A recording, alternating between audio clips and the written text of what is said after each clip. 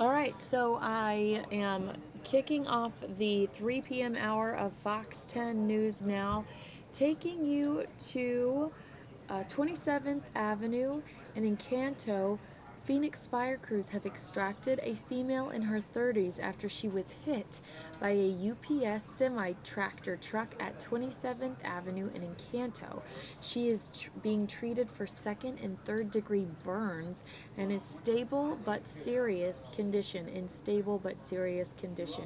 It is unknown as to how this accident happened, but again, a 30-year-old woman extracted from the vehicle after being hit by this UPS semi tractor truck at 27th Avenue in Encanto.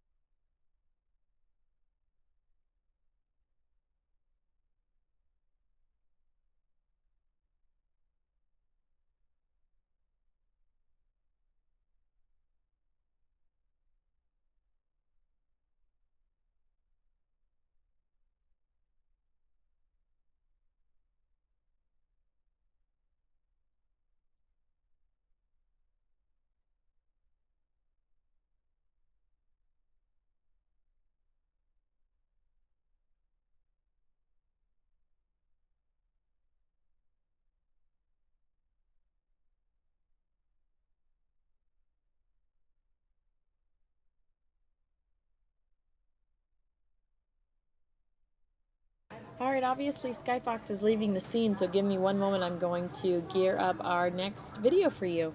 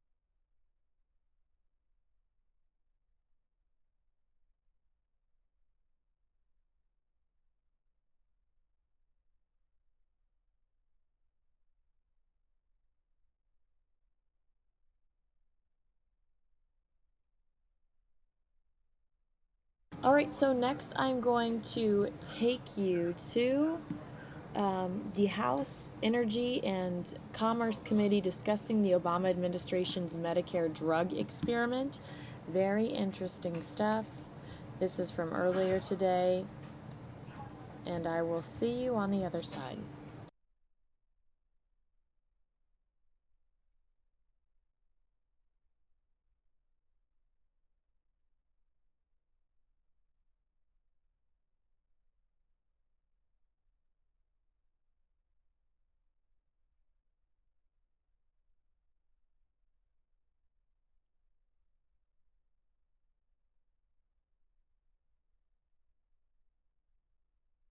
Breadth of the experiment, essentially across the nation in virtually all primary care service areas, and the timing. These major changes would take place as early as July, and on top of the current implementation of MACRA, the new payment structure for physicians that replace the SGR, the sustained growth rate. But perhaps the most concerning aspect of this proposal is that it came from unelected bureaucrats in this administration who made decisions behind closed doors affecting our seniors and their health care. What happened to the transparency and regard to stakeholders that we expect when considering proposals of this magnitude? In fact, these concerns over provider reimbursement under the Medicare Part B program are so considerable that recently 242 bipartisan members of Congress wrote to the administration and asked that the rule be withdrawn. Several other letters from both the House and Senate have been sent detailing numerous and serious concerns. Moreover, our Health Subcommittee colleague, Dr. Larry Bucshon, recently introduced legislation that would stop this proposal from advancing. So today, we're going to hear from doctors and patient advocates about their views on this proposed rule. I want to make it clear at the outset that we are not opposed to demonstration programs, and in fact have supported a number which test certain models in limited areas to determine positive or negative outcomes and whether such demonstrations should be advanced in larger contexts. However, the health and well-being of seniors is nothing to be experimented with. This particular rule could result in grave consequences for our seniors. CMS is proposing to reduce reimbursement for physician-administered drugs, with half of the country's providers seeing dramatic cuts. The other half will retain current reimbursement levels, but half of those will be used to test out vague value-based purchasing arrangements. And after a very long 5 years, CMS will see what happened. Keep in mind, Medicare is the largest payer of provider-administered drugs. The Part B program covers provider-administered injectables and certain other drugs. For physician offices and outpatient clinics, the provider purchases and administers the product before submitting a claim to Medicare. After purchasing a drug from a wholesaler or specialty distributor, the provider will store the product at its location. The provider then administers the drug to the patient, and after the patient receives the drug and any other medical care, the provider then submits a claim for reimbursement.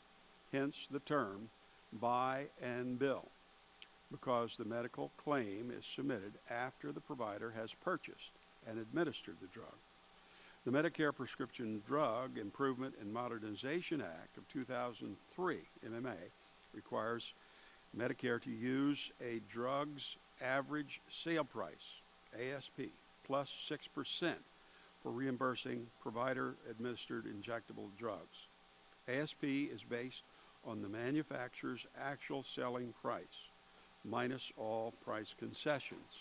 CMS asserts this system somehow gives incentives for physicians to prescribe more expensive drugs. Therefore, has proposed this nationwide two-phase experiment which would allow half of the providers to continue to be reimbursed at ASP plus 6%, while the other half would receive the lower ASP plus 2.5% rate plus a fixed $16.80 payment.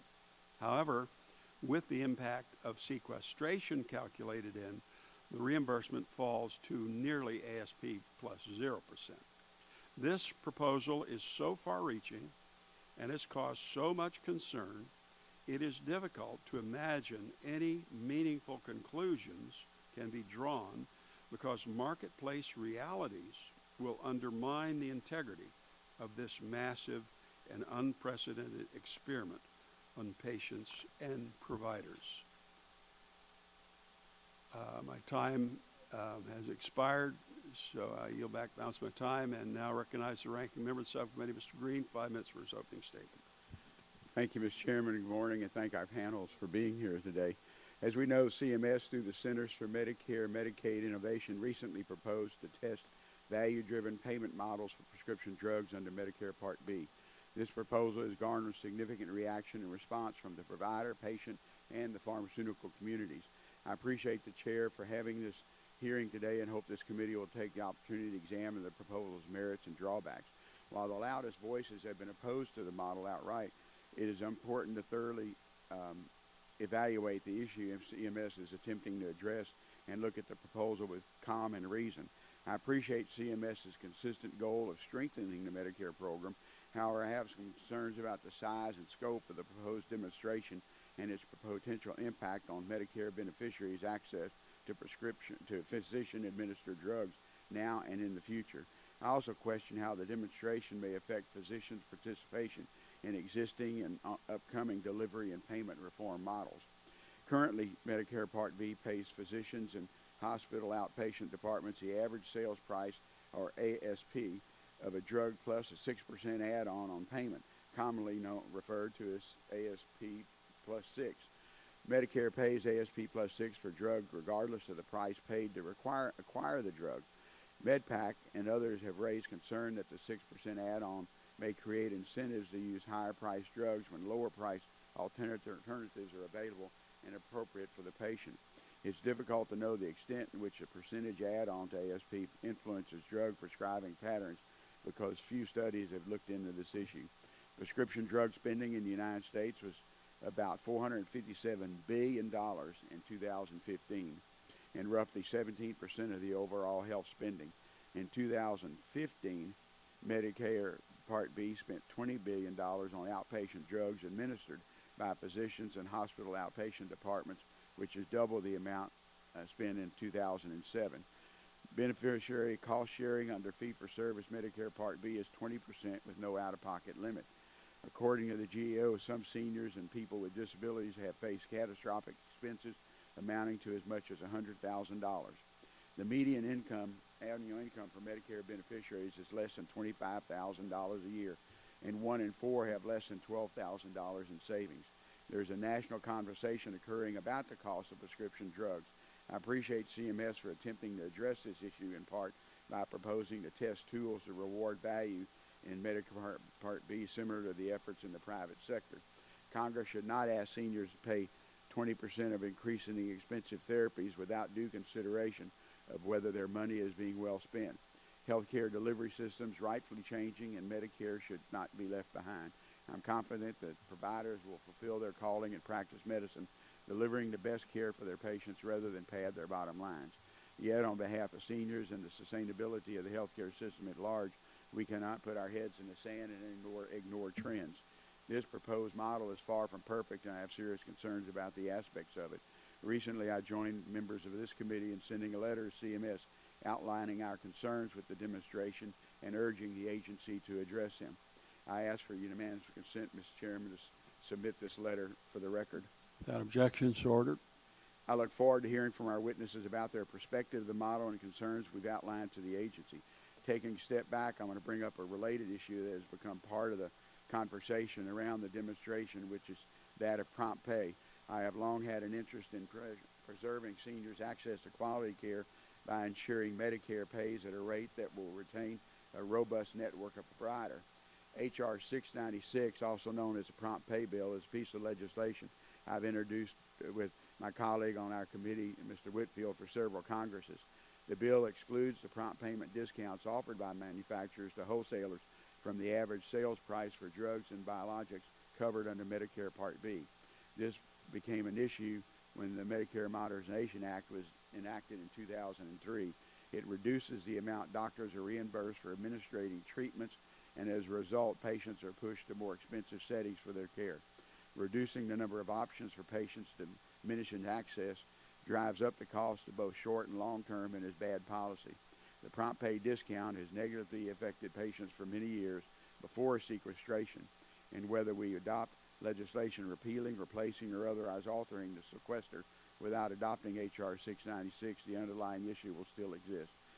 Thank you, Mr. Chairman, and for our witnesses here today, and I look forward to a robust discussion about the proposed demonstration. I yield back my time. Chair, thanks, gentlemen, and now recognize the Vice Chair, Full Committee, Ms. Blackburn, 5 minutes for opening statement. Thank you, Mr. Chairman, and I do want to say welcome to our witnesses. I think that you can tell from the chairman's statement and you'll find out from the questions that you hear, we are all very concerned about a couple of things that are happening with the demonstration project. Number one, rural areas.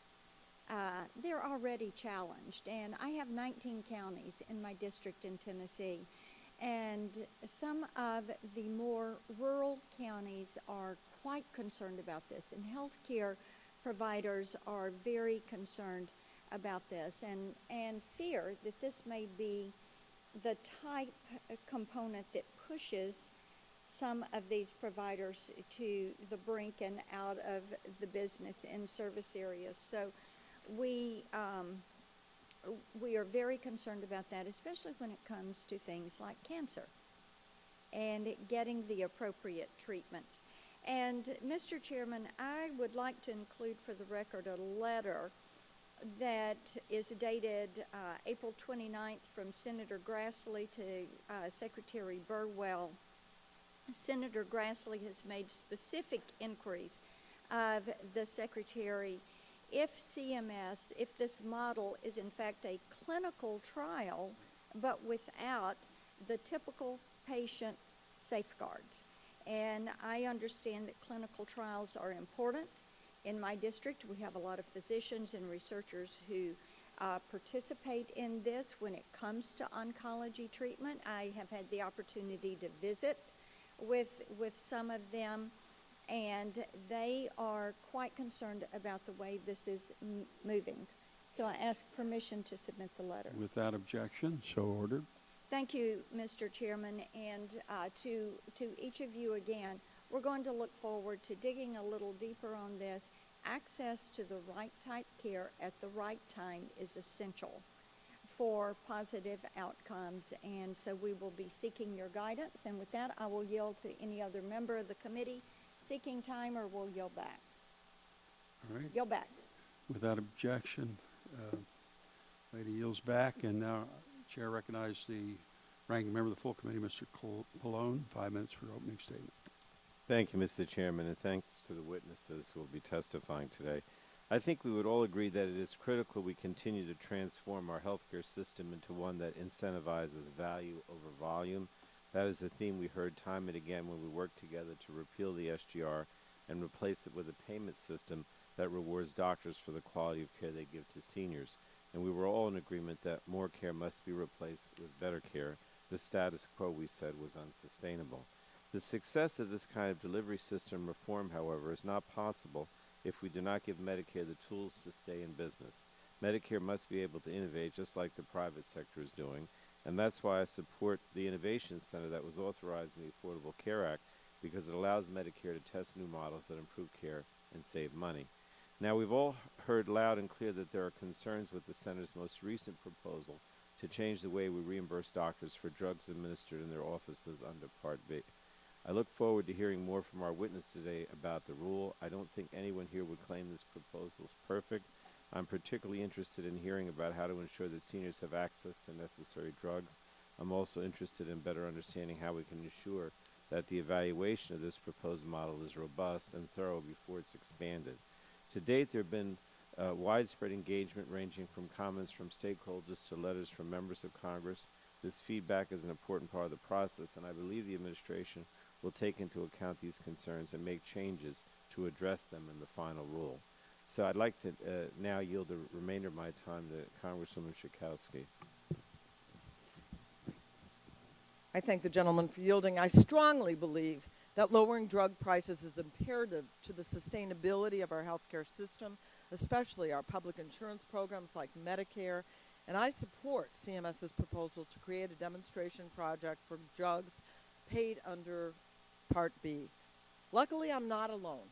Many organizations that represent beneficiaries, insurance companies, and consumer organizations, including AARP, Aetna, the AFL-CIO, the Alliance for Retired Americans, AFSCME, the American Federation of Teachers, Center for American Progress, Center for Medicare Advocacy, Doctors for America, Consumers Union, Families USA, Justice and Aging, Kaiser Permanente, Medicare Rights Center, National Committee to Preserve Social Security and Medicare, the National Education Association, the National Partnership for Women and Families, and the Boilermakers, among others, support this proposal.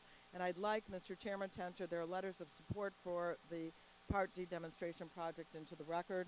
Without objection. So I'd also like to enter into the record several additional statements of support from many of those same groups as well as the United Steelworkers, the Public Sector Healthcare Roundtable, United Auto Workers, and the Academy of Family Physicians supporting CMS's proposal. Without objection, so ordered. And thank you. And I'd also like to enter into the record a letter signed by 20 members of the House and a letter signed by 11 senators supporting CMS's proposal.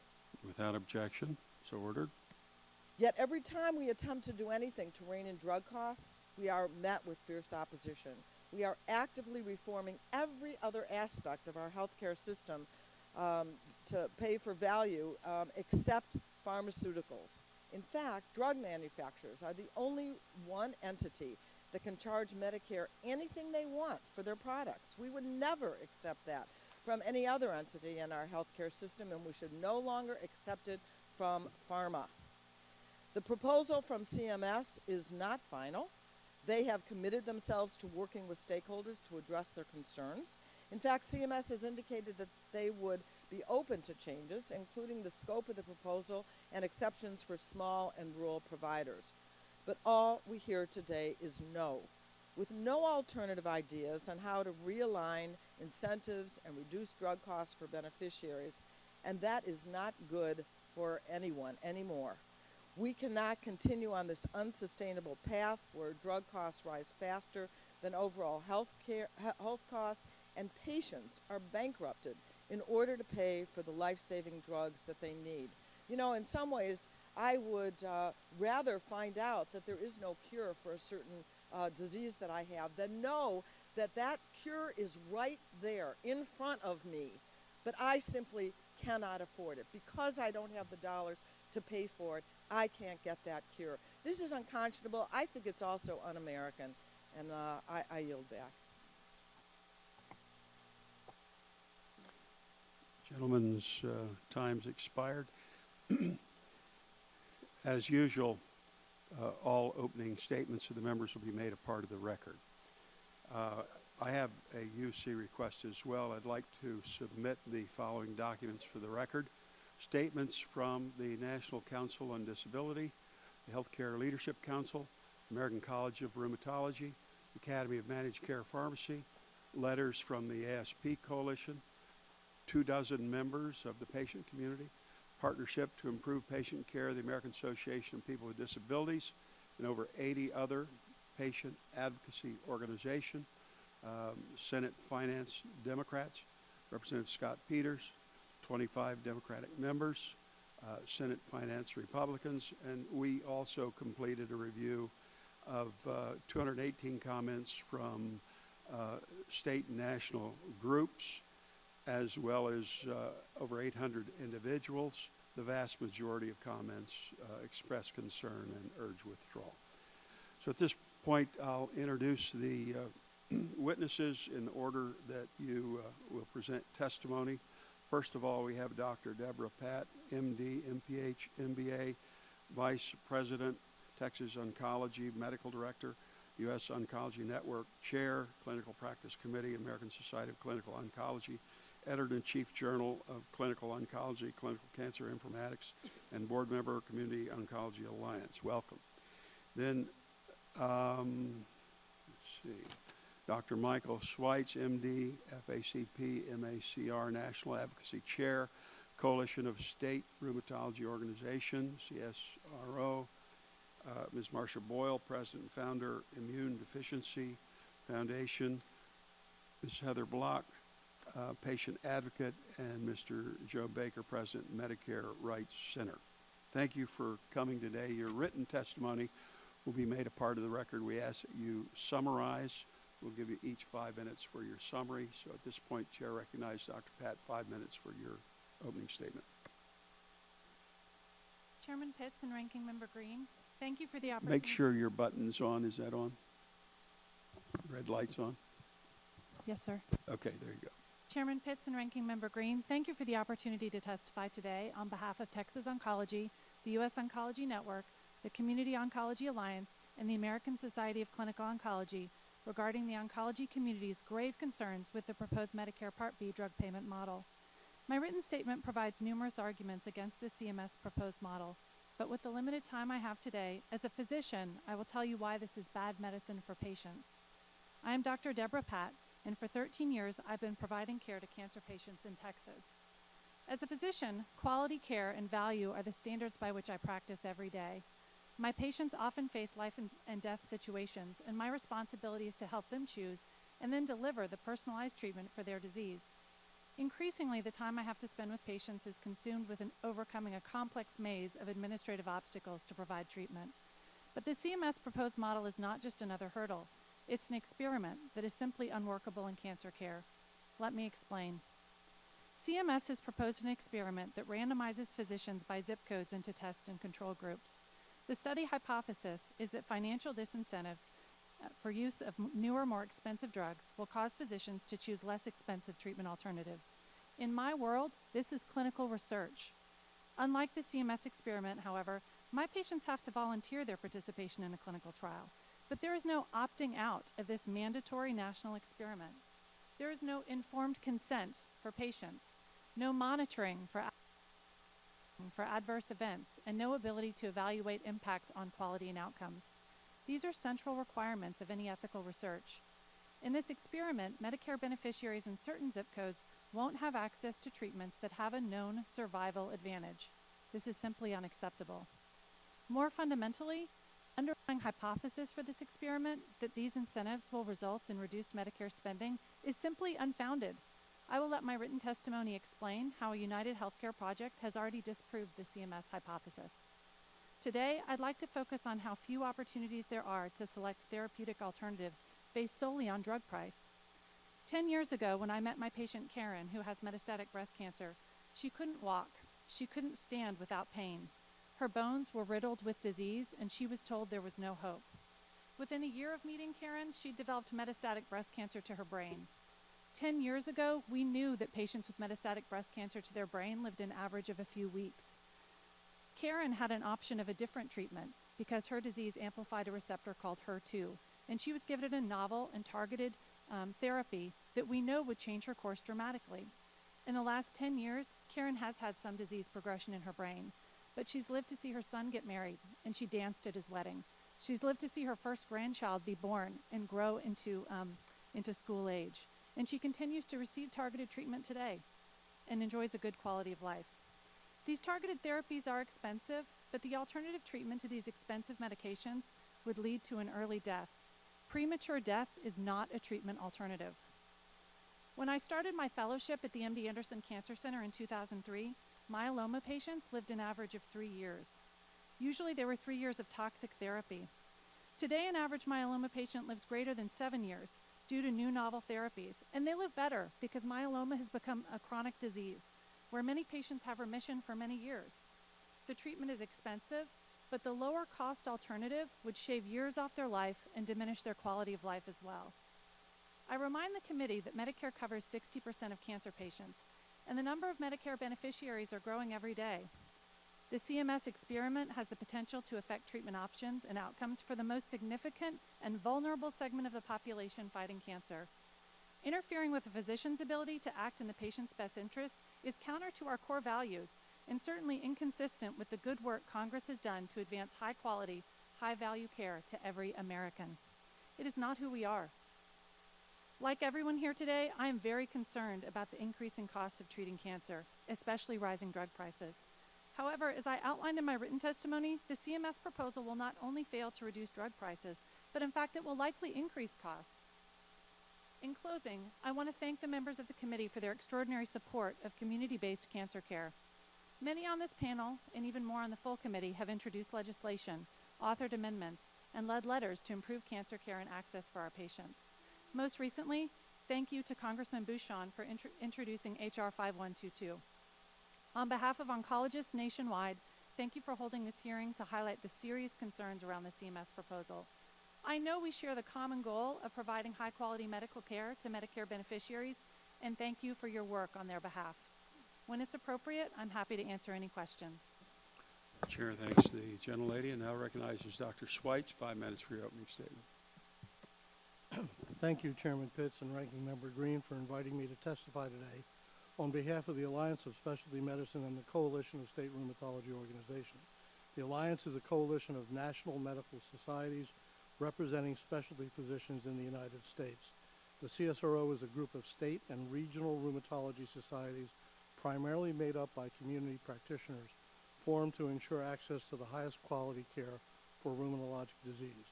I'm a practicing physician and I spend the vast majority of my time taking care of patients. I'm here today to discuss our concerns regarding the Part B demonstration project and to support Dr. Bouchon's bill, H.R. 5122. I note for the committee that our concerns track those expressed in the letter CSRO signed, together with more than 300 stakeholders urging withdrawal of the demo. We have expressed our procedural concerns in my written testimony, but today I will focus on our substantive concerns, including prescriber behavior, patient access, and sustainability. First, clinical decision-making is not influenced by the add-on cost. We take issue with the underlying premise of the rule, which is the belief by CMS that clinical decision-making is driven by the opportunity to maximize revenue. Data supporting this premise is not existent. In fact, a recent report by Magellan looked at utilization of rheumatoid arthritis medications and found that physicians are not routinely prescribing the most expensive product. In fact, in 2014, in the physician's office, the most expensive product was one of the least prescribed. Second, many rheumatology practices will be unable to absorb this reduction. The current 6% add-on already results in practices without volume purchasing power being underwater on several products. A reduction from 6 to 2.5% plus a nominal flat fee will result in unsustainable cuts, especially considering that CMS did not incorporate the impact of sequestration in its calculations. Specifically, the current reimbursement level is actually ASP plus 4.4%. Accounting for sequestration, the new rate will be ASP plus 0.86% with a flat fee. Rheumatology is a specialty of small practices. For example, in my state, there are only a few practices with 7 or more doctors. Many practices with 1 or 2 rheumatologists do not have the purchasing power to buy at ASP. Third, and most importantly, is the impact on our patients. As a result of these unsustainable cuts, if the demo moves forward, patients will lose access to office-based infusions. CSRO surveyed its members to ascertain the behavioral response to the CMS proposal, and 73.08% of respondents said that infusible Part B biologic options would no longer be available for Medicare patients in their offices. 44.87% of respondents noted that they would refer to hospitals or external infusion centers to continue therapy. Hospital referrals will create challenges for patients with rheumatoid arthritis, including the distance to an outpatient center and increased personal cost to beneficiaries, especially those in rural areas. It also runs counter to the goals of the model, as costs of the Medicare program will be higher when patients must receive therapy in the outpatient department instead of the physician's office. Fourth, value-based purchasing cannot be one size fits all and will require significant stakeholder input through pre-rulemaking engagement. One of the concepts in Phase 2 are interesting to explore, while we believe they are not developed enough yet to even be in a proposed rule, since they do not contain enough detail for comment meaningfully. In addition, in rheumatology, we don't have comparative effectiveness data to compare treatments. There are very few studies that do that. On average, it takes 2 or more drugs in sequence before finding the one that the patient responds to. And finally, the cost of these drugs are closely grouped, so there is little reason to apply tools such as reference pricing. In conclusion, the Alliance and CSRO appreciate CMS's concern about high drug prices and would like to work with the Congress and the administration to find solutions. However, we must oppose the Part B drug payment model, as it suffers from serious procedural and substantive flaws that we believe render it unworkable, and it does nothing to actually address the issue of drug costs. As such, we have requested that CMS withdraw the model, and we urge the committee to do the same. The Alliance and CSRO thank the committee for its attention to this critical topic and for the opportunity to provide the views of practicing rheumatologists on the Part B model. Chair, thanks to the gentleman. Now recognize Ms. Boyle, 5 minutes for her opening statement. Well, thank you, Chairman Pitts, Ranking Member Green, and all members of the subcommittee for inviting me to testify today on behalf of the Immune Deficiency Foundation, or IDF. IDF is the national patient organization founded in 1980, dedicated to improving the diagnosis, treatment, and quality of life of people with primary immunodeficiency diseases through advocacy, education, and research. Primary immunodeficiency, or PI, represents a group of more than 250 rare chronic genetic diseases in which part of the body's immune system is missing or functions improperly, resulting in decreased ability to fight infection. Approximately 250,000 people are diagnosed with PI in the United States. Many require lifelong, life-saving treatment with immunoglobulin replacement therapy, or IG therapy, to replace antibodies needed to fight infection. When patients cannot access IG, their lives are threatened, and they experience more doctor visits, hospitalizations, and time away from work and school. I'm here today representing IDF and patients with PI, including my own son, who was diagnosed as an infant. We have serious issues with the Part B model and have asked CMS to withdraw it.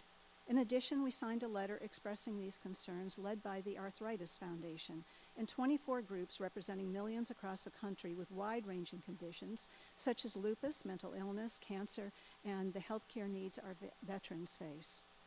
Our concerns are rooted in our experience with a previous Medicare reimbursement change that resulted in many of our Medicare patients losing access to their life-saving treatment.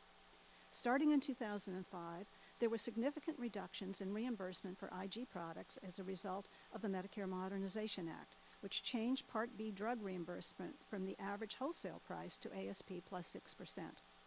In 2007, 2 studies by HHS reported on the difficulties physicians and specialty pharmacies had obtaining IG at the Medicare reimbursed price and the impact on patients' ability to obtain their infusions. One noted that 61% of responding physicians indicated that they had sent patients to hospitals for IVIG treatment because of their inability to acquire adequate amounts of IVIG or problems with Medicare payment. But the problems were even bigger than that. Many patients lost access to IG not only in the physician's office, but in the home as well. Thankfully, Congress responded by passing the Medicare IVIG Access Act with overwhelming support, including support from every member of this subcommittee who was in Congress at that time. This demonstration is currently underway, and IDF anticipates it will lead to a permanent fix in the current Medicare home infusion benefit for IVIG. We are not crying wolf. Patients with PI have personally experienced the unintended consequences of major payment changes, which is why we wish CMS had engaged in more pre-rulemaking dialogue with stakeholders before issuing such a sweeping proposal that will dramatically impact beneficiaries. In addition, our fear is that the proposed Part B model, which explicitly includes the ongoing Medicare IVIG access demonstration, will undercut this demo. Some specialty pharmacies report that they are already close to underwater with ASP plus 6 and low payment for their items and services. With regard to the so-called value-based purchasing tools contemplated by CMS for Phase 2 of the model, there is insufficient detail on the concepts proposed to comment one way or the other. And this is particularly troubling because we have never seen any definition around what value actually means, particularly to patients. Our patients have extensive experience with private insurers using the word value as a guise for implementing cost-cutting tools that deny or delay access to needed treatments. This experiment needs significant stakeholder input and requires true dialogue with those who will be affected, especially patients. We also have procedural concerns with the model. The Innovation Center is authorized to test innovative delivery models to reduce program expenditures while preserving or enhancing the quality of care furnished to beneficiaries. However, the model is not a test. It contains a Medicare program change. In addition, we are concerned that this policy change does not preserve or enhance the quality of care for beneficiaries. In fact, we are convinced it will reduce quality and access for our patients. In conclusion, IDF has urged CMS to withdraw the Part B drug payment model and requests that Congress do everything in its power to stop this harmful experiment from moving forward. It jeopardizes beneficiary access to needed medications, is the result of an opaque and poorly thought out process, and may actually increase costs to the Medicare program. I thank the committee for its attempt to create accountability in the CMS process and for the opportunity to present the potential implications of the model for patients with PI. Chair, thanks, gentlelady. Now recognize Ms. Block, 5 minutes for your opening statement. Good morning. Thank you, Chairman Pitts, Ranking Member Green, and distinguished members of the Subcommittee on Health for inviting me to testify today. I rarely share my cancer story, as I find every cancer story is unique to the person and often frightening or boring to everyone else. But due to the importance of this hearing, I'd like to share my story. I found a lump in my own breast while managing aid projects for the State Department and the UN in Afghanistan. I was mystified as no one in my family had ever had cancer before. I returned to the U.S. for a diagnostic mammogram and it was negative, so I returned to Afghanistan. My doctor suggested it might be a mastitis infection due to an injury. There was a chance I had bruised myself when I fled an attack that May. Running and jumping into a police truck will leave some bruises. I ignored worsening symptoms as the mammogram had been conclusively negative. Within 3 months, I returned again to the U.S. for a second mammogram, and it was invasive breast cancer. I continued to work through a mastectomy and 6 months of chemo, by then managing the monitoring and evaluation of aid projects in Iraq. A year after my oncologist said I was cured, I learned that the cancer had returned. It was now in my liver. There was a chance to surgically remove the cancer from my liver, but cancer cropped up in my lungs within days of a pretty brutal liver resection. Stage 4, no cure. I was reeling with the news, and my oncologist told me that 50% of women survive 2 years and only 20% approximately survive 5 years, and that I would remain in treatment for the rest of my life. At 4.5 years, I'm living beyond most projections, but this isn't a feel-good story. My personal catch-22 is that while drugs are keeping me alive, I'm also going through my savings at an alarming rate.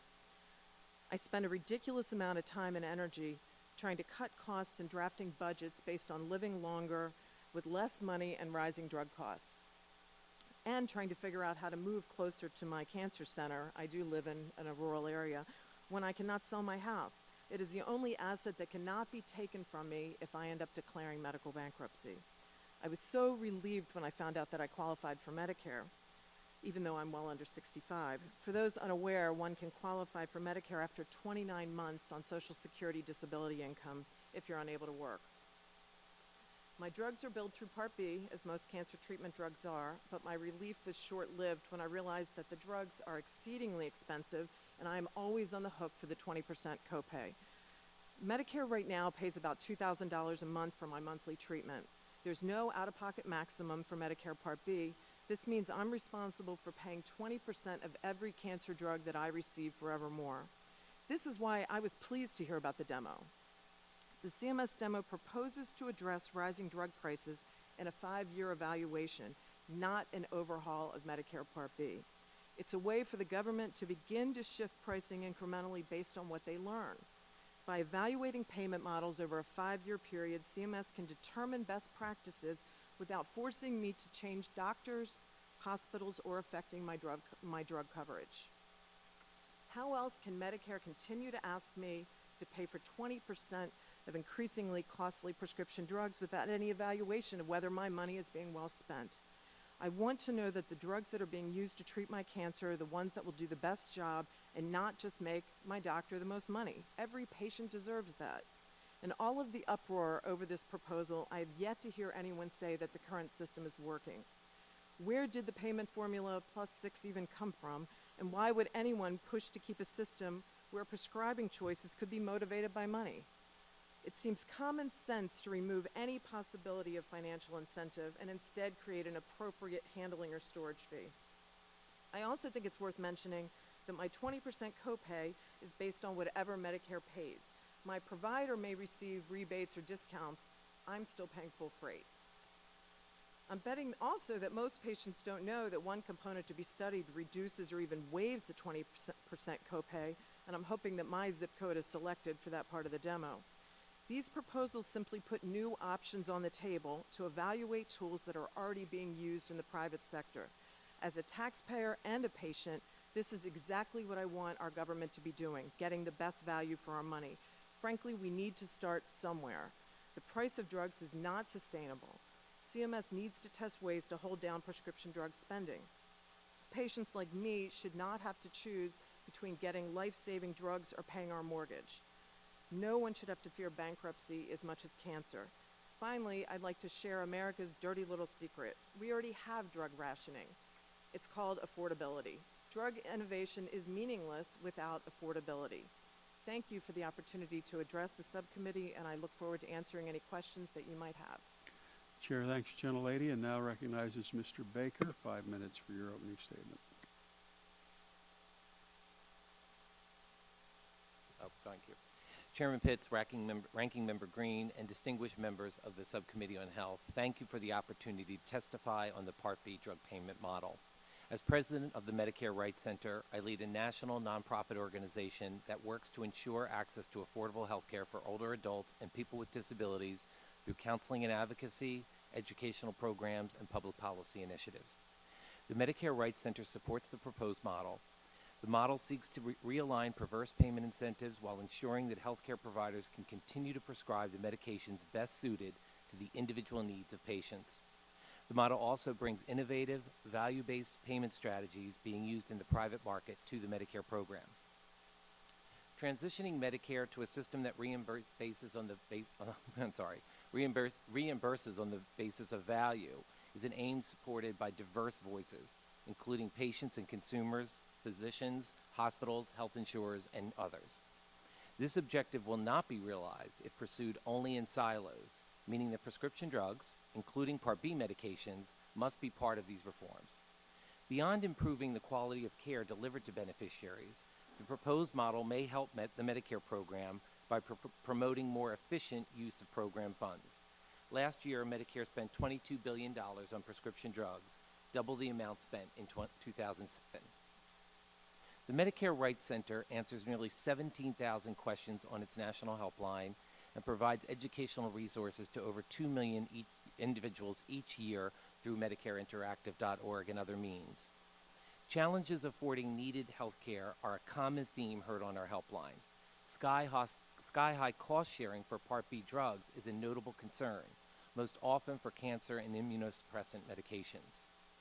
Many of these cases involve beneficiaries with original Medicare who lack adequate supplemental coverage. Estimates suggest that between 10 to 14% of beneficiaries only have original Medicare, making them responsible for a 20% coinsurance on all Part B services with no out-of-pocket maximum. These beneficiaries can be exposed to catastrophic costs, which can reach as high as over $100,000. Calls to withdraw the Part B payment model fail to acknowledge the very real and unrelenting beneficiary access challenges that exist under the current payment system, not merely hypothetical ones.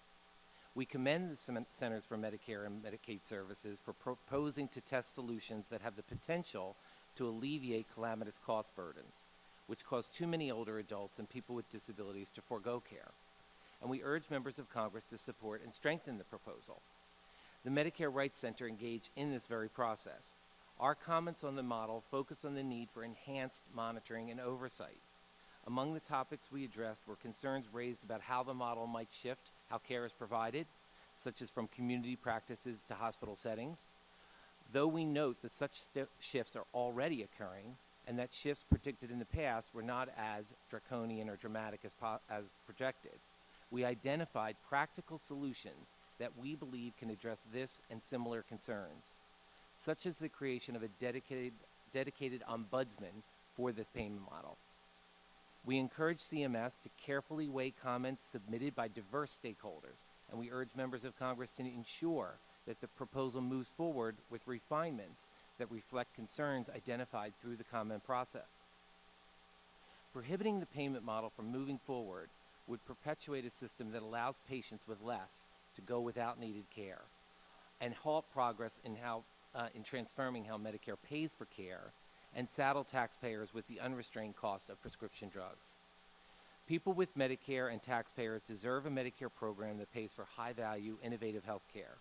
We believe the Part B payment drug model, presents an important opportunity to ensure that Medicare meets this high bar.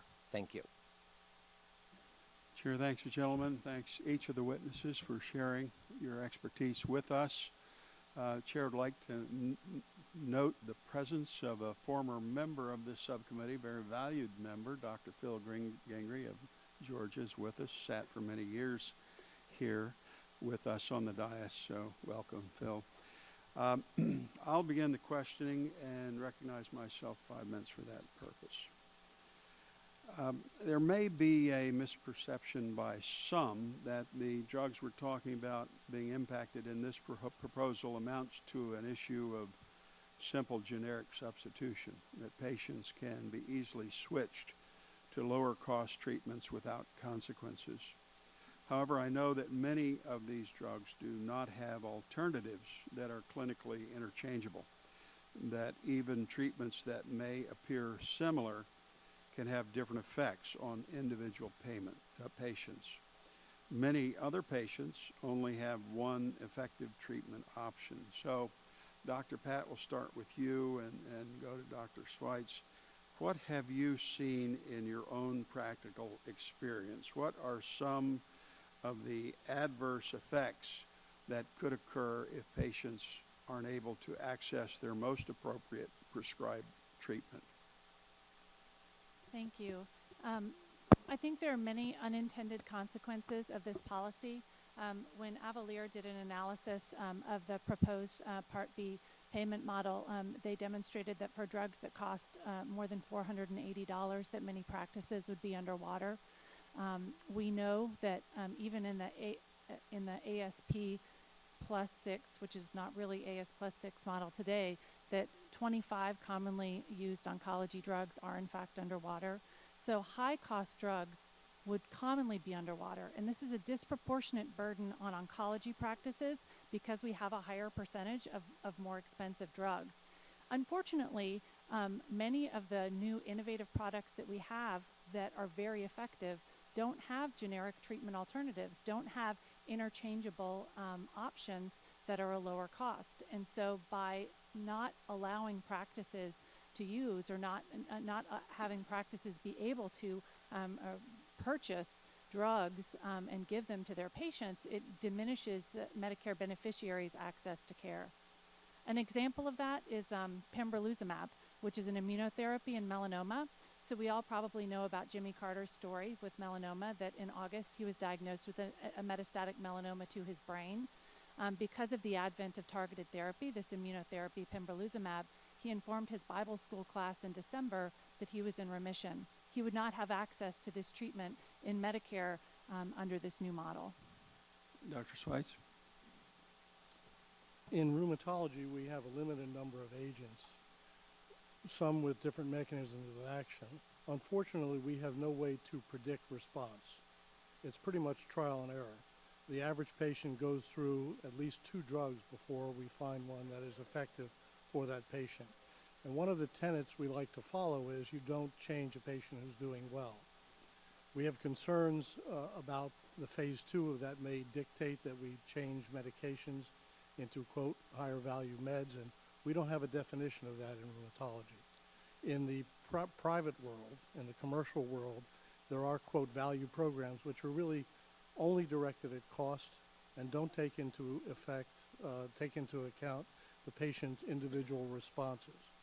So it's a difficult problem to try to change medications to a, quote, more effective or, quote, more value-based medicine when it doesn't exist. Ms. Wall, did you want to add anything? Well, I agree with the sentiments because I've seen my own son, for instance, be on a 5% immunoglobulin product change to a 10% and collapse on the floor twice when they were trying to get used to it. He is now in his late 30s and has been on a wonderful immunoglobulin product for years, and he's all of a sudden having reactions. He's having high blood pressure and try to control the reactions, and thankfully there's a subcutaneous option out there that he's able to take, a higher percent solution. I have seen, again, private payers say, well, we're just going to use the least expensive. Their value is expense. It's not patient reactions. If my son or other patients have to change to that least expensive option du jour, They will have reactions. Their well-being will be compromised, and it's unconscionable. One more question. There's a lot of speculation about what drives a doctor's treatment of diseases using injectables. It appears there's speculation that decisions are made based off the SP. So, Dr. Pat or Dr. Schweitz, would you please tell us what's more important to you? Is it your patient's need or preferences, your clinical evidence? You decide based on which drugs have a better reimbursement. Obviously, as a physician, I practice, I provide the care and prescribe the care for my patients that is a mutual shared decision in their best interest. And that is solely what drives our decisions about patient care. Dr. Schweitz. I concur 100%. The appropriate choice of medication is based on what's best for the patient. I can tell you in our practice of 7 rheumatologists, if you ask any one of the doctors what the drugs actually cost or what the reimbursement is, they will not know. Thank you. My time's expired. Chair recognizes the gentleman, Mr. Green, 5 minutes for question. Thank you, Mr. Chairman. Mr. Baker, the Medicare Rights Center is a trusted and respected organization that advocates on behalf of American seniors. The Medicare Rights Center has come out in support of the proposed demonstration. Can you explain to the committee how your organization came to this conclusion? Well, I think once again, as I said in my spoken and my written testimony, we see in a daily way the consequences of these high drug prices, which Ms. Block detailed, I think, so clearly as well in her own experience, where folks just cannot afford the rising prices of these drugs. The 20% coinsurance, if they don't have supplemental coverage, even those that do have supplemental coverage that might cover all or part of that 20%, they're facing rising premiums for that supplemental coverage. And then, of course, all people with Medicare see increases in the Part B premium based upon the rising cost of Part B medications as well as other services under Part B. And so we see the proposal as an attempt to, one, restrain those prices and provide relief to those individuals that cannot afford these drugs and cannot get access to them at all. You know, these are patients, in effect, that are underwater, if you will, and cannot afford the care that they need. Secondly, we think it will help the program overall, once again, get at high and rising. Let me ask another question. Sure, of course. In both your comments to CMS and testimony before the committee, the Medical Rights Center identified ways the organization believes the model could be improved to ensure access is maintained and care is not disrupted. Can you elaborate on these, and did CMS adopt any of your suggestions on the model? Well, as you know, the comments were just recently submitted, and now CMS has an opportunity to review all of the comments that they've received. So we don't know yet whether they've adopted them. But what they have done is said up front that there will be claims monitoring in real time. So if there are dislocations, they can be fixed, hopefully in real time.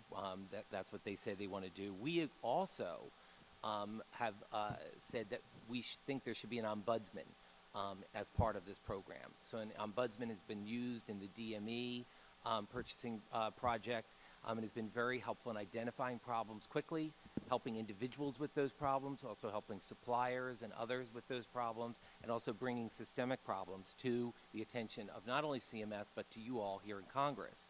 I think the other thing that we're really looking for CMS to do is engage multiple stakeholders ongoingly and be very transparent with that monitoring that they're doing of claims with all stakeholders, including Congress. Not only transparent with that monitoring and what they're finding, but also with any corrective action or corrective steps that they're taking. So we really think that this has to be done transparently. If it needs to be shown that there's clinical effectiveness here. I mean, if there aren't clinically equivalent drugs, they won't move into this value-based purchasing kind of system that CMS wants to set up in phase 2 of the program. We think that certainly physicians and other providers with clinical knowledge, pharmaceutical manufacturers with clinical studies need to come to the table, need to work with CMS to show that there is clinical equivalence. If there's not, There's nothing in this proposal that would prevent coverage for a prescription drug for someone that needs it, regardless of price. This is The about dropping proposed value. demonstration projects, I only have 5 minutes, and if you talk for 4 of them, can't answer. Okay, I'm sorry about that. The proposed demonstration will result in changes in Medicare payments for nearly all Part B medications over a 5-year period and require 75% of the providers to participate in either one or both of 2 phases. Patients, providers, and other stakeholders raised concern about the scope and size of this demonstration. Recognizing demonstration would affect care for our sickest seniors that's being treated for serious illness, I have concerns and urge CMS to re-examine the size of the proposed model. Is that one of the share? Because this is a pretty large model to do, and I know we need to have enough to get good information. Right. But it seems like they're actually, the model's impacting the whole system. Well, we share that concern, and many of the consumer organizations that we work with do share the concern and have questioned CMS about that. I know that there is concern about rural providers, has been mentioned, and something that I think CMS needs to take a close look at, as well as providers that are represented here at this table, and the switch between facility the types of facilities that are providing this care. So I do agree that size and scope needs to be examined and needs to be questioned. I also agree that this scope needs to be large enough to really test these models for payment. Thank you, my time. Thank you. Chair thanks, gentlemen. Now recognize Vice Chair of the full committee, Ms. Blackburn. 5 minutes for questions. Thank you, Mr. Chairman. And Dr. Pat and Dr. Sweitz, I want to come to you first. And I mentioned Senator Grassley's letter to HHS and concerns with this demonstration project, and the fact that in the rule you have 2 different terms used, and I'll just read from Senator Grassley's letter. It's more succinct. I'm concerned that throughout this proposed rule, 2 terms are repeatedly used: study and test. These terms seem to indicate there is a component of research going on in this proposal. So what I want to ask you, each of you, to weigh in on, because you've got oncology, rheumatology, when you have read this rule, do you see this as being clinical research, or do you just see it as being a test that they have thrown out there? And Dr. Pat, I'll come to you first. Representative Blackburn, thank you. I do see this as an experiment, but we conduct clinical research in our cancer center, and patients have informed consent. They have to electively consent to clinical trials. They can opt out if necessary, and we follow adverse events and outcomes of those patients. In addition, clinical trials are to investigate potential enhancements.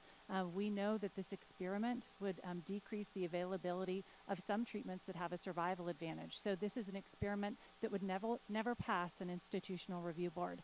You know, as you mentioned, your concerns about rural clinics, as you know, average sales price is an average. Some large groups like hospital systems and large practices are able. Dr. Pat, let me just interrupt you there for the sake of time. So you say it wouldn't pass an IRB. So should they be forced to go in and get an IRB before they embark on this? I think that's not a bad idea. Okay. All right. Dr. Sweitz? You know, when you look at the goals of this plan, initially it appeared that it was to direct a way to save costs. But in meeting with CMMI, we realized, we were advised that this is budget neutral. And if you look at the rule, it's budget neutral. So the goal of the program then is to collect information, which makes it a study, a test. So if the goal is to collect information and the patients are part of that process, they should be signing informed consent. They should be notified. This is going to impact their treatment. There may be changes in their treatment directed by phase 2, and they should be part of the process of consent. Okay, thank you for that.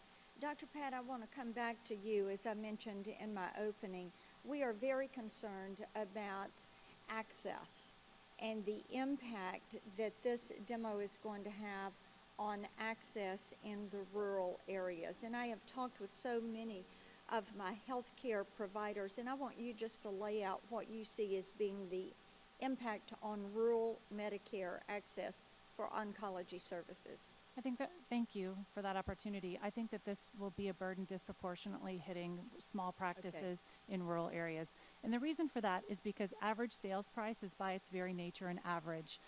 Some people will pay higher amounts for procurement than that average, and some people will pay lower amounts. Larger hospital systems and larger practices have the ability to have contracting arrangements where they purchase at a lower price. What this means is that smaller practices disproportionately pay a higher amount. You can imagine if in the new model, which is ASP plus 0.86%, given prompt pay discount, sequestration, and the 6-month delay in increasing prices, that if you have a 1% difference in smaller practices, they will lose money on all the drugs that they buy. And so, it will be impossible for smaller practices in rural areas to be open. What I think that you'll see as a natural unintended consequence of this policy is that you'll have a shift in site of service to hospital outpatient departments, and you'll have decreased access where patients in rural areas will have to travel further distances to receive care. I think that that's not in our best interest, as we already have deficiencies in service in rural areas today.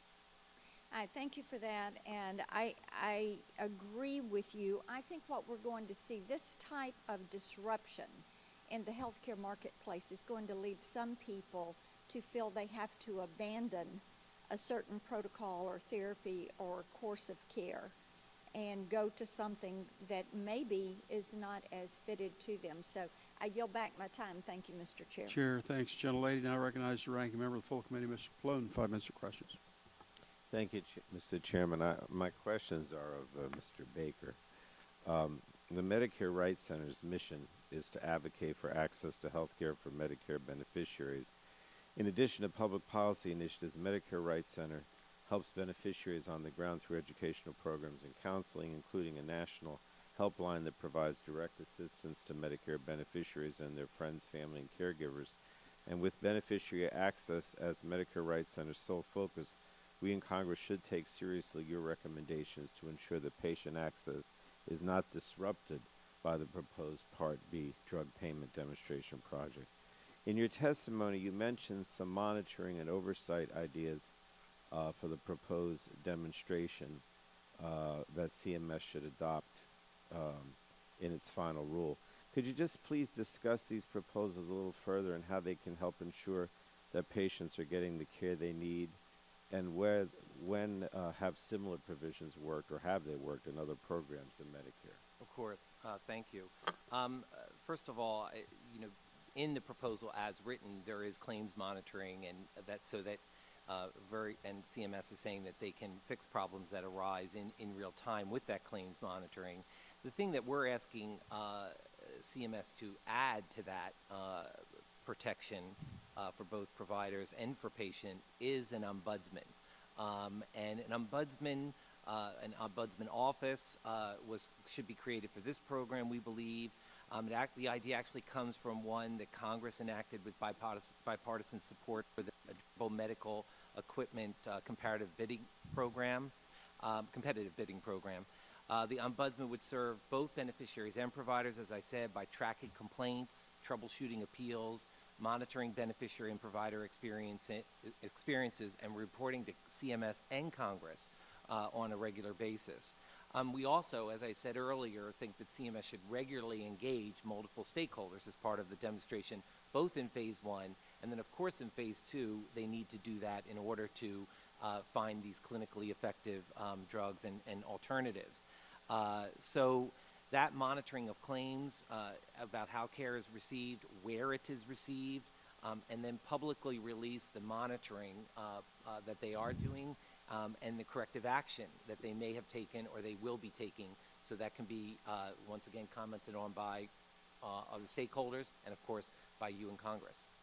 Now, I was going to ask, unless you think you've already answered this, what should CMS do to evaluate the results of the demonstration projects to ensure that if they move forward and expand it, that Part B drug payment policy best suits the needs of Medicare beneficiaries? Yeah, I think the claims data monitoring is something that is already in there that will help evaluate it. We also think there should be additions to that. So we think that there should be patient experience surveys and focus groups of patients and providers as part of the evaluation to track the beneficiary experience with differing payment models. I think they've also suggested that they might develop patient-reported outcome measures, particularly in phase 2 of the model, and so we strongly support that, and we actually think that should be part of the phase 2 model. And I think there should be multiple metrics that CMS use. We don't have a patent on what those metrics are. It may be an iterative process as it moves forward, but it should definitely be metrics that focus on patient access in particular sites, as well as care quality and the access to particular medications. All right, thank you, Mr. Baker. You did mention in your testimony, I noticed a concern that has been expressed to me by some of the physicians in my district about shifting from community practices to hospital settings. Did you want to talk a little bit more about why that might happen and whether that's a good or bad thing? Sure. First of all, I would say, we certainly want to see Medicare beneficiaries have access to care in whatever setting is appropriate for them and the most convenient setting to them.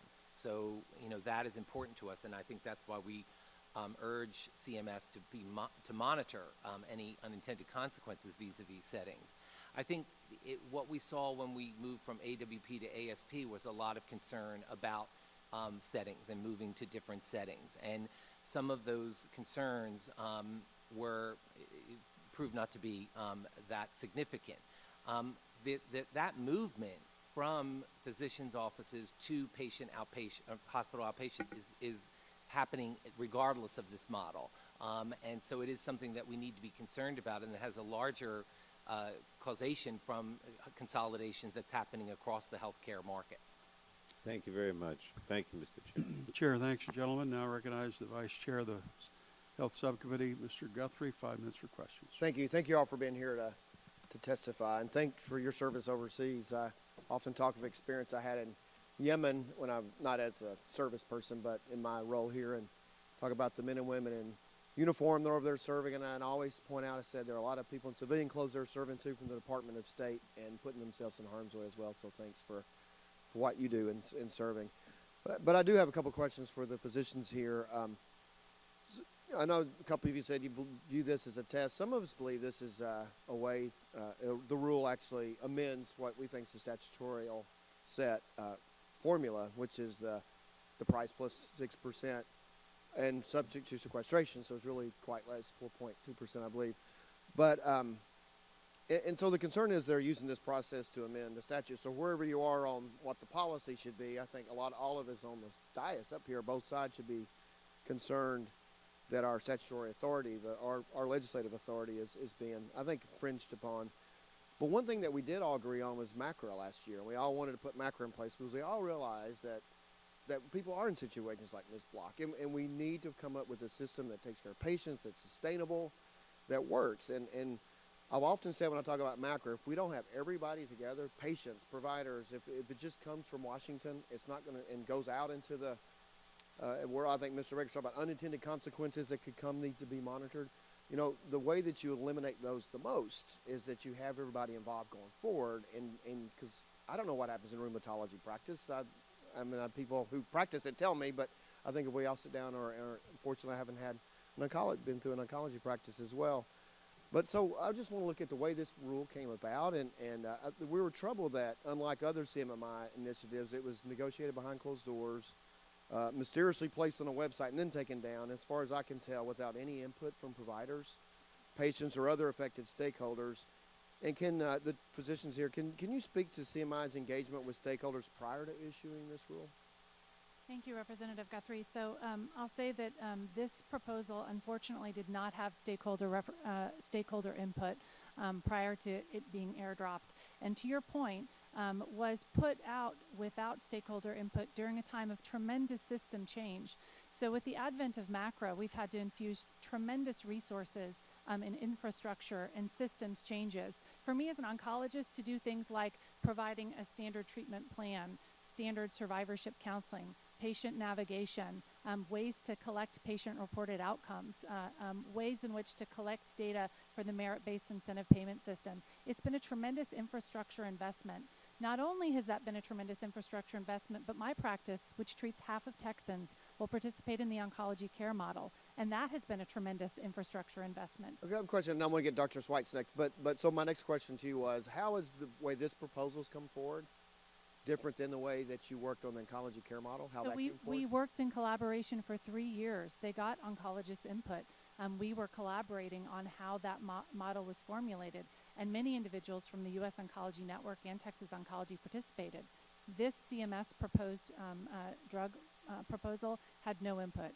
It was put out there without any stakeholder input whatsoever. But the oncology care model was a collaborative effort to try to Yes. look at costs of people in oncology care and try to lower the cost for people in oncology Right, care. and for us in Texas Oncology, it brings in parts of that value because within the U.S. Oncology Network, we have a system of value pathways where we take into account efficacy, toxicity, and cost, looking at the incremental cost effectiveness in comparison to the next nearest comparator. So when you have interchangeable drug opportunities, we will always pick the lower cost alternative. And so that's incorporated in this value-based system that we collaborated with CMS on. That there was a big effort legislatively to put forth last year. Dr. Sweitz, I only have a minute left. I'd like for you to comment on. We did have extensive involvement with MACRA pre-rule, pre-law, so we were not involved in the development of this policy. In fact, I believe that there was guidance to the MACs even before the rule was released. So this was being developed without any knowledge or input of the stakeholders. And I think that's a frustration from our side who are involved, along with all of you and patients in MACRA, is that, we put that took a lot of time. The SGR finally went away. We got MACRA in place, and we're looking at accountable care organization, value-based. How do we have sustainable systems where people don't get caught in situations like Ms. Block? And how do we avoid that? And then all of a sudden, this rule comes out when we're in the middle of that process and that negotiation that we've all worked so hard on, and it came from nowhere. And came from above without any input, and we really appreciate your testimony. My time has expired. Gentleman's time expired. Chair now recognizes the gentleman from New York, Mr. Engel, for 5 minutes. Thank you very much, Mr. Chairman. I want to give a shout out to our colleague, Phil Gingrey, who served on this committee for many years. Good to see you, Phil. Let me say to Ms. Block, I was quite moved by your testimony. And I would like to ask you to talk a bit more about why your personal experience has led you to support this demo, even in the midst of so many voices saying that the demo would be harmful to patients. Thank you. I think, first of all, that we need to all remember why this demo was even put out. With all the talk about drugs being underwater and doctors being underwater, patients are already underwater. We're already there, and I talk to patients all the time because that's what I do. I end up sitting in chemo rooms talking to other cancer patients, and everyone's struggling. We're struggling to stay alive. We're struggling to pay for our drugs. We're struggling to pay for our mortgage and take care of our kids and do everything else. We have to start somewhere. As many things as I'm hearing all of you say that you don't like about this demo, I say, okay, then let's work together and get a better finished product. But you don't throw the baby out with the bathwater, as my mother would have said. We need to start somewhere, and this is a start. I have read the regs through and through, and I don't see any issue with access to drugs, my getting access to the drugs. So what I see is an attempt to figure out how to support patients. That's what I'm seeing. So thank you very much. Well, thank you. I think your testimony was very, very... Elliot, will you get a little bit closer to that Yeah. mic? So Sure. we want to make sure we hear you. Between two microphones, yeah. Okay, again, thank you, Ms. Block. I also want to thank Ms. Boyle for talking a little bit about her son, and also very, very courageous when we're asking people to come up and tell personal stories. It's really helpful to us and very, very courageous for the witnesses. I have been a great supporter of infusion therapy, and I'd like to talk about how the model we've been discussing would impact patients who rely on such therapy. Administering infusion therapies is very much more involved than administering oral medications. Infusion therapy necessitates specialized equipment, supplies, and professional services, including sterile drug compounding, care coordination, and patient education and monitoring. And currently, Medicare fully covers infusion therapy when it's administered in a hospital, a doctor's office, or nursing home. Medicare's coverage of infusion therapy in the home, though, is fractured and does not adequately cover the services needed to provide home infusions. That's the patient's home. Not only does this coverage gap force patients into expensive institutional settings, but it also puts patients at risk of developing additional infections in these environments. And on top of that, this coverage gap prevents patients from receiving the treatment they need in the most comfortable setting possible, their homes.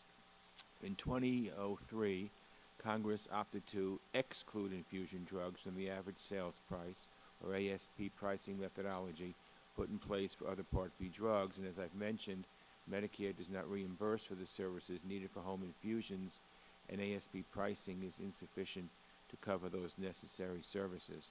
It just doesn't make sense. I want to highlight it because I think it's important. Unfortunately, we still have not corrected this coverage gap, and that's why Congressman Pat Tiberi and I have introduced H.R. 605, the Medicare Home Infusion Site of Care Act, which would expressly provide coverage for infusion-related services, equipment, and supplies. Given that this coverage is still not in place, though, I think we need to be cautious when considering changes to the reimbursement structure for infusion drugs. While CMS has excluded DME infusion drugs from Phase 1 of the Part B drug payment model, these drugs have not been excluded from Phase 2. So let me ask Mr. Baker, would you agree that more work is needed to ensure that Medicare beneficiaries can get the infusion therapy they need in the comfort of their homes? Yes, I think that certainly, Medicare doesn't provide, as you said, adequate coverage right now for home infusion services, and we would agree that this problem could be resolved outside of the demonstration. It's not necessarily affected one way or another by the demonstration, and certainly in Part 2, this could be part of the resolution, or there could be additional legislation that would bolster this benefit for beneficiaries and make it more available to them. This is something that obviously is better for the patient, but ultimately would involve a savings of money, it would seem to me. So it seems like a win-win. If the setting is safe, as you're saying, and it's at least a less expensive setting and more convenient to the patient, and that would certainly be a win-win. Okay, thank you, Mr. Chairman. Gentleman yields back time. Chair now recognizing myself for 5 minutes for our questions and ask. First of all, before we start, ask unanimous consent that the letter on May 2nd, signed by 241 Republicans and 1 Democrat in opposition to this rule, be placed into the record. Without objection, so ordered. I want to go on first to Mr. Baker. Are you at all concerned that this proposal will force large numbers of Medicare beneficiaries into a mandatory test? It was kind of talked about that this is not voluntary. No one's signing consent forms. It's a mandatory. So does that have some, are you concerned about that? I mean, that's not really how tests are operated. Well, we have a number of demonstrations that are going on throughout the country. For example, ACOs. Yeah, but I mean, we're talking about size too. I mean, this is really not a test. Well, this is in essence a rule being promulgated because it dwarfs, the test dwarfs the remaining control group. Right. Significantly. And we've done these kinds of, if you want to call them tests or other of this size, models, percentage-wise? Well, we've changed reimbursement before. I mean, we're talking about a change in reimbursement. And so what I would posit is that we need to evaluate and monitor that change in reimbursement very carefully, because whenever we do that, there can be unintended consequences. Okay, let me ask another question. What's a larger expense to the individual patient? 20% of a doctor office oncology service rendered, or 20% of an oncology services rendered in a hospital setting? Typically, the hospital settings can be more expensive than physician. Typically, like, if you find one that's not, please let us know. I just don't think that's possible, which is part of this debate. Because especially in rural districts, you're changing, really, in essence, the lifestyle and care of patients. We have great concerns. I also, Ms. Block, want to thank you for your service to the country. Brett's, well, Army guy. I'm an Army guy, so we've both done the deal. But I don't. So you got Medicare based upon disability. When you entered Medicare, were you given a choice of supplemental or a Medicare Advantage? Thank you for the question. I was not given the choice of a supplemental. Supplemental coverage for under 65 is a whole nother issue, so I welcome a hearing on that. Well, no, but so you could have? I could not at that time, no. And why? It wasn't, they didn't offer policies in my state. That's a state-by-state issue on whether insurers have to offer policies for those under 65 that are disabled.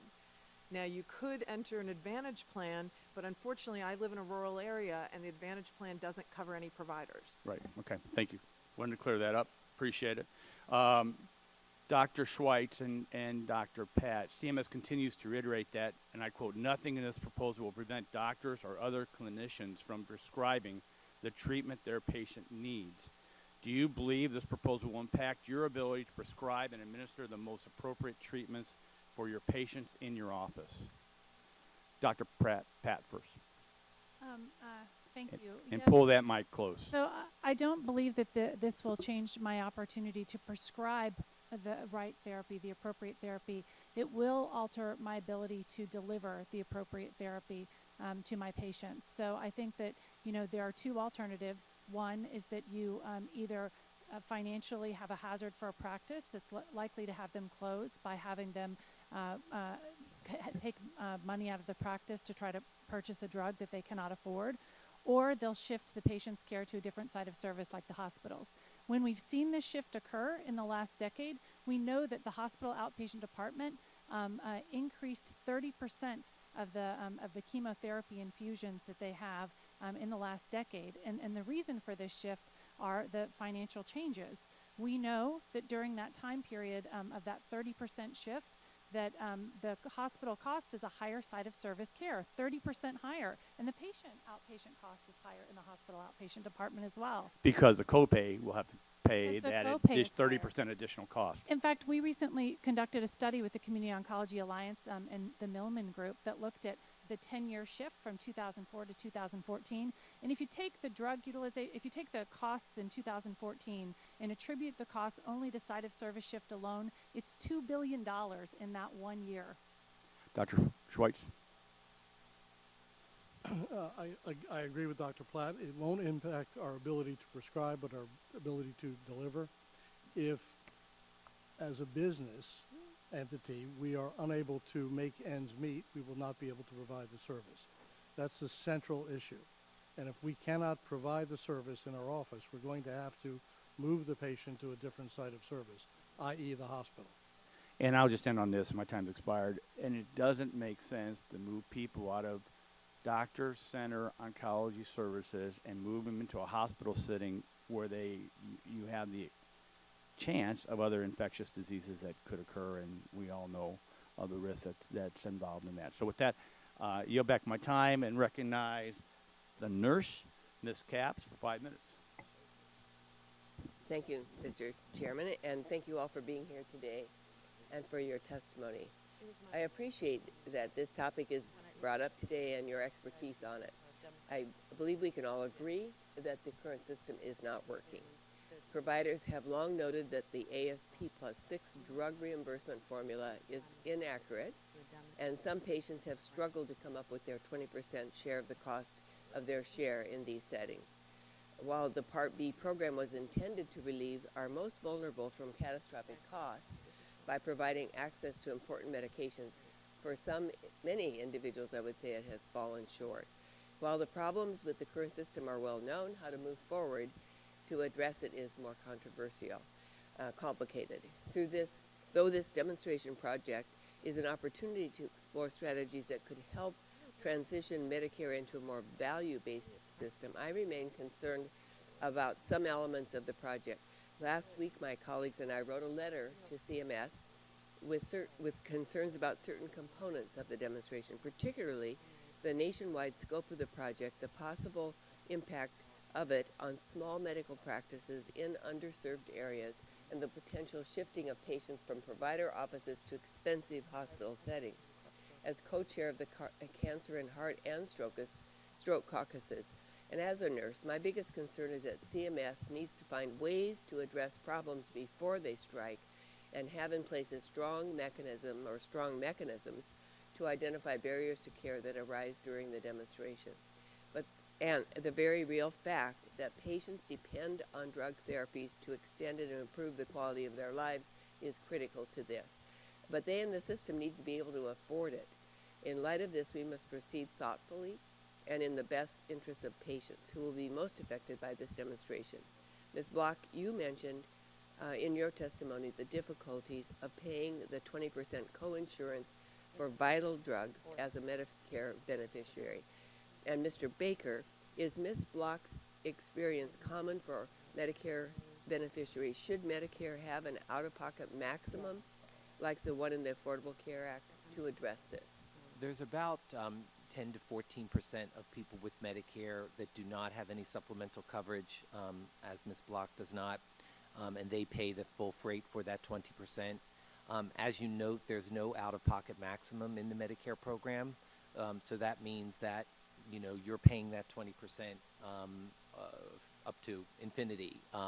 There's never a place where Medicare takes over that coverage and provides you with 100% of coverage, regardless of how much you're spending out of pocket. As you say, plans under the Affordable Care Act, as well as plans available to employed individuals, usually have some limit on out-of-pocket spending.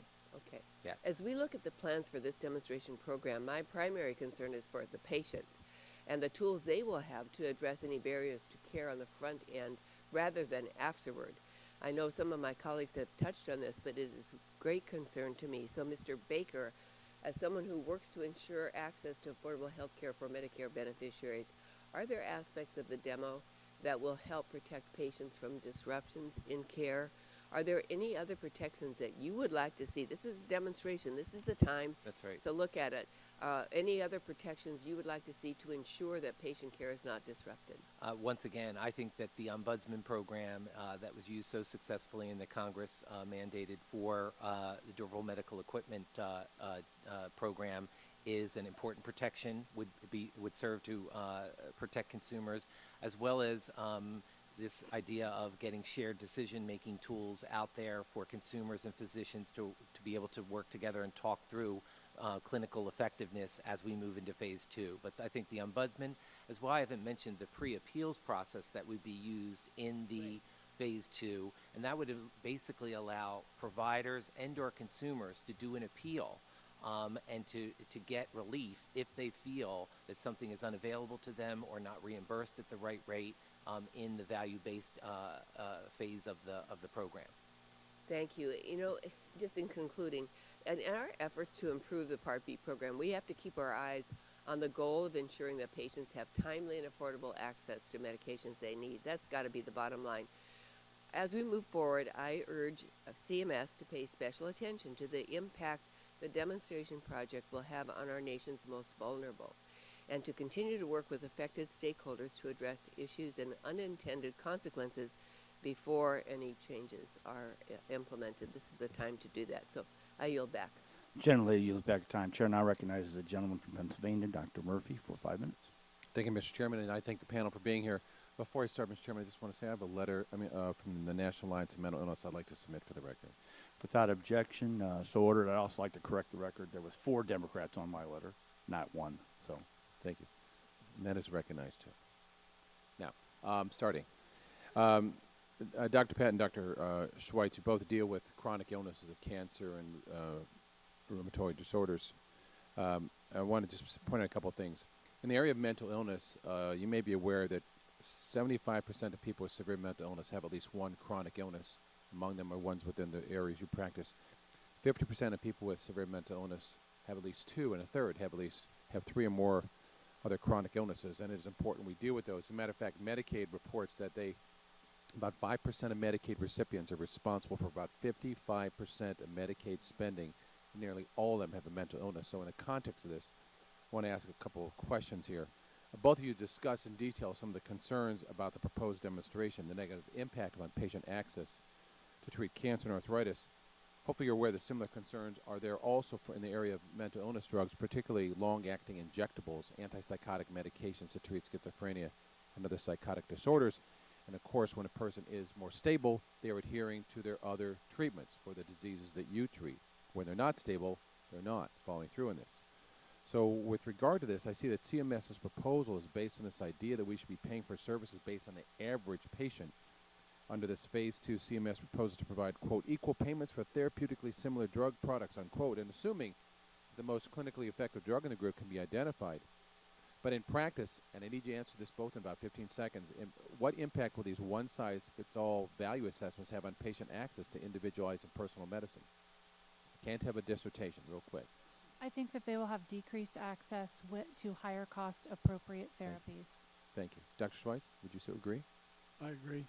And so what you say with part of this is that, I mean, certainly you would agree that different people respond differently to the same medication with regard to effectiveness and side effects. Would you both agree with that? Right. And also that you need to adjust your prescriptions in order to decrease side effects and increase effectiveness and therefore increase adherence. Is that correct too? And now the FDA said that medications not taken as prescribed occurs about 50% of the time. And the Center for Disease Control tells us that non-adherence causes 30 to 50% of chronic diseases, treatment failures, and about 125,000 deaths per year.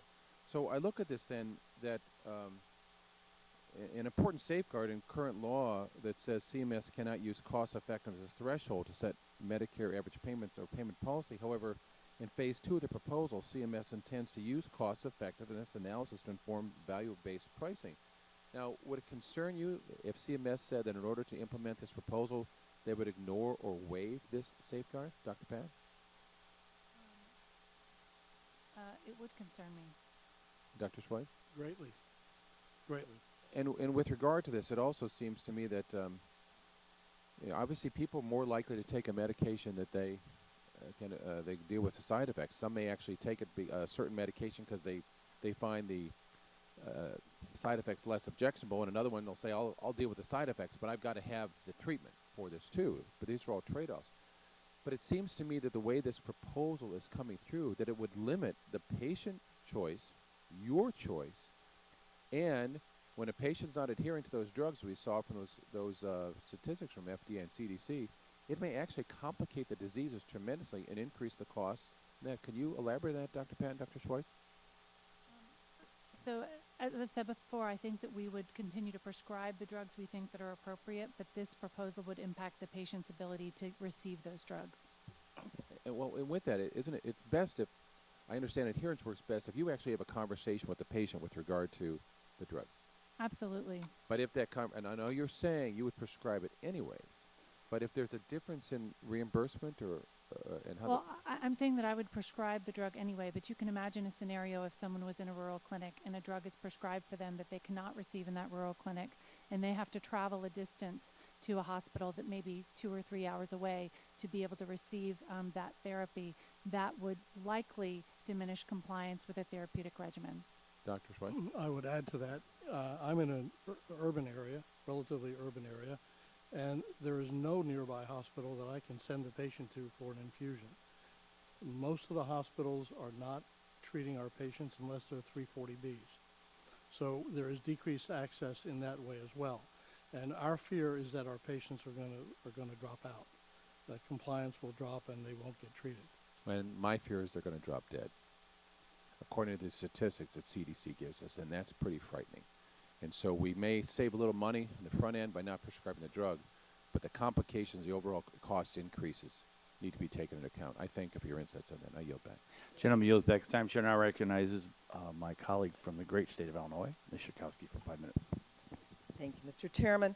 I want to make a couple of comments, and then I want to get to Ms. Block and Mr. Baker with some questions. But, you know, I just feel like if you are offended at all at the suggestion that physicians would prescribe higher cost drugs because you want to make more money, then it seems to me that the suggestion of CMS, which is that there'd be a percentage plus, a lower percentage, plus a flat rate, would be something that would not be objectionable. Also, wanted to mention that I found it very curious in testimony of Dr. Pat and Ms. Boyle that there's over 2 pages within your testimony that are exactly the same language, even the highlighted important parts are highlighted in the same way. I thought that odd. But I also wanted to mention that there was a difference. Dr. Pat and Dr. Schweitz both touched on something in their testimony. Dr. Pat, you claimed that drug prices are not truly increasing faster than the rate of overall health costs. Yet, Dr. Schweitzer, in your testimony, you stated that you are keenly aware of unsustainable rise in drug costs and the effects of those costs on our patients' ability to adhere to treatment regimens. That's your quote. And I have to say, Dr.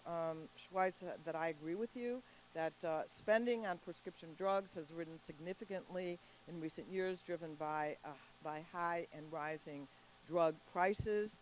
And recent IMS health report found that list prices for brand name drugs increased by more than 12% in 2015, representing the second year of double-digit increases, and on and on. But I want to get to Ms. Block. Thank you so much for coming here today and telling your story. I know that there isn't a family, including my own, that hasn't gone through the issue of related to cancer and the treatments that are required, and the issue of affording those treatments. So you testified that your cancer treatment has been incredibly expensive. Can you detail some of the costs and how they've impacted your personal finances? I guess I can begin. Thank you, first of all. I think I can begin to say that when you enter cancer world, it's a different world. And no one talks about cost at first. So it's very interesting when you start to ask questions and you have difficulty getting answers. I've had I think I've had 6 surgeries by now, including one with a long stay in the hospital. I've been through a full ranges of chemo. This is the 3rd type of drug that I'm on now. Having metastatic cancer, what that means is you're constantly changing drugs to keep up with the cancer. So it's always changing. And the future is stacking drugs, which means more than one drug at a time. So my expenses will only go up. I make up budgets all the time. I think they're probably meaningless because we don't know how long I'm going to live. But you do the best you can to try and stay on top of it. And that's what life is like living with cancer in a country like ours, where the drug prices just continue to rise. I've actually done my own studies on what my drug costs in other countries as opposed to the U.S. All right, I'm going to take you to a live video, actually, of,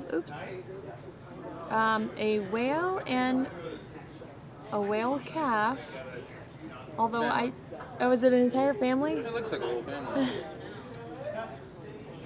And this is, I think, on the West Coast, but I'll confirm. But these visuals are live and thanks to Fox National.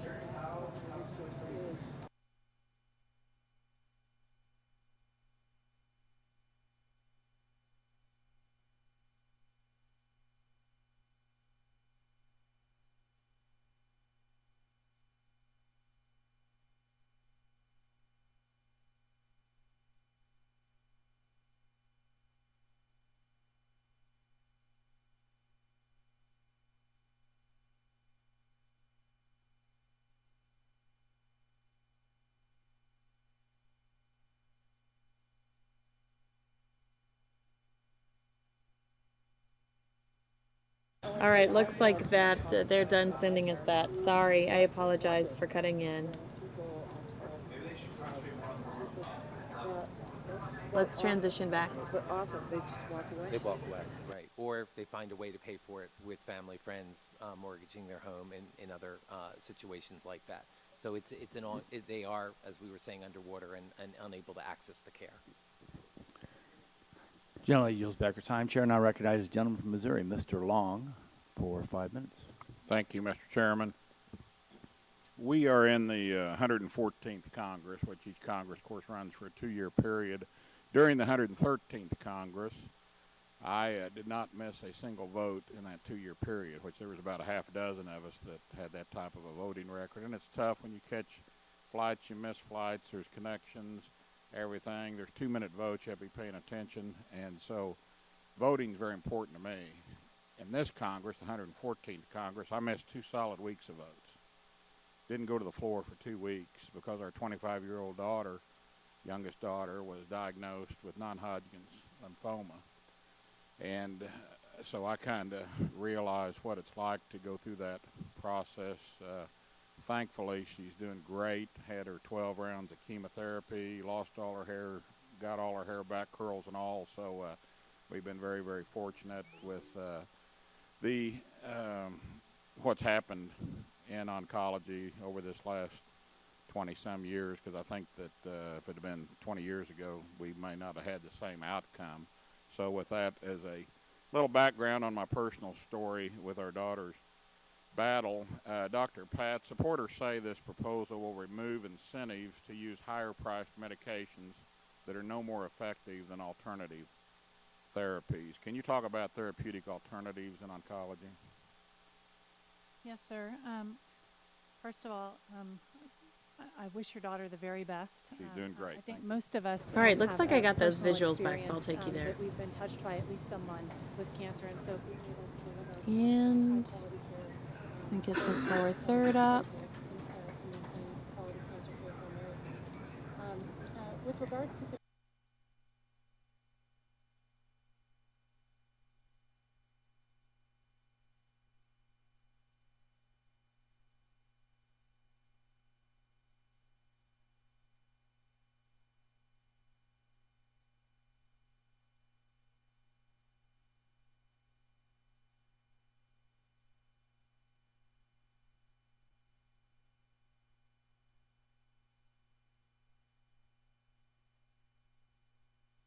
All right, we're in Santa Cruz, California.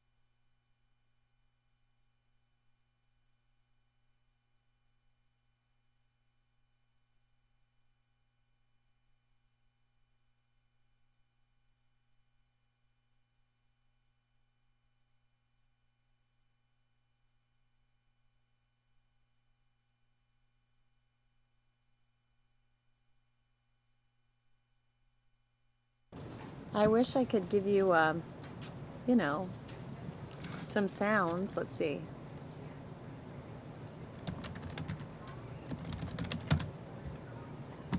Here, let me cheat. Let me fake some.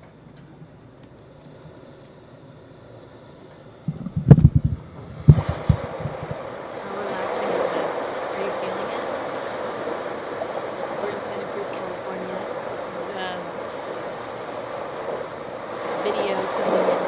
Fox National.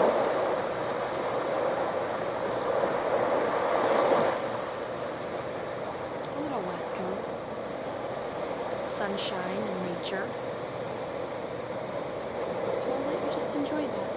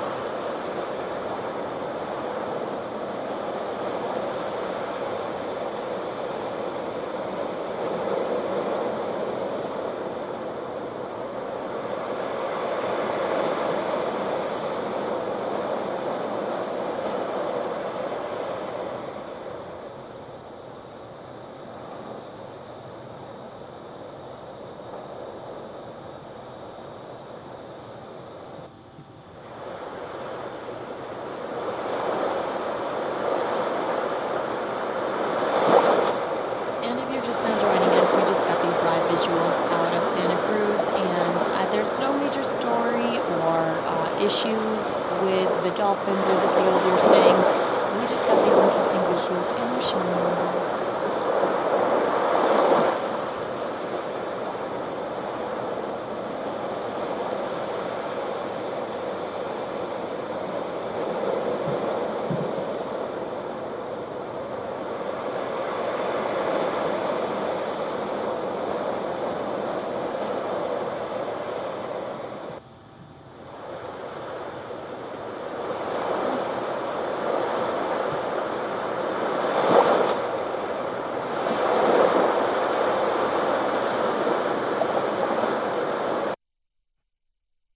Looks like we lost them, so I will take you back to this. Oh, no, we haven't.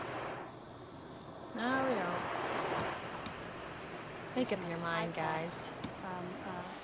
Options for treatment. And so if there is a high cost alternative and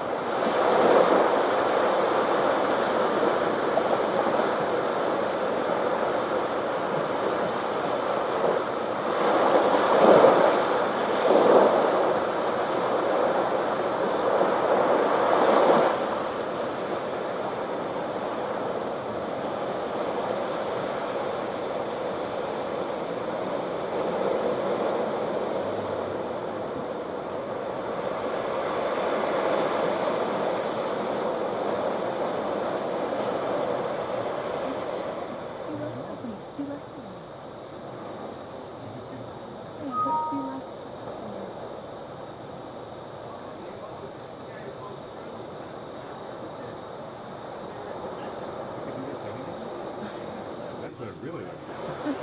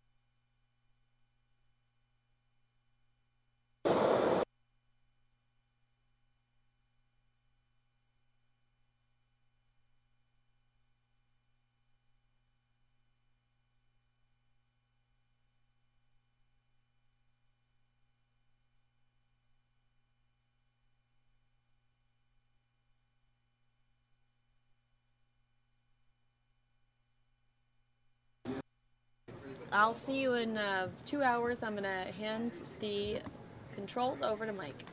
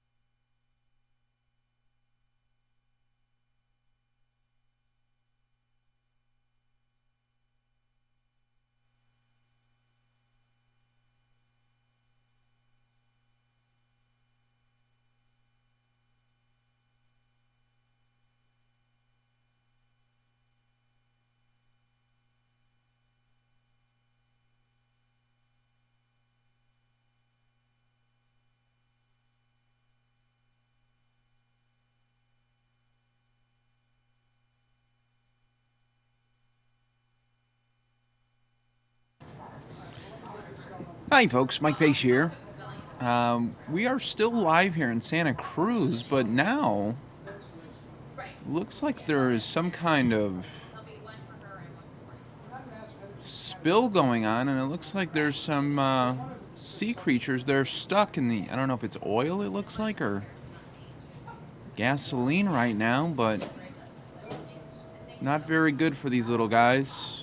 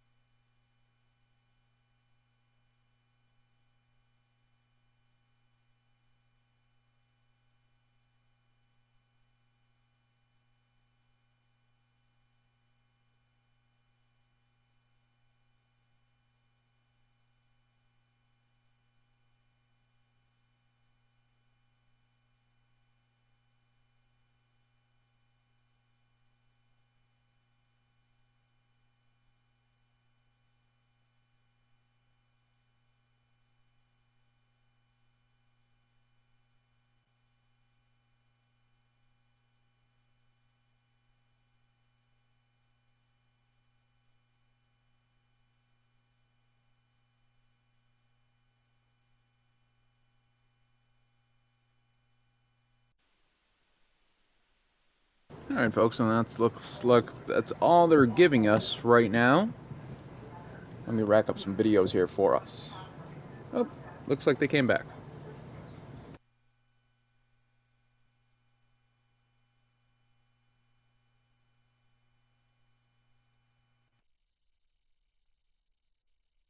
And they're taking it away. But maybe bringing it back.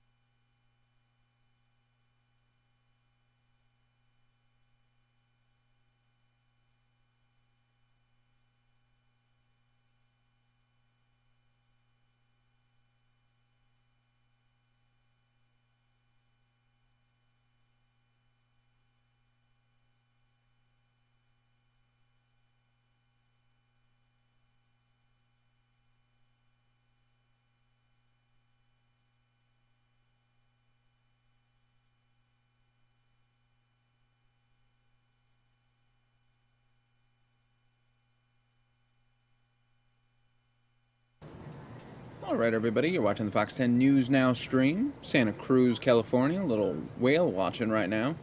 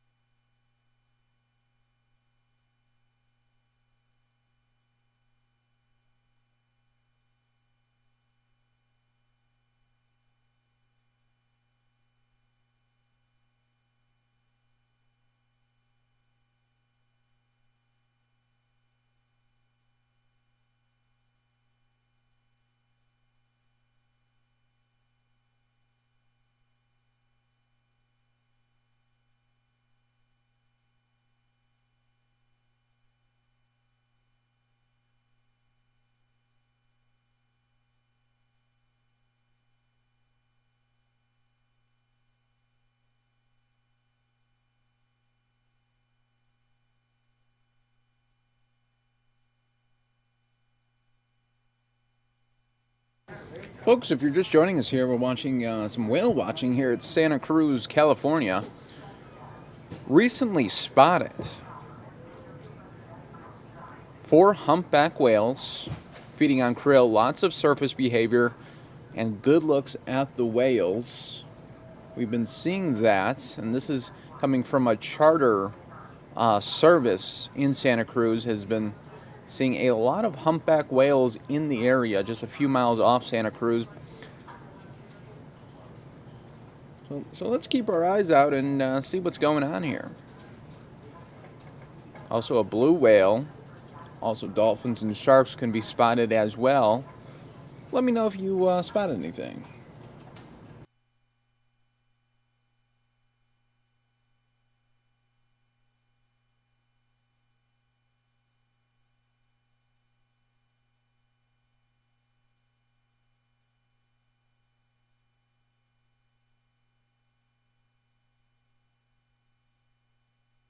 The most common whale spotted out of Monterey Bay is the humpback whale, usually seen from April through November. Monterey Bay whale watching also means that from December through April, you'll be able to observe some gray whales as well. Over 20,000 gray whales pass through the waters of Santa Cruz in Monterey Bay.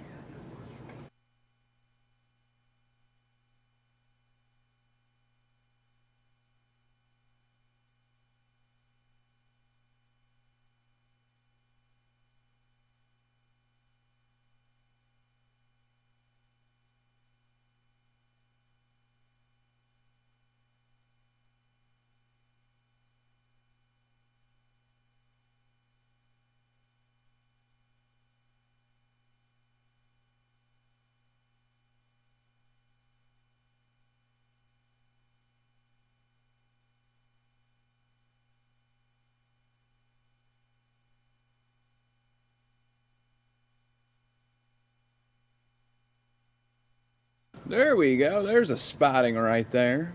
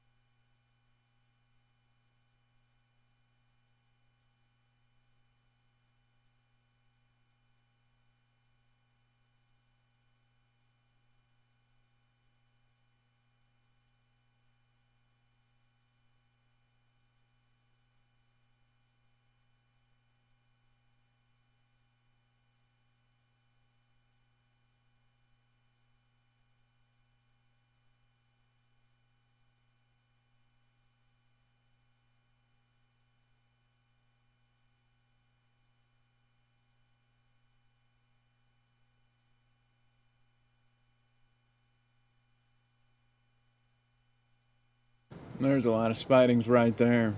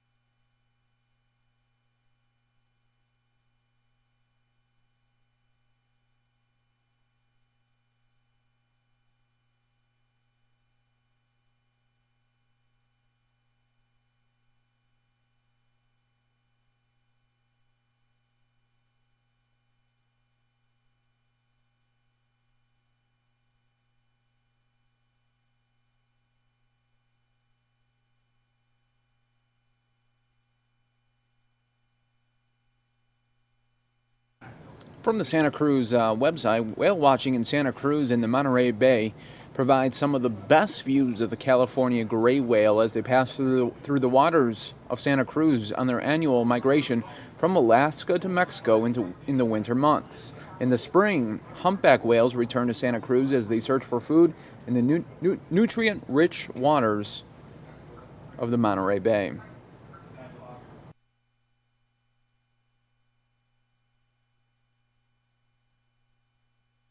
An abundance of sea otters, dolphins, blue whales, porpoises, sea lions, and a variety of ocean birds can be spotted as well in the unique ecosystem of the Monterey Bay.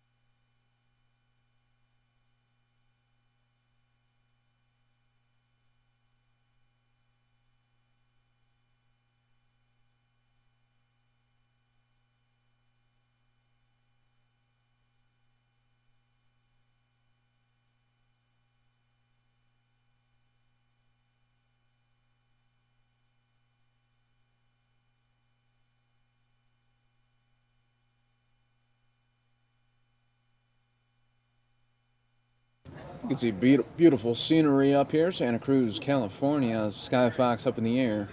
Getting some beautiful aerials today. A little bit of whale watching. We saw some gray whales as well as some humpback whales as well.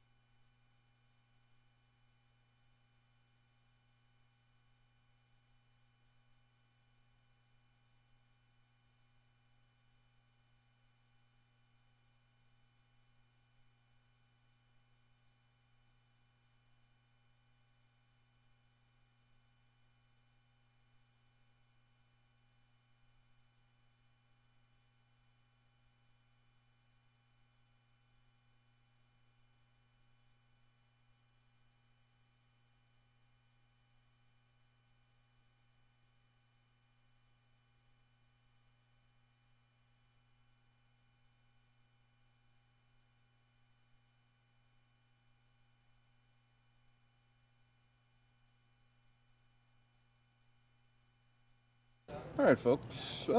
Every time it looks like it's going to go away, we still get that shot up here of beautiful Santa Cruz.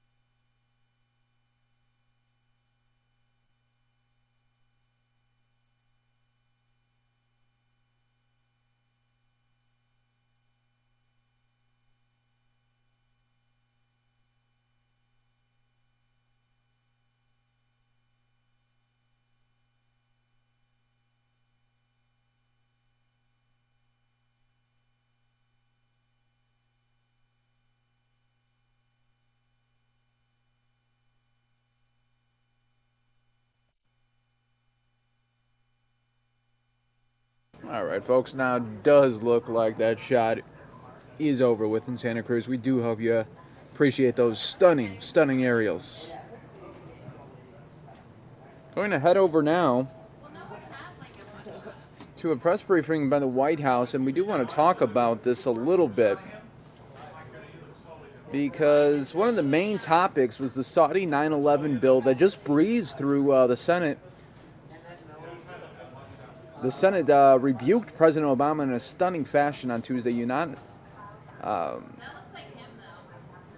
approving legislation that would allow the victims of the 9/11 terror attacks to sue Saudi Arabia. Be on the lookout for those questions by the press there. To the dry White House briefing room. I do not have any announcements to start, so we can go straight to your questions. Darlene, do you want to go first? Sure, thank you. The Senate passed legislation today by voice vote that will allow families of 9/11 victims to sue in U.S. court for any role the Saudi government may have played in the attack. Does the White House threat to veto that bill still stand? Darlene, I know that the advocates of this legislation have suggested that they have taken into account our concerns by more narrowly tailoring the legislation.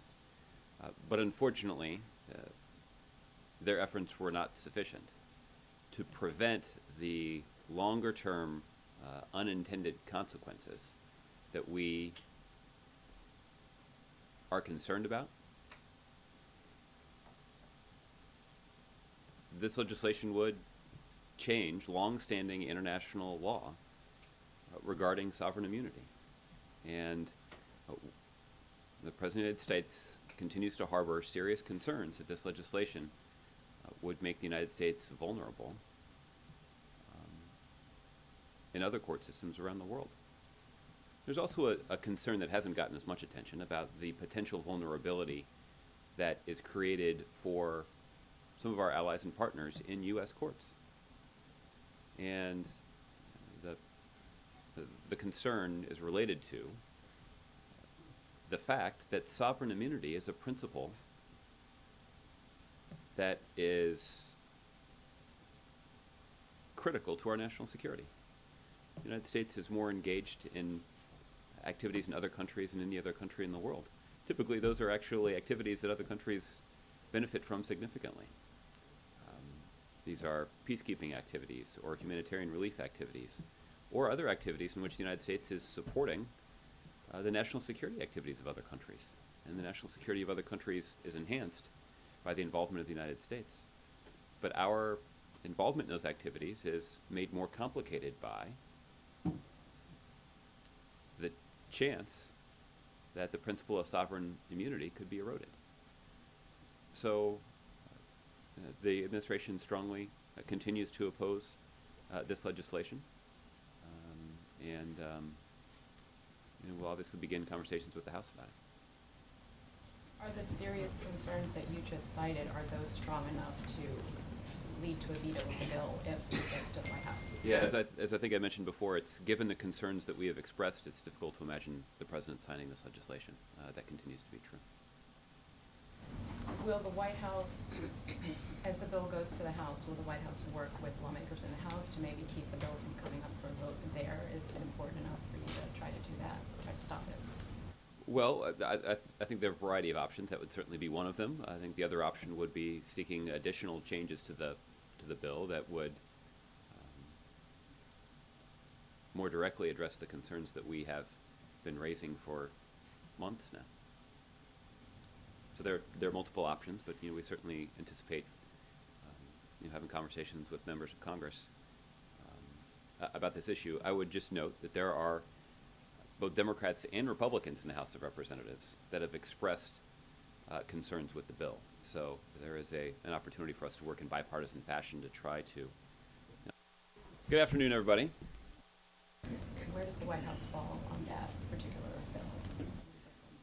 Look, 622 is not enough. well, we have several concerns with the House bill. The first concern is that it is woefully insufficient given the significant risk that is posed by Zika. That's not just my own personal analysis. That actually is the analysis of our public health professionals who advise the administration about what should be included in the supplemental appropriations package that we sent up to Congress nearly 3 months ago. So it's disappointing that Congress is, at least the House of Representatives, is 3 months late and more than $1 billion short of doing what's necessary to protect the American people. There's no reason that this should be a partisan or ideological issue. This isn't a question of government philosophy. This is a question about whether or not you're actually committed to ensuring that we're doing everything possible to protect pregnant women and babies in the United States of America from getting a debilitating disease, or at least a virus that has debilitating consequences for the neurological development of babies. Right So now, we're quite disappointed that the House is so late in acting, and what they've put together is so woefully insufficient. It's not just our public health professionals who have expressed those concerns. I would note that one certain Republican senator from Florida was on the floor of the United States Senate today expressing those concerns. So I do think it does raise a question for the 17 Republican House members from the state of Florida about what their view is. The Republican senator from the state of Florida has indicated that the Congress should act expeditiously to pass the $1.9 billion funding proposal that our public health experts say is needed. I think it'd be interesting to understand exactly what position the 17 other Republicans from Florida who represent that state in the Congress think of this. I think it's certainly a relevant question. I think it underscores the point that I was making before, that there's no reason this should be a partisan issue. This is a basic matter of the public health and well-being of the American people. Bill, the one for $1.1 billion, where does the administration fall on that? Well, the Senate, fortunately, appears to be making more progress. They will also include a vote today on the $1.9 billion proposal that we put forward back in February. And we strongly encourage Democrats and Republicans to come together around that bill. That's what our public health professionals say is needed to do everything possible to protect the American people from Zika. And this would be an emergency appropriation that would be available to state and local officials and federal government scientists immediately. We believe that is the preferred. We believe that's the best way to protect the American people from the Zika virus. 1.9 billion or nothing. I mean, Well, what I'm saying is that is what our public health professionals say that we need. So, we're looking for Congress to act on that request, and that's what we would like to see move forward. The other concern that we have with the House bill isn't just that the amount of resources committed is much smaller. The funding would be offset by taking away resources that are currently being used to protect the American people from Ebola. And traditionally, when Congress has been faced with a public health emergency, they haven't wasted a lot of time looking for funding offsets. And that's a pretty dangerous exercise because it delays the needed funding, but it also risks gutting other critical priorities. Let's talk a little bit about how that Ebola funding is currently being used. Right now, that funding is being used by the CDC to work with the health ministries in both Guinea and Liberia to investigate the rapidly changing situation related to new Ebola cases there. Right now, the CDC is assisting those governments in tracing nearly 1,000 contacts. These are individuals who are at heightened risk of potentially spreading Ebola. So the CDC has 100 staff that are deployed over there, and that staff is helping to process 10,000 samples per month in Liberia, Sierra Leone, and Guinea. So it's pretty clear that what's happening, that the work that the CDC is doing in West Africa was very helpful in the fall of 2014 in stopping the spread of that terrible disease. But it requires vigilance. And the lesson that we should have learned from 2014 is that the United States and the American people benefit from the enhanced capacity of public health officials in other countries. That stopping the spread of a dangerous virus in another country makes the American people safer. And when that was an academic hypothetical exercise, there was some skepticism that some people expressed about that notion. But there weren't many people expressing skepticism about that notion in the fall of 2014 when there was concern about the Ebola virus appearing in the United States. So it is a bad idea for Republicans to move forward with a proposal that would gut our efforts to follow through in the fight against Ebola. And it's a bad idea for Republicans to further delay the emergency funding that's necessary to protect the American people from the Zika virus. Okay, Tim. In Baghdad, several bombings today, extending the deadliest wave of the year in bombings there. And on Saturday, Prime Minister al-Badi said that he's afraid that the political crisis there is hampering the fight against Islamic State. Does the administration share that concern? Well, Tim, let me start by saying that the United States strongly condemns the barbaric terrorist attacks in Iraq today by ISIL that specifically targeted innocent civilians. We extend our deepest condolences to the victims and their families. The string of attacks by ISIL is the latest reminder of the danger that this group poses to all Iraqis and the importance of Iraqi leaders from all communities working together against a common enemy. Tim, you recall back in 2014, the president made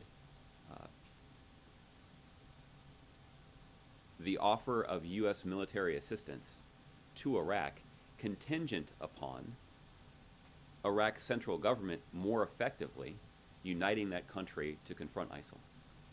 So that should be an indication to you that a unified, effectively governed Iraq is critical to our success against ISIL. It has been a central part of our strategy from the very first day. And we've been encouraged over the last year and a half of the efforts that Prime Minister Abadi has undertaken to unify that country and pursue the kind of inclusive governing agenda that can inspire the confidence of Iraq's diverse population that the central government in Baghdad is looking out for their best interests. We believe that that will have a corresponding impact on the effectiveness and resilience of Iraq's security forces. I think that's largely proved to be true. Iraq's security forces, backed by coalition military air power and the advice and assistance of coalition militaries from around the world, has been effective in driving ISIL out of territory that they previously controlled. We know that ISIL has been driven out of about 40% of the populated areas that ISIL previously controlled in Iraq. That's tangible progress. And our coalition is committed to trying to keep up that momentum and continue to pressure ISIL, while also providing the Iraqi central government necessary resources to rebuild those areas that ISIL had taken over. We know that in places like Ramadi, ISIL didn't just occupy that community, they essentially destroyed it. And rebuilding that infrastructure and rebuilding those communities so that people feel confident in moving back home is going to be critical to our longer-term success of bringing some stability to that region of the world. And so the important financial contributions that have been made by countries around the world are also an important part of our strategy, but they're all predicated on the Iraqi people and the international community having confidence in the effectiveness and in the effectiveness of the Iraqi central government. Well, al-Abadi seems to be very concerned about the turmoil in his own government. Are you saying that the troops that are coming in, the U.S. troops that are coming in, are going to help him deal with that while he figures out the turmoil? No, I think the U.S. troops that are in Iraq are there for a very specific reason, which is to degrade and ultimately destroy ISIL. And they're focused on missions that involve protecting the embassy, carrying out military air operations against ISIL targets, in some cases providing training and advice and assistance to Iraqi security forces. There's a small number of special operators that have been organized into these expeditionary forces that can carry out raids against senior ISIL figures. That's we've been very clear about the mission that U.S. forces in Iraq are pursuing. And on Syria, there's a lot of pessimism over the talks in Vienna. Does the White House believe that the Syrian government is systematically denied humanitarian aid? Well, there's extensive reporting and plenty of evidence to indicate that too often the Assad regime or forces that are operating under the command and control of the Assad regime are making a concerted effort to prevent the kind of humanitarian access that's needed for Syrian populations that are caught in the crossfire of that conflict.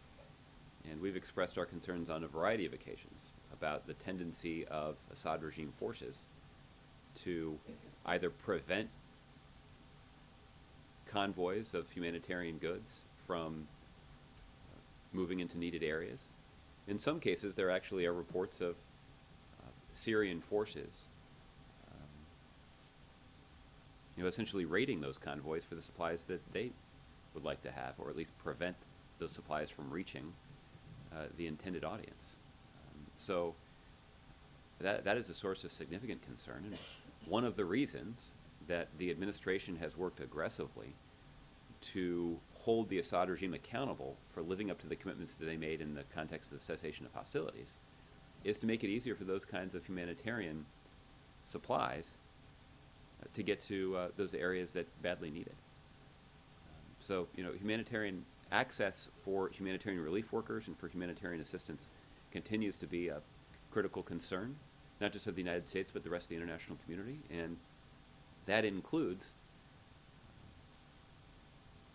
the Assad regime following through on the commitment that they've made to abide by the cessation of hostilities and create conditions where it's much easier for humanitarian aid workers to get access to communities that have spent years caught in the crossfire.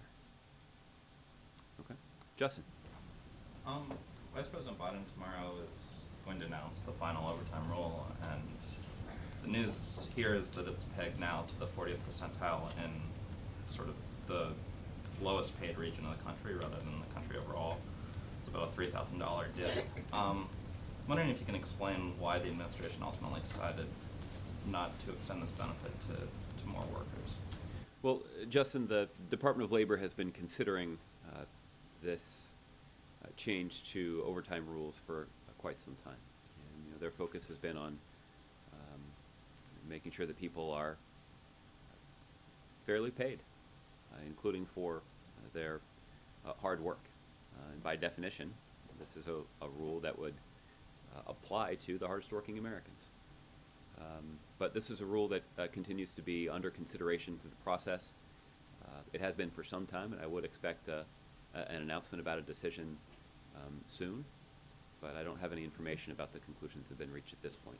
Once they've made an announcement, then we can engage in a discussion about why they've reached the decision that they have. Senator Warren, in a letter to the administration earlier this month, urged you guys, or warned that too often the voices of workers are buried beneath a flood of comments from lobbyists and lawyers. If there's an erosion here that would leave hundreds of thousands of people without getting that benefit, wouldn't that be a sign that lobbyists and lawyers ended up winning out with the administration? No, I think there's a strong track record of this administration making sure that the rulemaking process represents the best interests of middle-class families. And that is true when it comes to establishing the Consumer Financial Protection Bureau, an agency that was established specifically to look out for the interests of consumers that aren't as well represented in Washington and in the rulemaking process as much larger financial institutions that can afford highly paid lobbyists. So whether it's the implementation of rules related to Wall Street reform, or the implementation of rules related to healthcare reform, or the implementation of rules related to fighting carbon pollution, the administration's track record of protecting the interests of middle-class families is rock solid. The 9/11 bill, obviously it's got to pass or not pass for the House, but Senator Schumer said today that he believes, or that he would vote for to override the president's veto, and he thinks that he could have the votes to do that. Is that a legitimate concern, or are you guys going to start whipping against a veto override in the Senate? Well, before we get to the question of a veto override, there's a question about whether or not this legislation will pass the House. So, as I noted to Darlene, there are Democrats and Republicans in the House of Representatives that have raised concerns about the bill in the same way that the administration has. So, we'll engage in a conversation with the House of Representatives, and we'll take it from there. Last one on Gitmo. You guys released a veto threat against the NDAA yesterday, and in it you said specifically that the restrictions preventing you from coming up with an alternative site for Guantanamo Bay was potentially unconstitutional. That's also the reason that you cited back a few months ago when presenting the plan to Congress for why you couldn't say which site would be picked. Your hands were tied because of this restriction in the law. So So if you believe that it's unconstitutional, I guess the question is, why not either defy the law and let the courts decide, or challenge the law in the courts to allow you to do this work that you say is necessary for the president's objective? Well, Justin, we have made clear that closing the prison at Guantanamo Bay is a top priority. And it's a top priority because taxpayer funds could be much more effectively spent in housing those individuals in facilities that have already been built here in the United States. And we could do that, and in doing so, we could save millions of dollars in taxpayer funds. We've also been expressed a concern that is shared by national security experts in both parties, that extremist organizations use the continued operation of the prison at Guantanamo Bay as a recruiting tool. And the president believes that the American people would be safer if we took that recruiting tool, that propaganda tool, away from extremist organizations. This is all important, particularly when you consider that we've demonstrated in this country that we can effectively detain convicted terrorists on American soil in a way that doesn't pose an enhanced security threat to the American people. We've also demonstrated that we can bring terrorists to justice on American soil using the American criminal justice system to hold them accountable for their crimes. That would give the United States the benefit of being able to say, we're going to protect the American people, and we're going to do it in a way that's entirely consistent with our values. Even if our adversaries and our enemies aren't willing to subscribe to those values. It's a pretty powerful argument and a pretty powerful statement, and something that makes the American people safer. So that's our motivation. And frankly, what we would like to see, Justin, is we just like to see Congress get out of the way. In some ways, it's not even a situation, so often, particularly, let's take Zika, for example. To fight Zika and protect the American people from Zika, we need Congress's affirmative cooperation to do that. And right now, Republicans, particularly in the House of Representatives, are falling down on the job and putting the American people at greater risk because they aren't working effectively with the administration to fight the Zika virus, because they won't appropriate the emergency funding. When it comes to Gitmo, the standard is much lower. We just need Congress to get out of the way. They have time and time again included all these restrictions that have prevented the administration from doing what is necessary to protect the American people. So we just need Congress to remove those obstacles so that we can move forward effectively in closing the prison in Guantanamo Bay and doing it in a way that will enhance the national security of the American people. Yeah, but I think my question was, if you believe that the restriction is unconstitutional, and for all the reasons that you just outlined, strongly believe that the prison should be closed, why have you not either mounted a legal challenge or just defied what you see as an unconstitutional restriction? Yeah. Well, I can't speak to our legal strategy. I think the most direct route is not one that winds through the federal courts for years, but rather. Well, we're on year 8, right? So, you might as well try something, right? Well, I actually think that that's sort of my point, which is we are in year 8. So initiating a years-long legal process is certainly an option that is available to the administration. I'm not going to take it off the table. But given the priority that the president has established here, we'd like to just see Congress take the steps that are necessary to remove those obstacles so that we can get this important business done.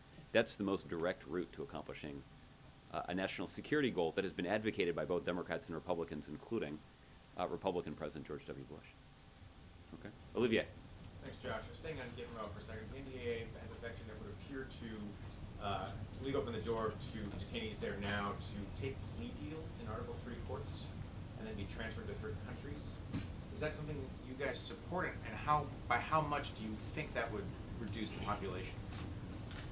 Well, Olivier, I haven't considered every single proposal in the NDAA, so let me consult with our policy staff in terms of the way that proposal is written and get back to you with a position on it. And then on the talks about Syria, John Kerry today said, if Assad, quote, has reached a conclusion that there is no plan B, he has done so without any foundation whatsoever, and it's very dangerous. It's dangerous for whom? Well, I think the concern that Secretary Kerry is expressing there is that the longer that President Assad remains in power in Syria, the more chaos and violence and division plagues that country.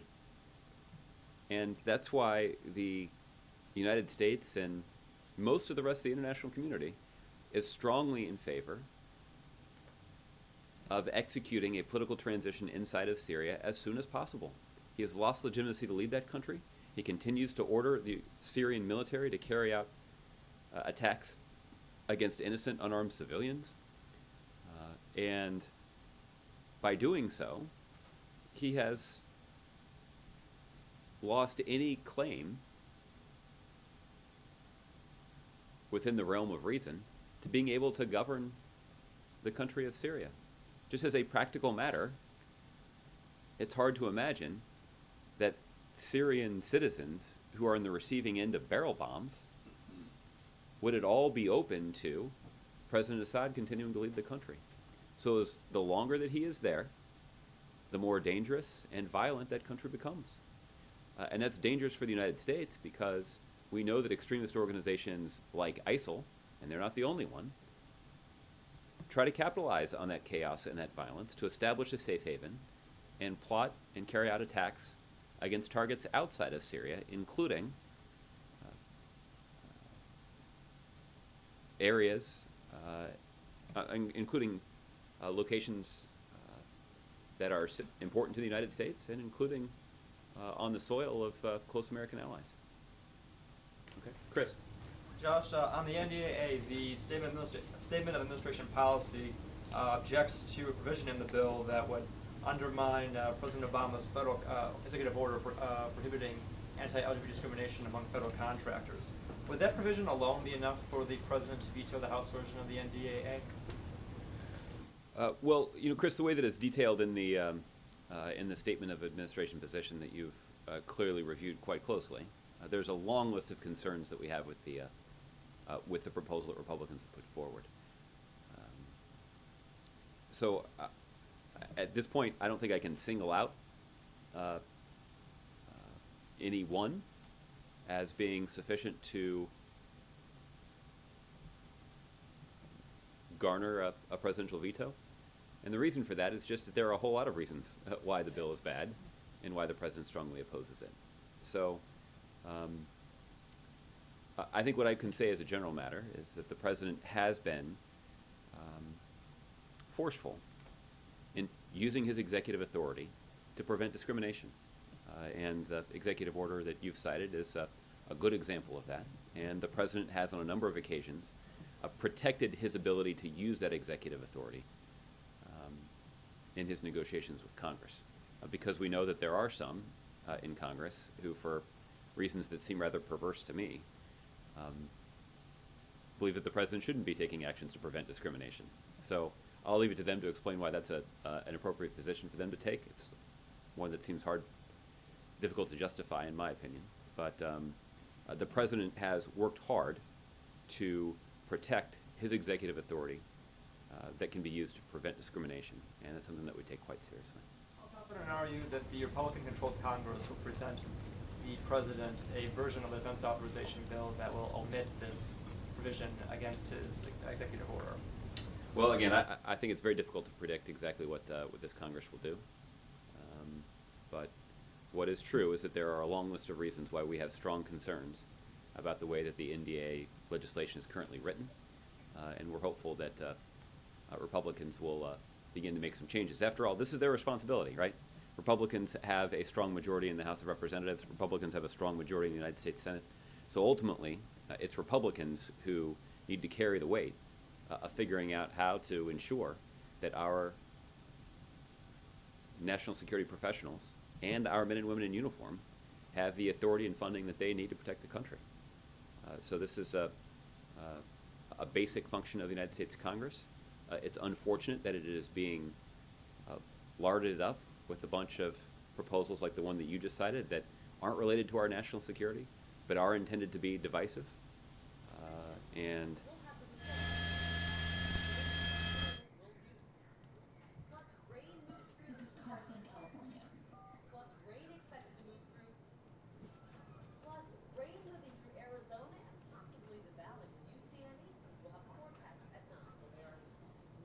All right, folks, this is a look at Carson, California, a live look on this is the lines of people waiting to get in to the Bernie Sanders event a little bit later tonight. You're watching this live on the Fox 10 News Now stream.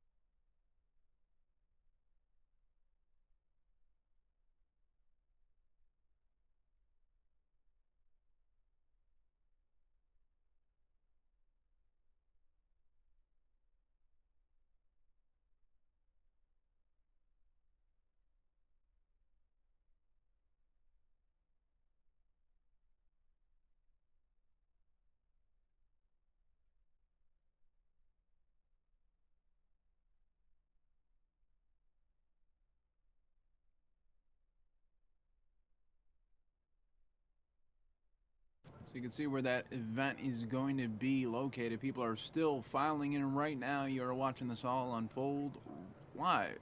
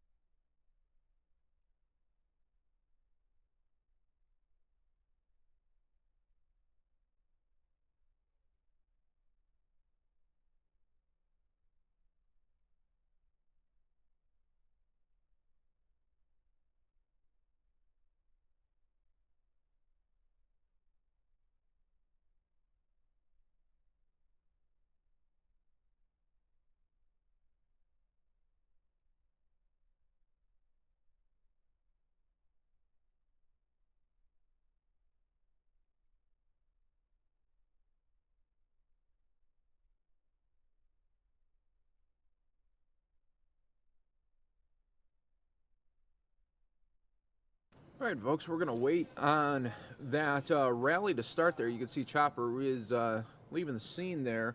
We're going to take you to the Sky Fox right here in Arizona where, well, you can see a dust storm is coming by way of the West Valley right here in Arizona.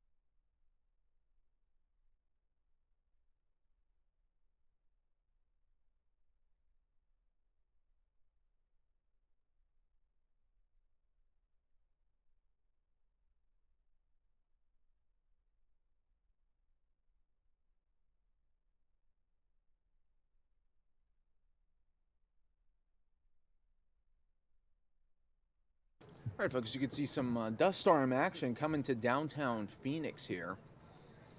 Working to get our very own Christy Siefkin with us in just a little bit.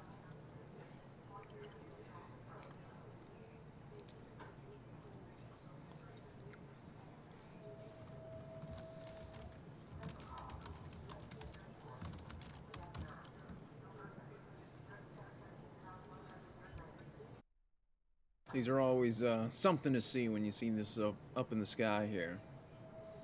You can see it's very wide. It's going to be coming to downtown Phoenix momentarily.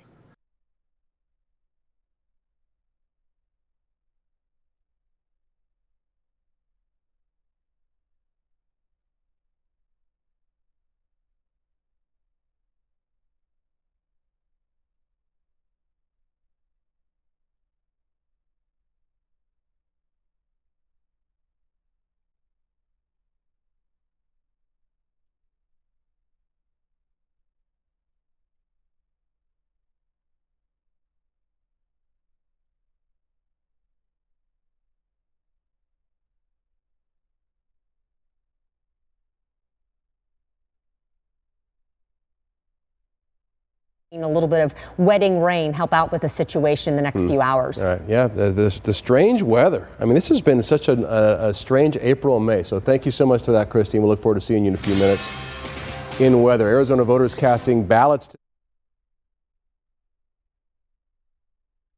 All right, folks, we'll try to get Christy up here in just a little bit.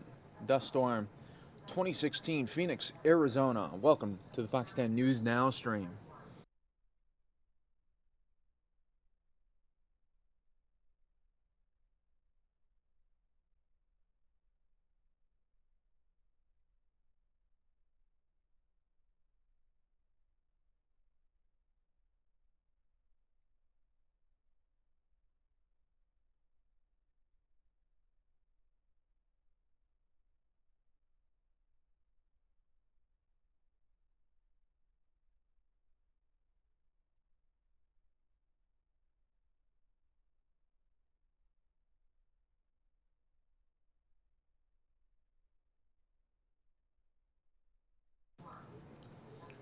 See that massive dust front right there. Christy's going to be back on the Fox 10 News at 6. We'll have a update from her in just a little bit, folks. You are watching the Fox 10 News Now stream.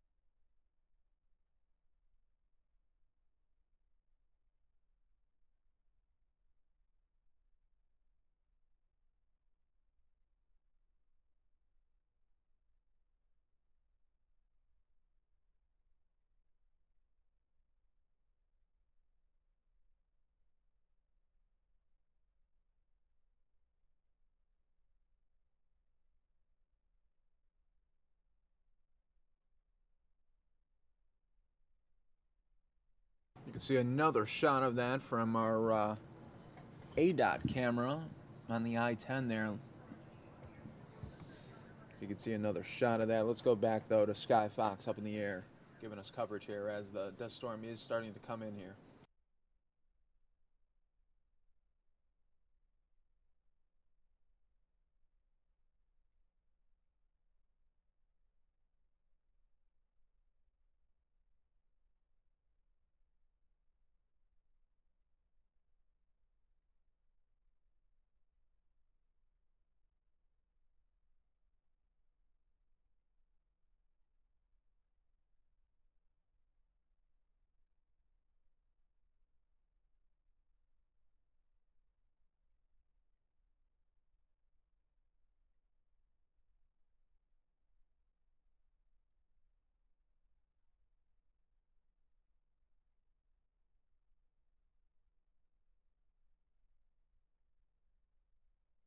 I do want to show you now another shot, though, that is really cool. Look at that from our tower cam. Now that's an even cooler shot right there. Dust storm we were talking about. I was trying to think, is it because my memory's not so great? I just don't remember April and May being like this very often here in Arizona. We have the really strong winds down in the southeastern part of the state, closing down I-10 all the time, and then we've had these cooler temperatures. Hasn't really been hot yet this year. And now this, Christy Siefkin, just this weird kind of weather. Back to back, a couple of systems. The piece that everybody loves, of course, are the cooler temperatures. Well, a lot of people like them before we get into triple digits, but just take a look at these pictures here as we sweep across the valley, how far across the valley that dust is just hovering over the city. Now, this dust kicking up just in about the last 20 minutes as a result of those storms that are approaching from the west. So we've watched this area of low pressure make its way from Nevada, kind of swinging a little bit to the west. Did you draw that, Christy? That's outstanding. Those are good arrows, right? It almost looks like a smiley face off to the side. I passed stick figure 101 back in second grade, but we're actually taking a look at here's the approach of that system and those outflow winds responsible for all that dust that we're seeing moving into the valley. And if you look at along 10 into Buckeye, into Avondale, starting to see pop, a few of those storms popping up. Now, it's not a deep green, and as we know, when we look at our satellite and radar, we have to, manage expectations that the light green on the radar could even mean ground clutter or virga. In this case, though, just light showers, and probably in the next half hour to hour, this is when we can expect to see more rain out of the West Valley approaching downtown, and hopefully that'll help to wet some of that dust so that we're not dealing with such low visibility out there. All right, stay right there, Christy. We'll get back to you in just a couple of minutes here. Big mess left behind by a water main break in Chandler. Sky Fox over the scene this morning. This is Dobson and Queen Creek, and there's mud everywhere. All right, folks, going to take you back out live here to our tower cam here, giving you another shot of this dust storm coming in to the downtown area. Also show you Sky Fox is looking at right now as it is hovering around.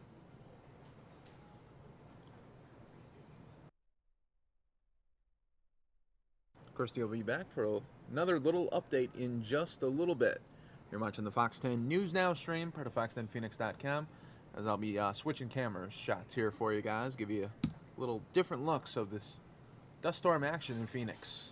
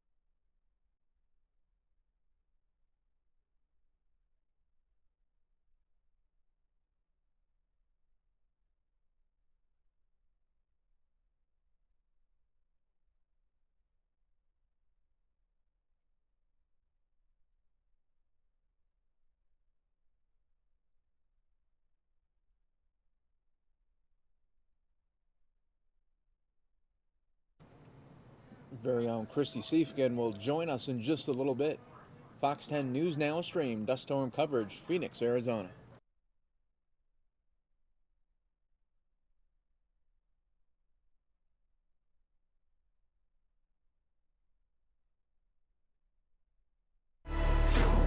Sky Fox taking us outside to the valley where we continue to watch this incredible wall of dust roll through. It's been about the past 15 to 20 minutes that we've watched this dust move from the far western stretches of Arizona, actually just over that California-Arizona border in toward the valley. And earlier when we took a look at this picture, it was just a lot of mid-level clouds out there. Different story as we look out tonight. We do have that blowing dust advisory that will be in effect until 7 o'clock, so still about a half hour here. I would not be surprised, though, if we see that advisory extending into a few more hours after that. Now, temperature-wise, one of the benefits of seeing the storm system move through is that we are seeing cooler temperatures. We'll take you on out to those that temperature change map. Will show you exactly the benefits of this system moving through. Take a look at these temperature comparisons. Phoenix, okay, you're just about 2 degrees cooler than same time yesterday, but check this out. All throughout northern Arizona, where we've seen the rain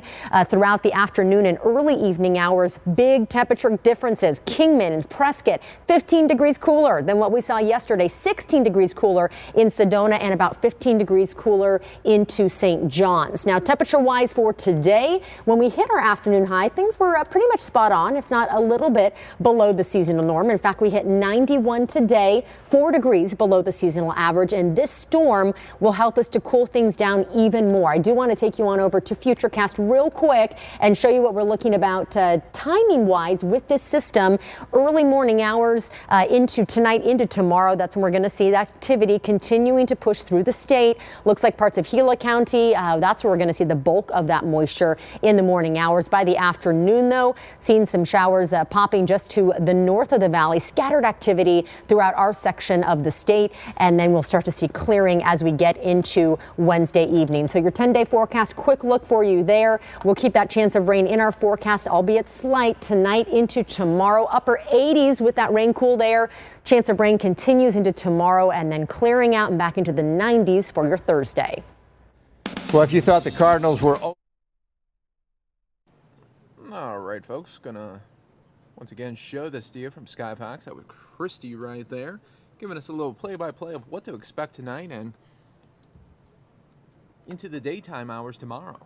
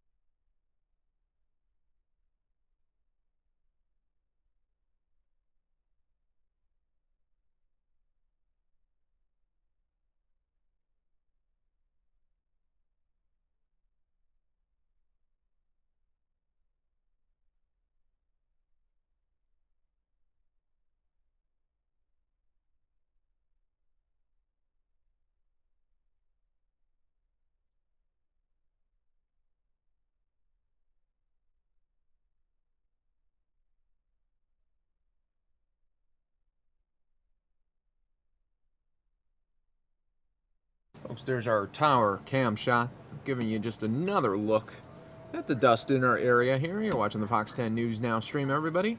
Welcome.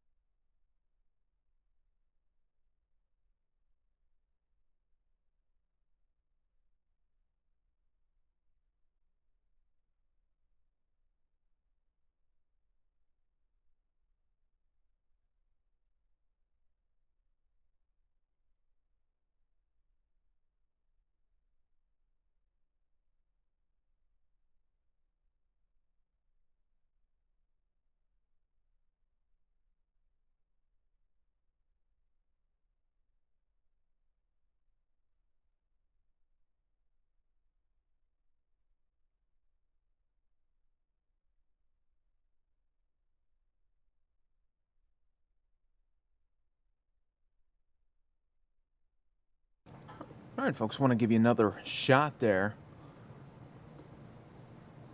Aerial coverage right now. The dust storm in the valley.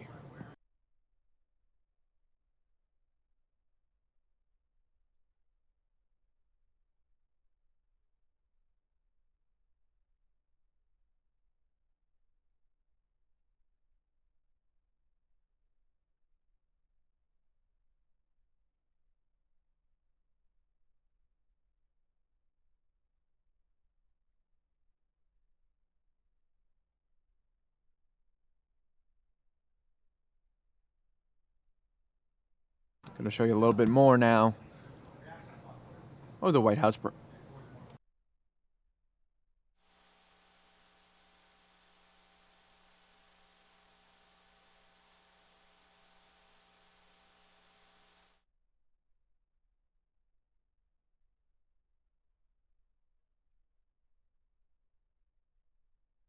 Moving forward with a piece of legislation like this.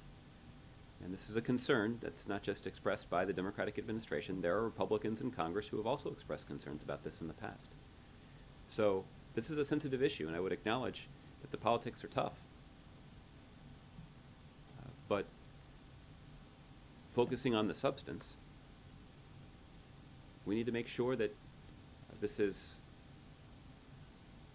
we don't overlook the potential unintended consequences of a bill that could put the United States at risk around the world. That is a dangerous proposition, and one that the Commander-in-Chief, I think, is rightly concerned about. So it just seems like Democrats in the Senate, by there being zero opposition voiced on this bill, it seems like they're sending a message to the White House that, you know, the concerns of the White House aren't as important. I mean, what's your response to that? Look, I'll let them explain their position, and I'll let them explain why they did not object to a proposal that has significant, though admittedly unintended, consequences. But look, the accusation here is not that somebody in Congress, by voting for this legislation, is seeking to intentionally inflict harm against the United States. Our concern is that that is an unintended consequence of this particular piece of legislation. And it's the responsibility of the President of the United States and the Commander-in-Chief to look out for the interests of the United States and our service members and diplomats around the world. The concern that we have is that other countries could use the passage of this bill as an excuse to initiate their own proceedings in their own courts. That puts the United States uniquely at risk. Are you disappointed that Democrats in the Senate didn't voice the same concerns or oppose this bill that the White House is voicing? Well, look, we oppose the bill, so we're not pleased to see it move forward in the Senate. But we're going to engage with the bipartisan members in the House of Representatives who have expressed similar concerns and see if we can ensure that they are addressed as this legislative process moves forward.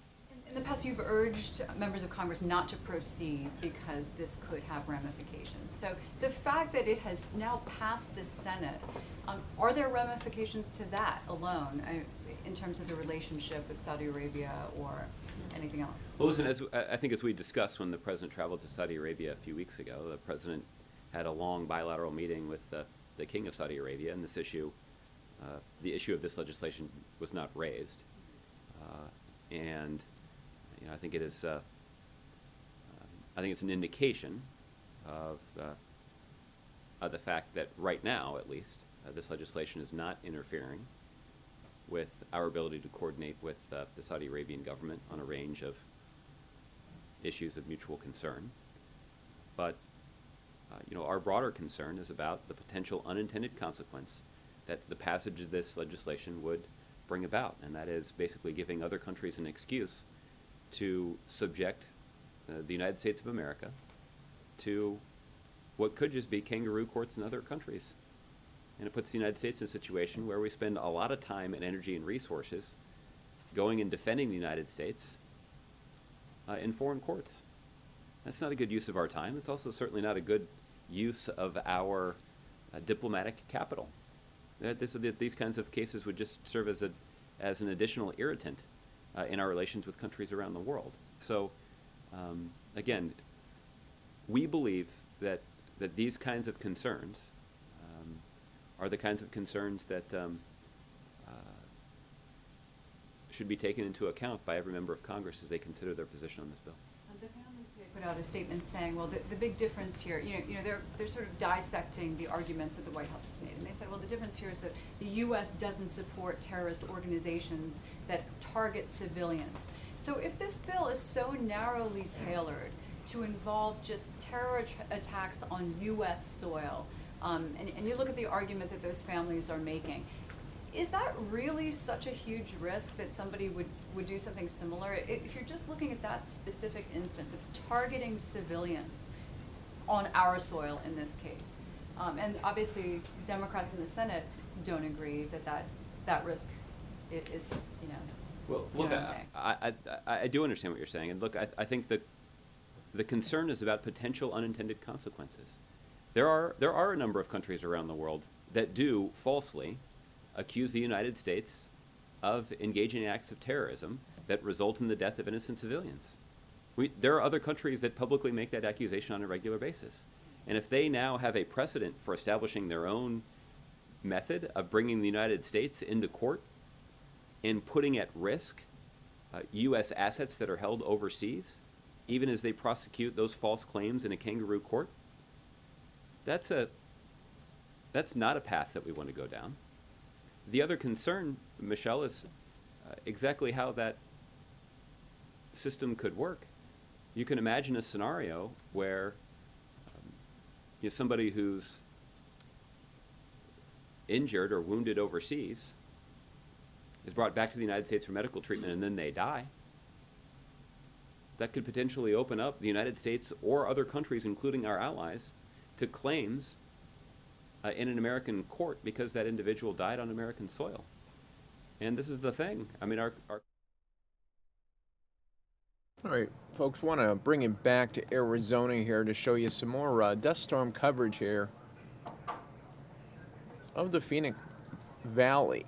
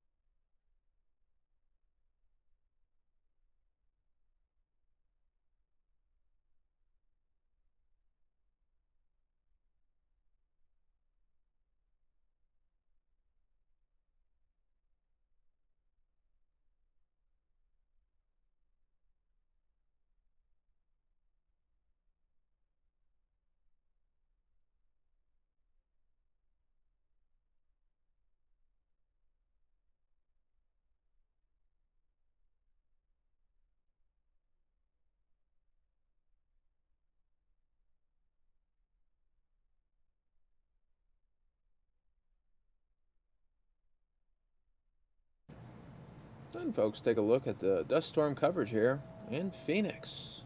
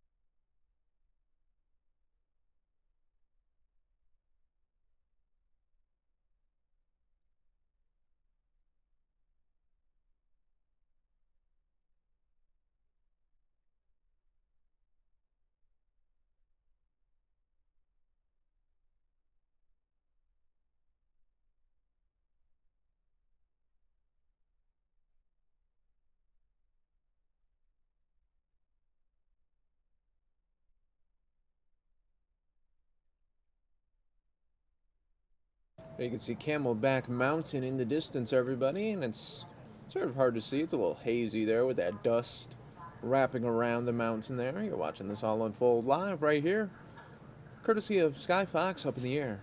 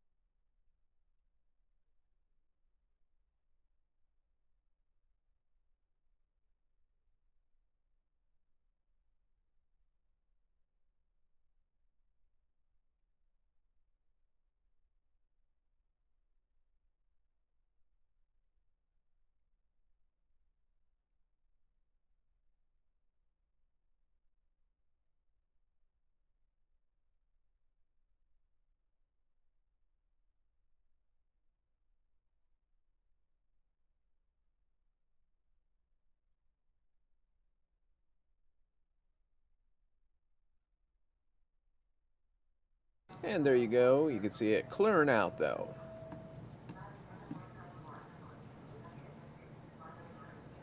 Of this tension on the system, to put it mildly, that there is now a greater concern about security lapses, perhaps, at airports around the country? Well, you probably should talk to somebody at the TSA to draw a definitive conclusion about that. I think what I would just state is the significant challenge that TSA officers face, which is they don't want to inconvenience people. They know people are just trying to get on their flight and do their business or go home to see their family or go on vacation or whatever it is that they're doing. But they want to make sure that people can engage in that travel safely. And so there's always going to be a little tension in making sure that we're doing thorough checks and making sure that we are protecting the integrity of the aviation system, while also at the same time giving people the freedom to use that aviation system without a whole lot of hassle and inconvenience.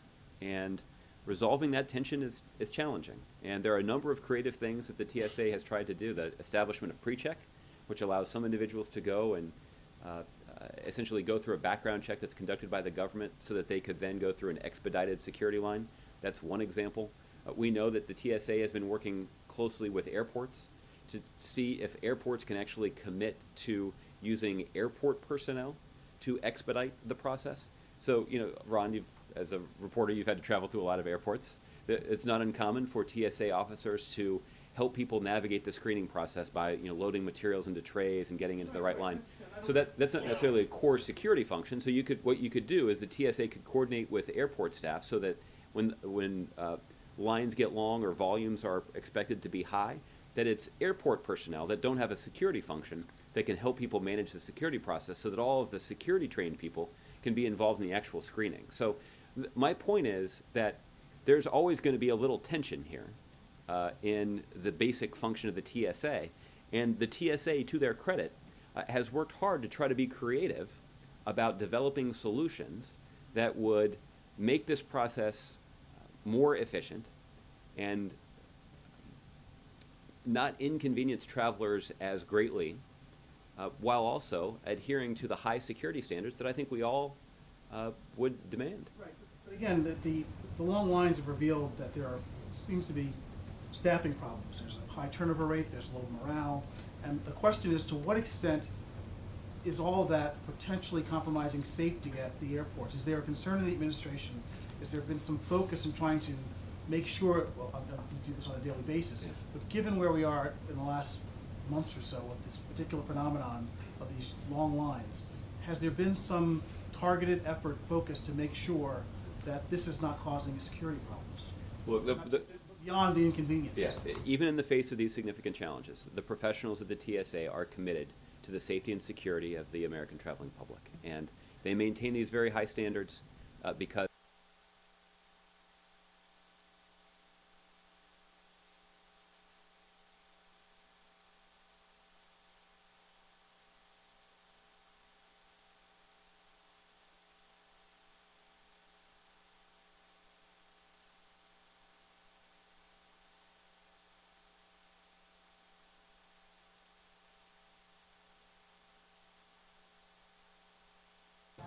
All right, folks. Welcome to the Fox 10 News Now stream. We do have some breaking news here just right outside of Falcon Field in Mesa, where apparently a plane has went down. Sky Fox is looking for the plane right now. You can see there's a lot of emergency personnel in the area.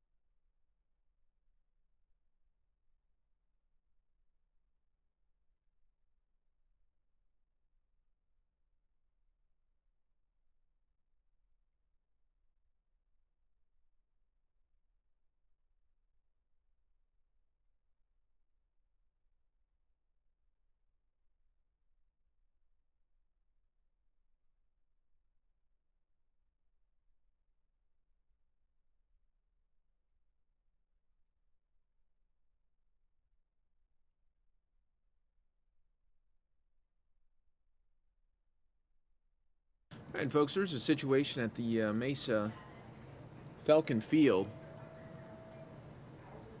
Still trying to get a hard confirmation here for you, but you can see a lot of emergency personnel on the ground here.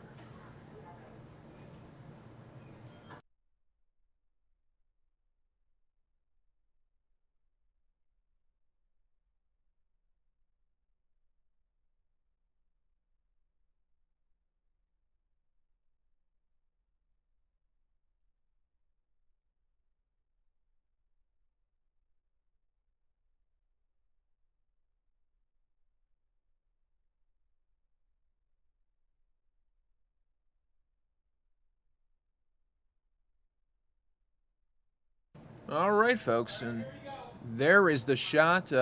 Plane on.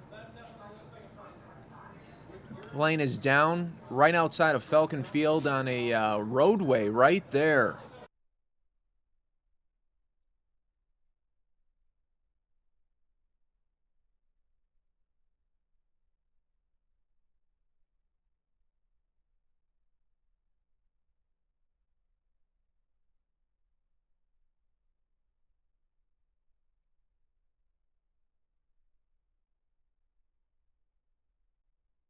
All right, unfortunately, Sky Fox is over a plane crash. You can see it right there, right outside Falcon Field.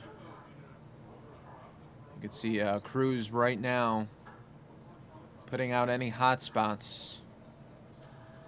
But right now, it does not look good.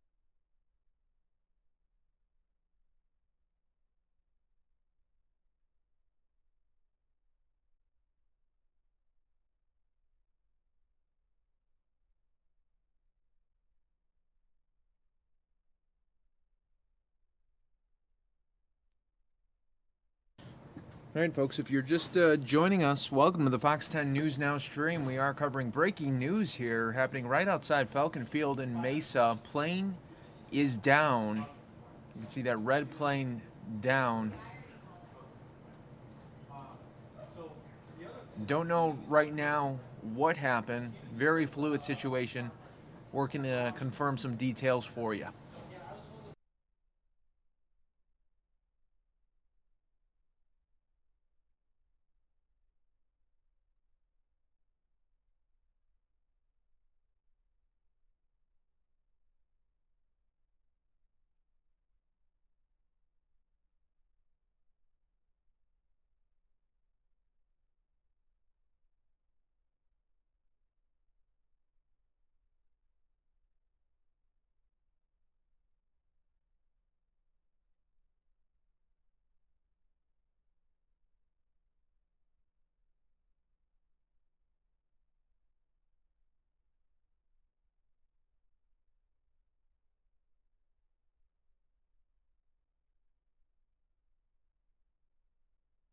So you can see a lot of debris on the roadway here.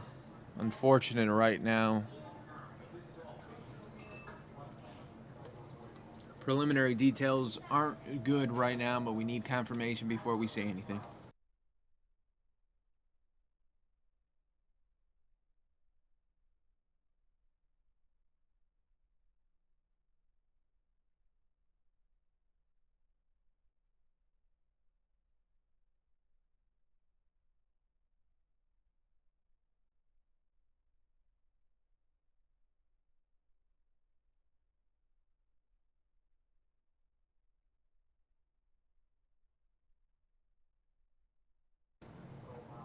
Wow, that does not look good, everybody. Wow. And you can see the fire department did cover part of that plane up, and that leads to believe, we're not going to make any assumptions here, but not a good story, and not many good details will follow this.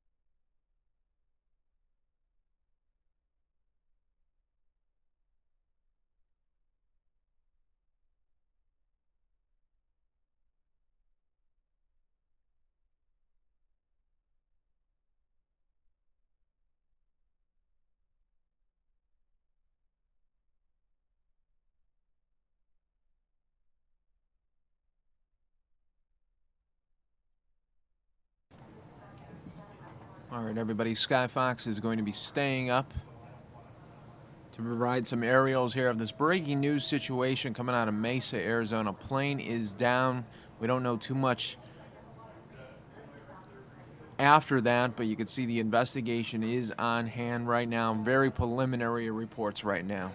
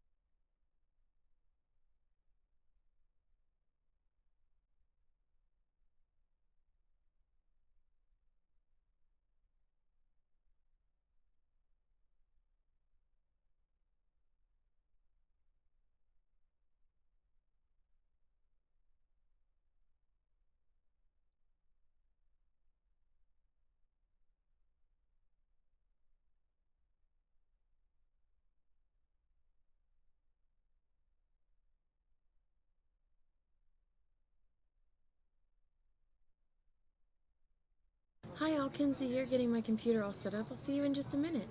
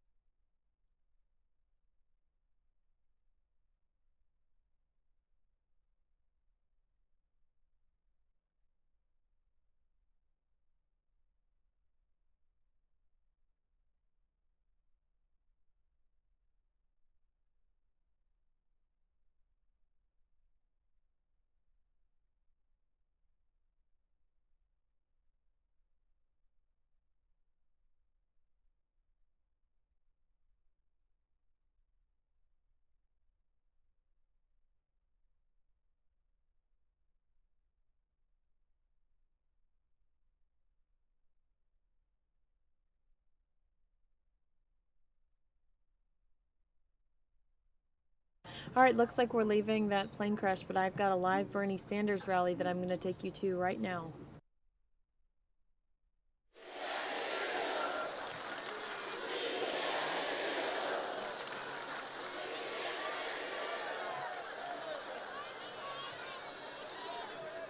Thank you. Is this better?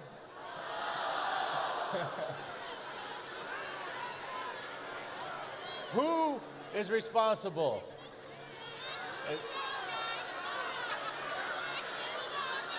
We need a sound guy. We need a sound guy. We need a sound guy.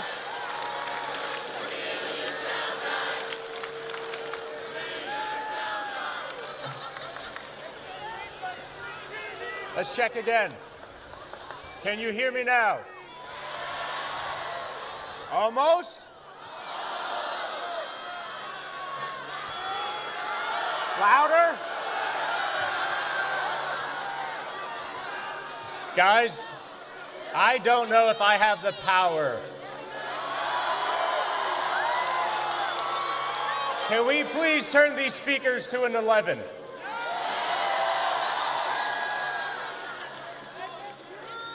Good?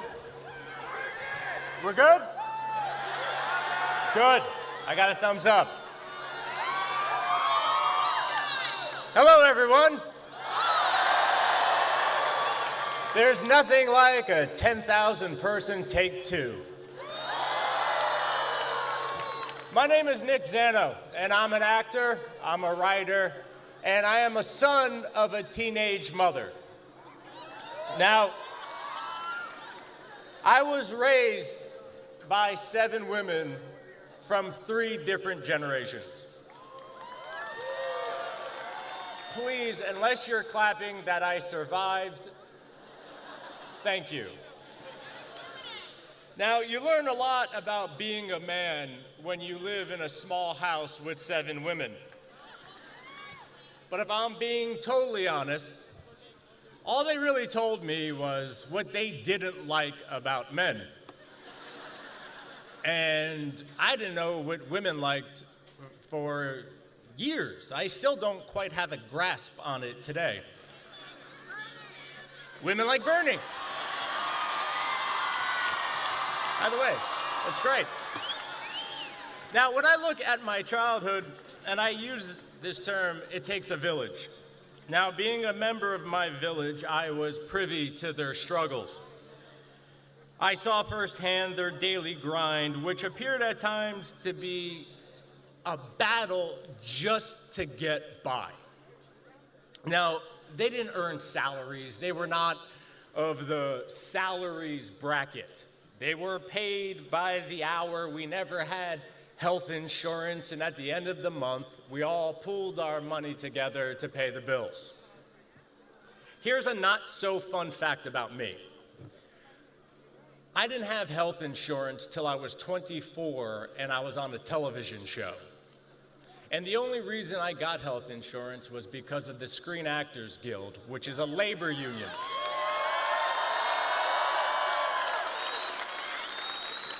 And this is just a friendly reminder, we need to support all of our unions all the time, not just election years.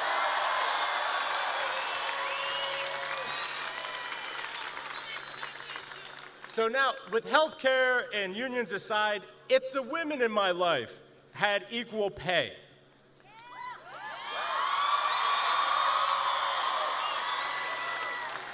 and if that pay was fair for their time, all of our lives would have been different. That's why when I heard Bernie Sanders talk of $15 an hour minimum wage for all working Americans, my antennas went up.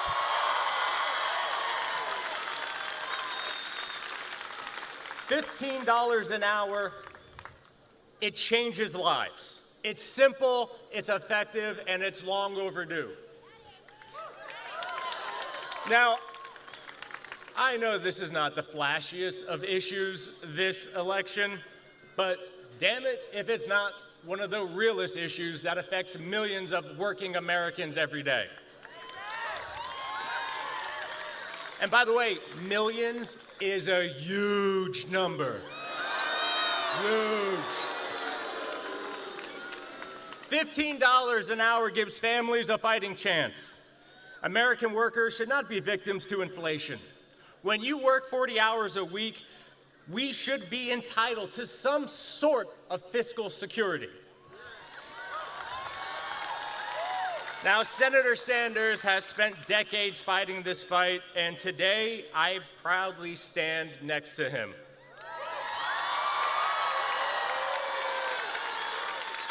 Now, this is only one of the painfully obvious reasons why I endorse Bernie Sanders. And right before I go, I just want to say, life isn't always black or white.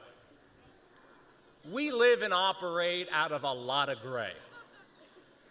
So why not vote for a candidate with the most gray hair? Let's work together and let Bernie win California.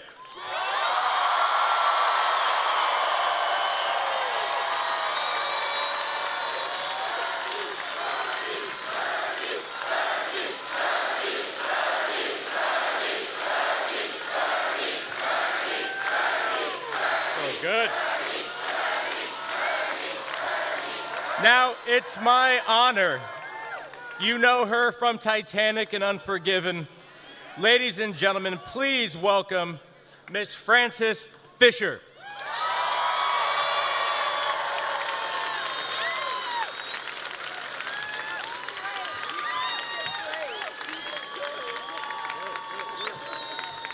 Hello, everybody.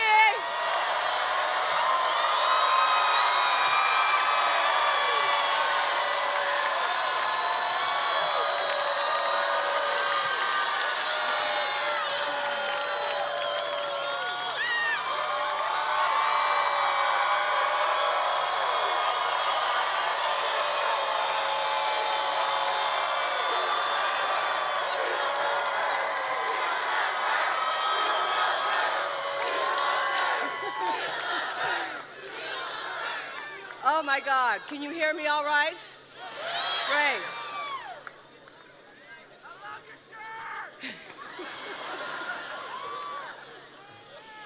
He got my attention when he talked about climate change.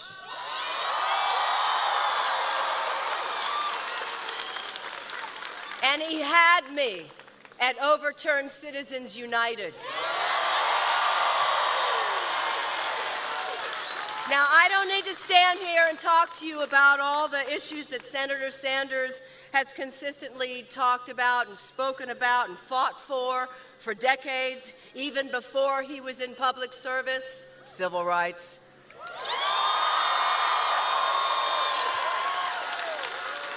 Instead, I want to talk to you about the moment when the spark was lit inside of me, the moment that I felt the burn.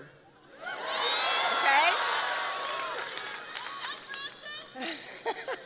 Senator Sanders was a keynote speaker at Marianne Williamson's Sister Giant. Good. Sister Giant a year ago in March. And by the way, if you are looking for down-ballot, true progressive candidates to support all over the nation, you can go to sistergiant.com, and there are interviews with all of these progressive candidates, so do it and support them. Okay? We need to take the Congress back, not just elect Bernie as president.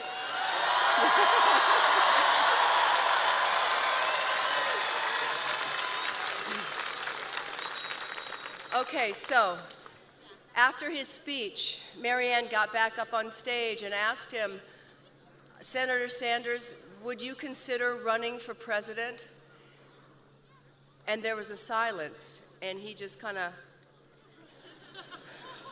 And as he was standing there pondering his answer, she asked everyone in the room, there were over 400 people sitting there, she asked them to close their eyes and think about what it would be like to have a Sanders presidency, and if they felt that they could get behind him, to please stand up.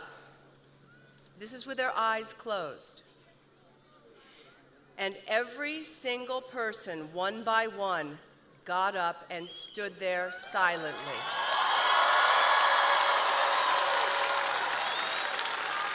I saw a few people hold their arms up with a gentle fist.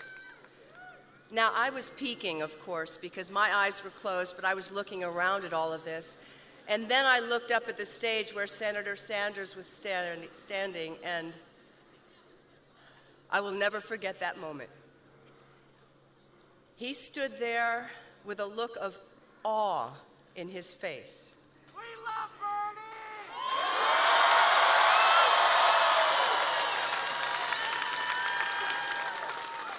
He had a look of amazement in his face.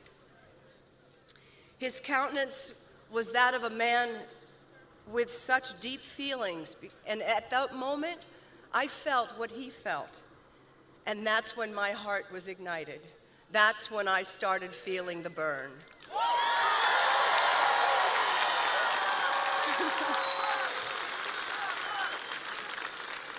He was just kind of...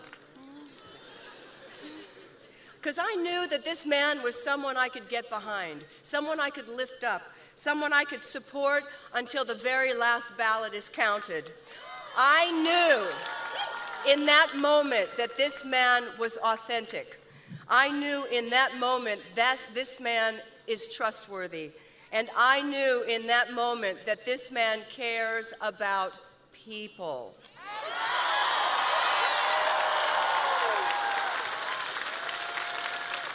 Because he has a consistent track record, right? Everybody can look it up. Do you know that he is called the Amendment King? Yeah, you know that, right? Because he's more amendments than anybody in the history of Congress. Because he votes with his conscience. He speaks for his concern for issues that may not be the fashion of the day. He says, we are all in this together. All of us. All of us. Together. Not me, us.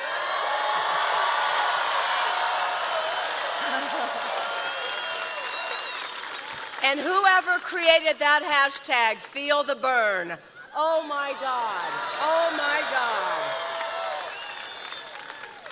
So in honor of that moment, a year ago, I ask you right now, sitting, those of you who are sitting, and you guys are already standing up for Bernie, that if you feel on a gut level that you will support President Sanders all the way to the White House, stand up!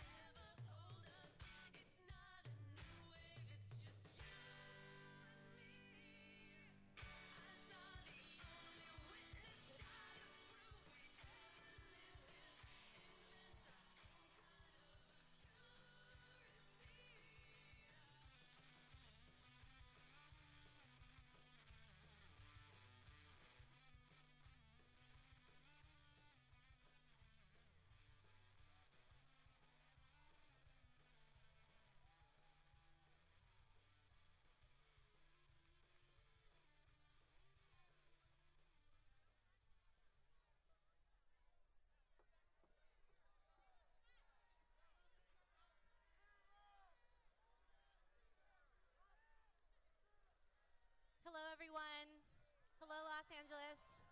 Hello, California. How's everybody feeling tonight? Y'all ready to see Bernie Sanders?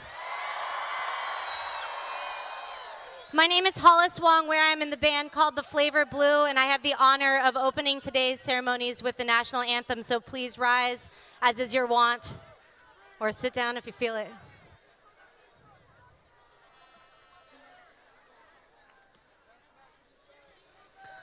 Oh, say, can you see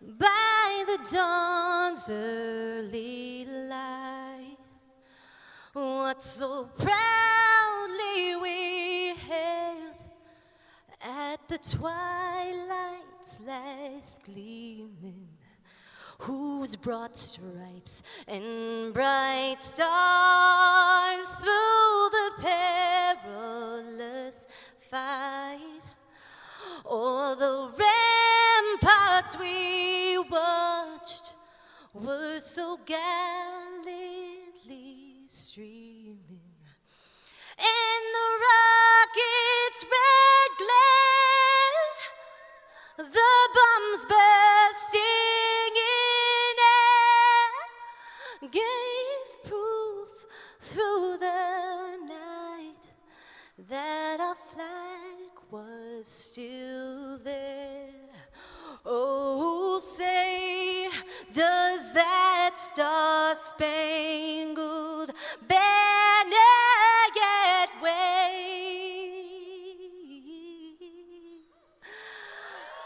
o'er the land of the free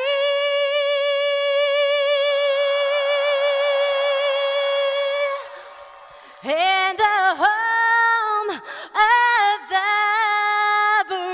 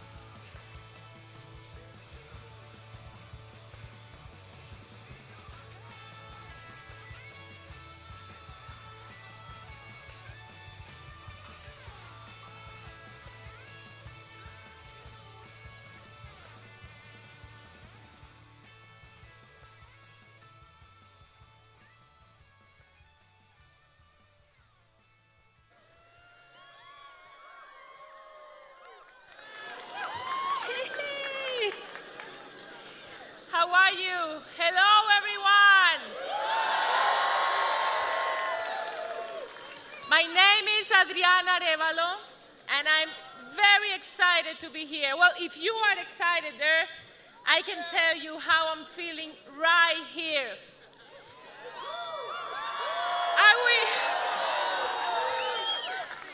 Are we feeling something special today? Are we feeling the burn?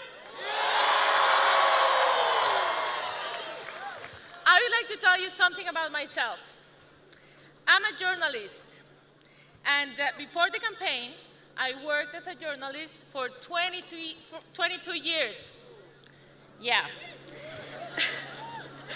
I was news director for Univision in Nevada. And I can tell you that I'm proud of my past, and I'm proud of everything I accomplished.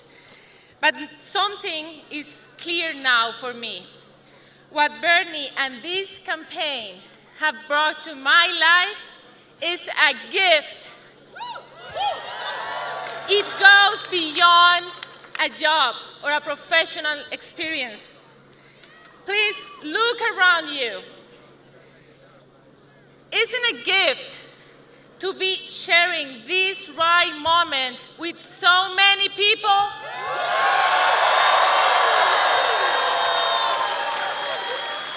Don't you think that it is a gift to be part of history, because we are making history?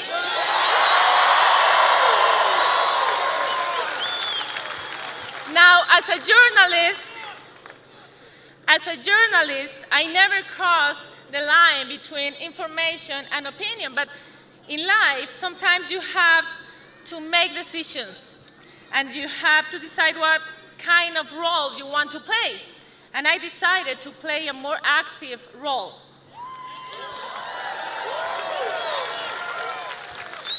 Because like you, I believe in change. Like you, I want my children to get access to free tuition college.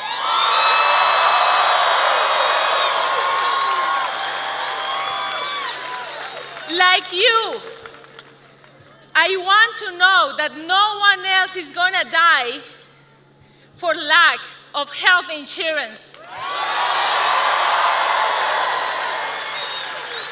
And like you, I want to stop unfair deportations and separation of families.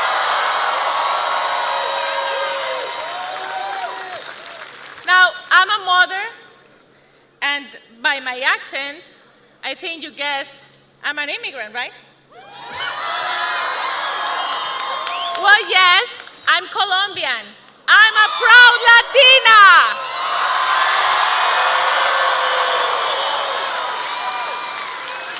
¿Dónde están los latinos por Bernie?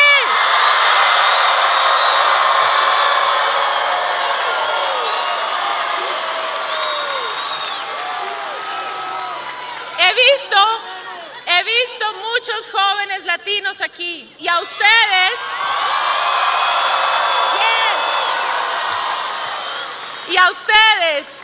les tengo una misión. Ustedes deben llevar el mensaje de Bernie Sanders a sus padres, sus abuelos, sus tíos.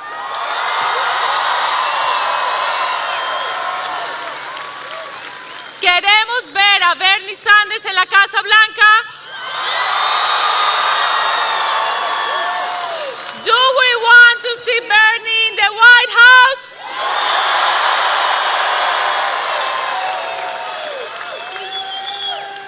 Yeah, sí podemos.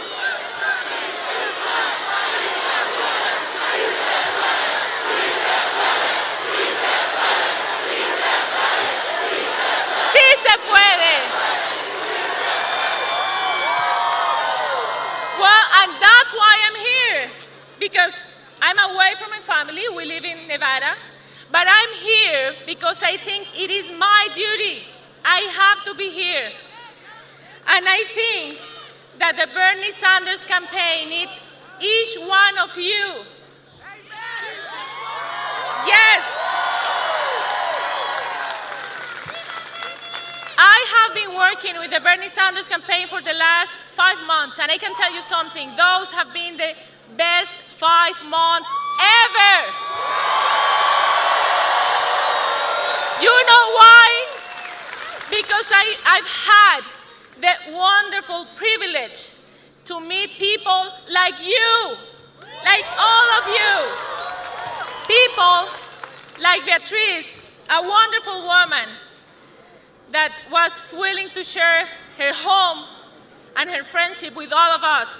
People like Olga and Juvenal, who opened the doors of their house not only to host me, but also to receive every day, 7 days a week, volunteers who want to canvass our phone bank. But they are only a little part of this great movement, because like them, we have hundreds of volunteers and Bernie supporters. To all of you, thank you.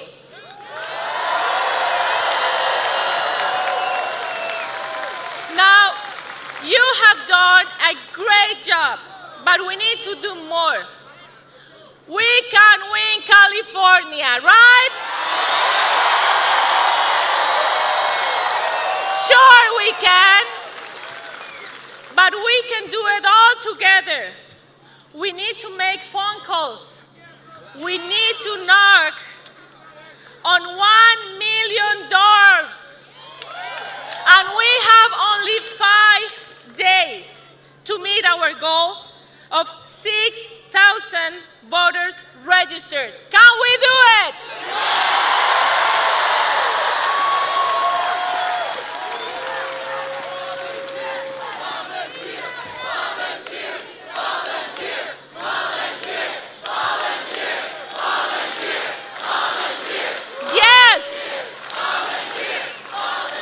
If you haven't volunteered for the campaign, please do it.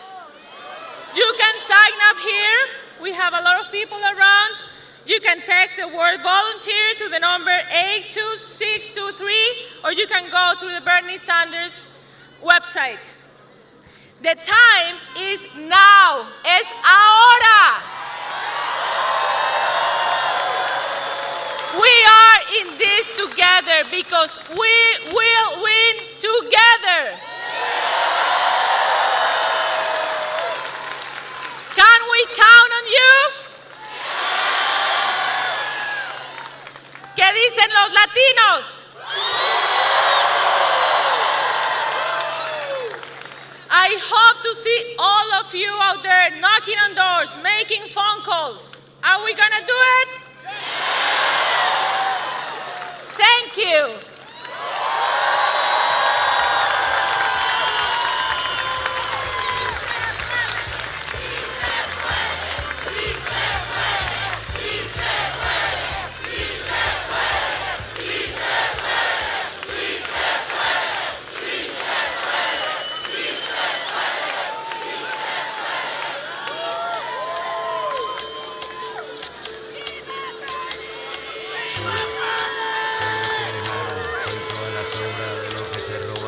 pueblo escondido en la cima, mi piel es de cuero, por eso aguanta cualquier clima. Soy una fábrica de humo, mano de obra.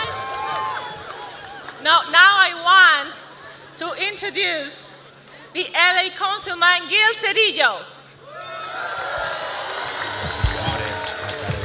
Soy el desarrollo en carne viva, un discurso político sin saliva, las caras más bonitas que he conocido, soy la fotografía de un desaparecido, la sangre dentro de tus venas, soy un pedazo de tela.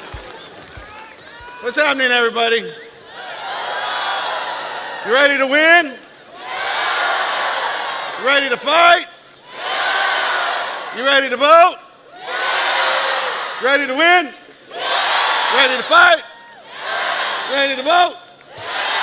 All right. So look, I'm Gil Cedillo, council member, former senator, former assembly member, known to many of you as One Bill Gil. One Bill Gil is what they called me because for 16 years, I worked on a driver's license for immigrant motorists. And we won. And so, like the senator, like Senator Sanders, I learned a little bit about how change happens in this country. And like Senator Sanders, we have shared values and a shared vision for the future of America. A vision that's inclusive of all people. And I'm so proud that of the half dozen states that have given a license in this country to immigrant motorists, Vermont is one of them, thanks to the leadership of Senator Bernie Sanders and the governor.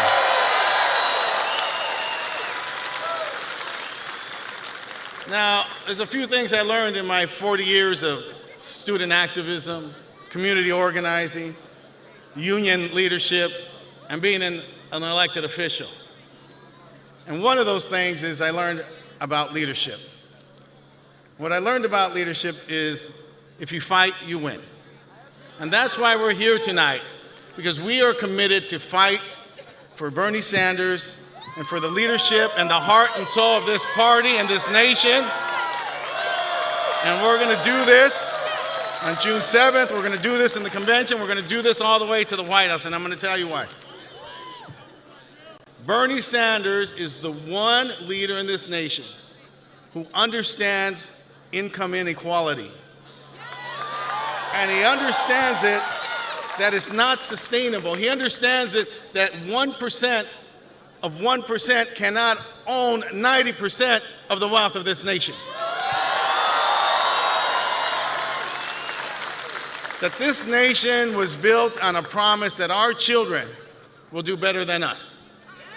That wherever we came from, whoever we love, whatever our heritage is, whatever our language is, that we came to this country for a dream that not us, but our children will do better than we did. And one of the vehicles for that, the great vehicle in this country, the great equalizer, the great thing that makes this country democratic, has been public education. A free public education. Like what I got when I went to UCLA. That in one, go Bruins, right? Here for those Bruins, go Bruins. A free education that allows you in one generation. My father came to Los Angeles, he was an unaccompanied minor. And my father came to Los Angeles and worked at American Can Company and was a union activist. And he didn't do that for himself, he did that for me. Just like your parents did for you. Because he knew with public education that in one generation, his son could be called senator. Right? And that his grandson would be at the London School of Economics. That's for the greatness of this country. That public education is the great equalizer. It distinguishes us anywhere in the world. And that's why Bernie Sanders wants free college and free state education. You know why? Because you shouldn't be punished for getting educated. You shouldn't be burdened with tens of thousands of dollars of debt simply because you try to make yourself better. And we need you to be better. In the global economy, we need you to be better. We need you to be all that you can be, and Bernie Sanders understands that. Now, one thing I love about Bernie Sanders is how he loves immigrants. He knows when to vote no and when to vote yes. See, I love his no votes because I was with him. And I was with labor, and I was with all the organizations, the Latino civil rights organizations that said, Bernie Sanders, please vote no on this horrible bill. All right? We want immigration reform. We want immigration reform that doesn't compromise the dignity and respect of immigrants who come here for a better life.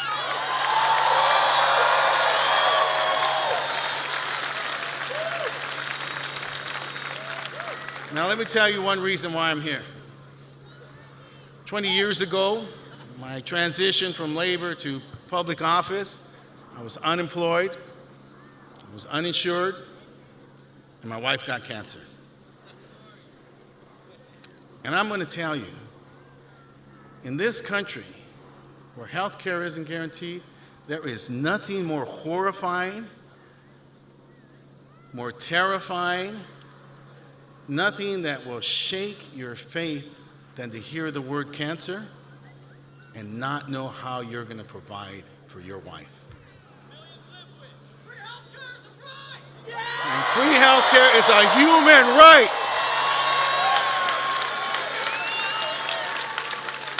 My wife's obviously not here with us anymore. but I know where she's at, and she's down up there, and she is making sure that I'm here because of what we had to go through, right? From the drug companies and the health insurances and whether the policies are covered or not, and the waits and the emergency rooms. There's no reason why America should be the only advanced industrialized nation in the world without free access to health care for every human being.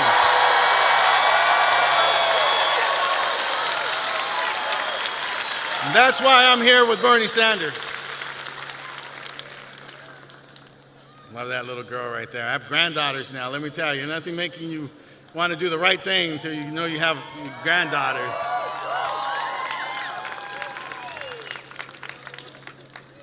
Bernie Sanders is a man whose time has come. Bernie Sanders is an idea whose time has come. There's no force of nature. I don't care what the political leadership says. I don't care what the television pundits say. I don't care what the media says. Our time has come. Our time is now. We have a future to believe in, and that's Bernie Sanders, the next president of this nation. So I have one question for you, Lee.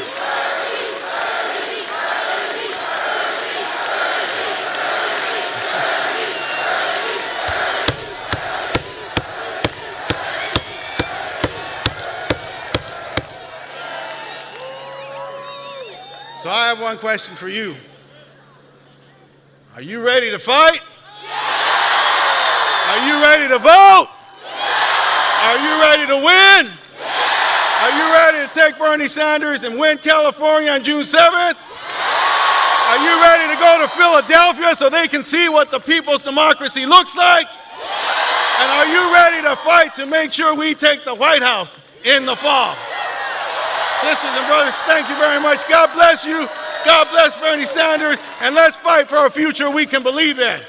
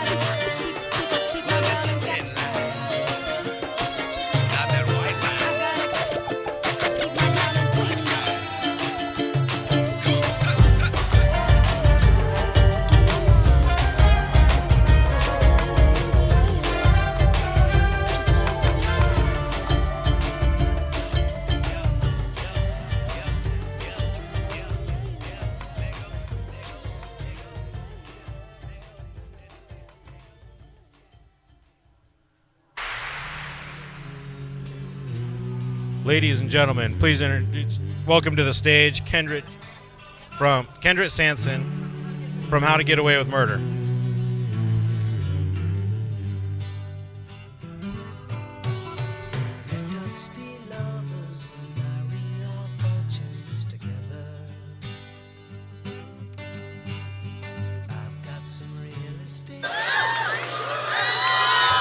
How's it going?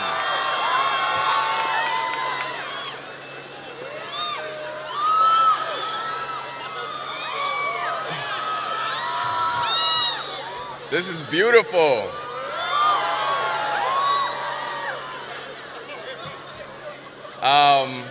For those of you who don't know me, I'm Kendrick Sampson. I've been running around at the colleges mostly, campaigning, getting people registered to vote. And now I'm here to speak to y'all a little bit about a man that I love so much that I want to get into office. I've spent a lot of time with volunteering with homeless shelters over the past decade. It started with my old pastor, Frank Wilson, who passed away a few years ago, and he suggested we do it during Christmas to remind us the true meaning, which is to serve and to be our brother's keeper. So I started in 2007 going to the homeless shelter on Christmas Day, and then it parlayed into my birthday, and then other times, mostly by myself. I bring my nephew Jaden with me sometimes. I remember one time I was serving, and this guy, one of the guys at the shelter, we'll call him Mark, said, when I went to serve him, he said, "I don't eat gluten." And he wouldn't take the plate. And my ego swelled up, and I wanted to say, "You better take this gluten. You better take what you can get." And at that moment, I realized I had lost my purpose. I came there to humbly serve these people and be grateful for the opportunity to do so. Yet I was serving myself and my ego. That's what so many elected officials have done, is go into public office to serve the people. It's funded,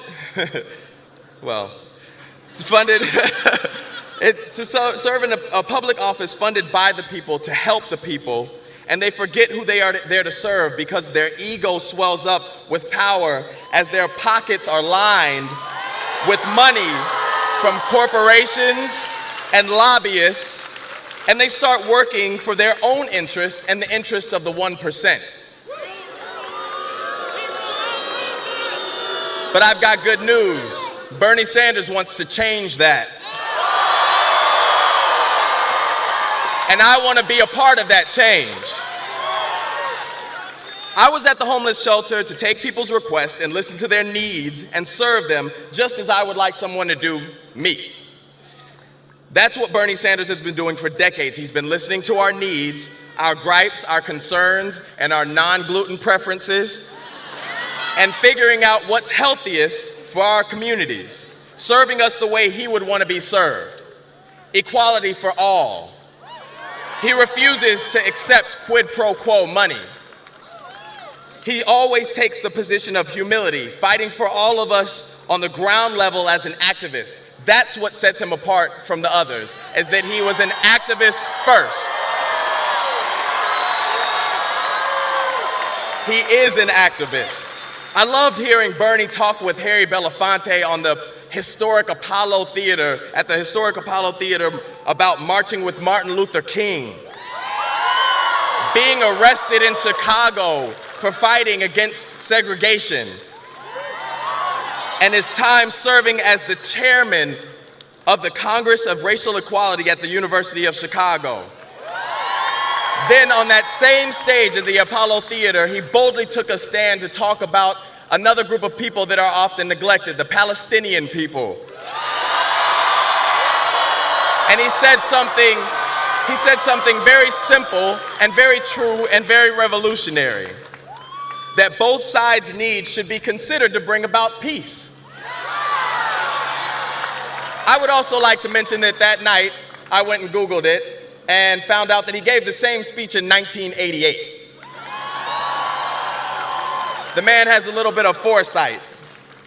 I heard him on stage in Brooklyn be the first and only candidate to say that we owe a great debt to the Black Lives Matter movement for bringing awareness to systemic racism in law enforcement. I started my own activism last year with the Black Lives Matter movement I wanted to ensure that little black and brown kids like my nephew Jaden would not have to wonder if they would receive justice if they were targeted by the same people that were supposed to protect them because of the color of their skin. I want them to know that they are important, that their voice matters. As an activist, Bernie stands with us. He stands with the fight for 15. He stands with the fight against Wall Street corruption, income inequality, environmental racism, clean water and fracking, wage equality, the union strike, matters that affect so many diverse and disenfranchised and marginalized people. In LA City and County, we have the highest population of homeless in the nation. This is due in part to a history of drug addiction and mental illness in our communities. The homeless population is disproportionately Black and Latino. Many are veterans and returning citizens with criminal records who can't find employment. Our government treats drug addiction as a criminal offense, not a mental health issue. The options can seem bleak if you are a poor person of color and can't afford proper treatment and can't get health care and can't afford higher education. Poor people of color are most likely to join the military because they think they have no other option. They are also most likely to be arrested. Many of them saw their option as limited to war or jail. Bernie Sanders wants to change that. And I want to be a part of that change. He wants to treat drug addiction as a health problem, not a criminal problem. We don't want to see our veterans come back to the U.S. unable to get proper health care or a job.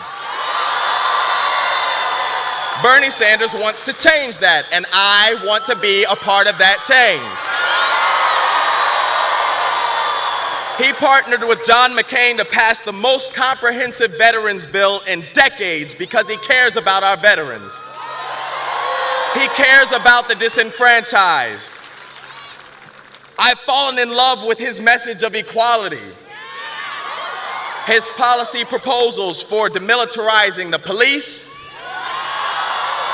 the reenfranchisement of more than 2 million people of color who have had their right to vote taken away because of felonies, banning for-profit prisons, taking marijuana off of the federal list, turning back from the war on drugs, not to mention free child care, free health care, free college, free pre-K, Social Security expansion, universal health care, immigration reform, improving affordable housing, all things that in effect level the playing field for low-income communities and communities of people of color. These are not radical things. They are human rights. They are truths. Bernie Sanders wants to change this. And I want to be a part of that change. Can you do me a favor and look at your neighbor and say, I want to be a part of that change? During times of deceit, telling the truth becomes a revolutionary act. George Orwell said that years ago. During times of deceit, telling the truth becomes a revolutionary act. It is our job to go out there and be revolutionary and tell the truth, spread the truth, get to the polls on the 7th, get your vote in before if you can. Bring 5 people with you, tell as many people as you can, get your family members, your cousins, your aunties, your nephews, everybody. I can't wait to put this revolutionary, truth-telling activist, in the White House. We cannot blame the government anymore if we don't get out there and make some noise with our votes. The next person that I wanna bring up, I think all of you know him. Not quite. But just as exciting, he's an actor that I look up to, and he's been doing it probably about as long as Bernie Sanders. Welcome to the stage, Danny Glover.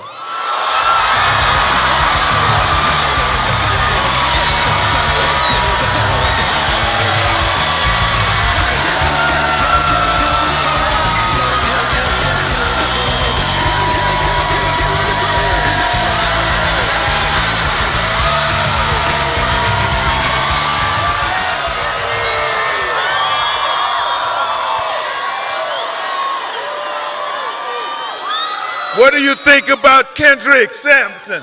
Yeah. Here's a young man at the beginning of his career and making choices to be here because he knows that he is a turning point in history. Here because he knows his voice matters, just as your voice matters, just as every single voice matters here. Every single one of you know that we're making history here. I've been fortunate in my nearly 70 years here to watch so much history, to see how men and women, young people, cross colored lines, change history. And they come together to change history because they have no choice but to change history.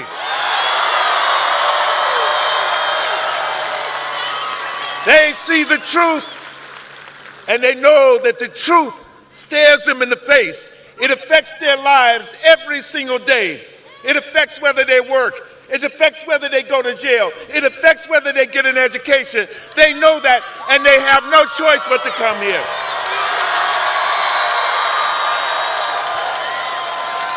But they have to believe in something.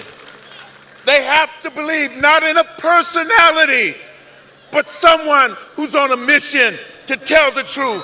Someone who's on a mission to talk about real change.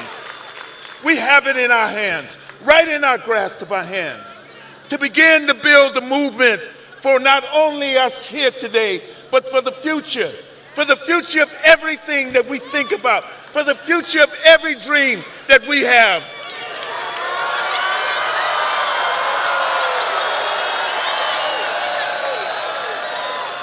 This courageous man from Vermont has the audacity to come up here and tell the truth.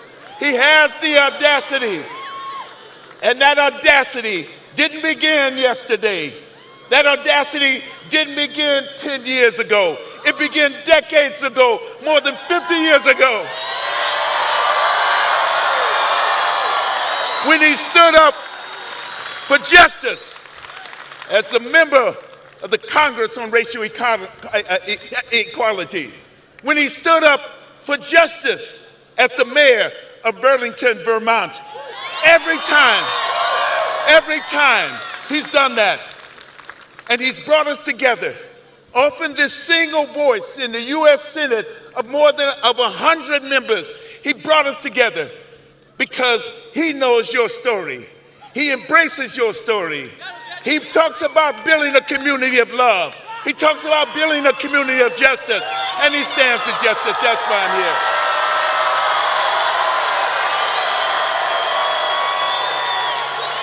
And every vote counts. Every vote that we've gotten along the way, whether in South Carolina, whether it's in Michigan, whether it's in New York, whether it's in wherever we've been, right here, that every vote counts. And it's important that we get out here on June 7th and make sure our voice is heard. And make sure the truth is told. Because every vote is a sign of the truth. Every vote is a commitment to the truth. Every vote is here to build a movement of real change. That's what we're here for. And let me tell you something. You never get too old for this. You don't get too old for this. You don't. Because you know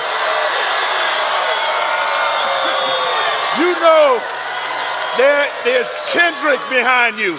I know that standing behind me are young men and women my age, communities who want to talk about having a just immigration system and passing one and fighting one. Communities who understand that we have to create affordable jobs. We have to create living wage jobs that allow us to raise families and build our communities. We understand that. And we have to fight for the one person in my generation, the one person, after all these struggles that I've seen, the one person who's willing to do that and stand up. They stand up.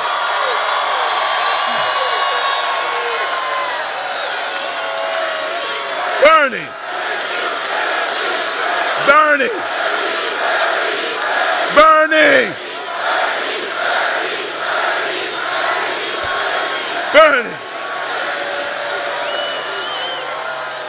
I don't have to throw down every single list of the things that he's spoke about and how his ideas are qualitatively different than any ideas that are faced with.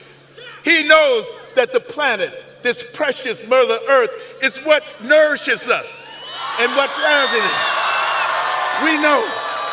We know that it's important that we take this step right now, and we know that we are the faces, we are the moral consciousness. Whenever we look at the history of Bernie Sanders, we know that he has been on the compass for justice. He has been the moral symbol of justice, and always that. And I want you to understand that whatever we do in these next 3 weeks, we have 3 weeks here, we do it with passion, we do it with love, we do it with commitment, and we deal with here. Thank you very much.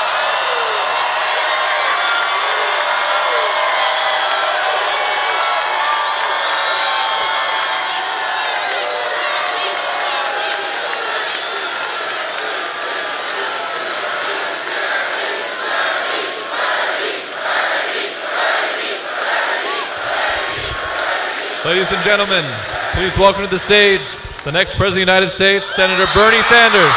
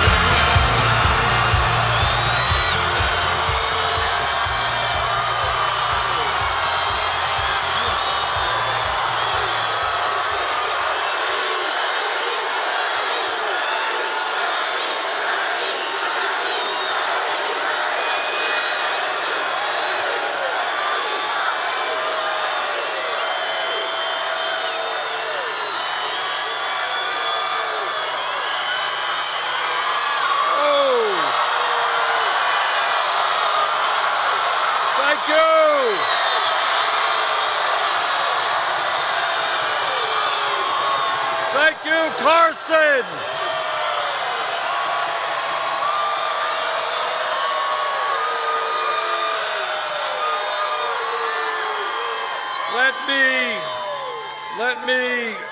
Let me begin by thanking all of you. What a fantastic turnout. Thank you so much.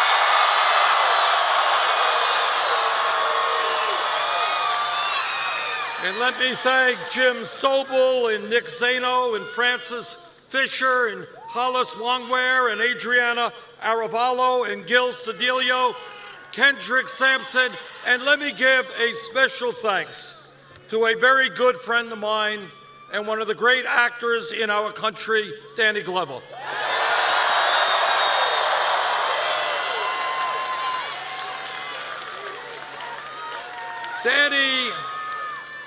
Danny is not only an extraordinary actor, but as many of you know, he has spent his entire adult life fighting for economic justice, social justice, racial justice. Danny, thank you for all that you've done.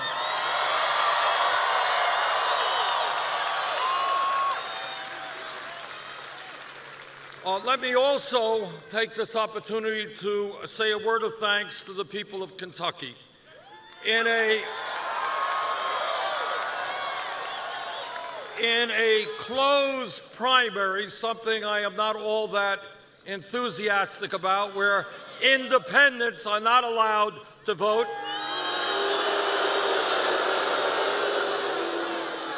where Secretary Clinton defeated Barack Obama by 250,000 votes in 2008, it appears tonight that we're going to end up with about half of the delegates from Kentucky.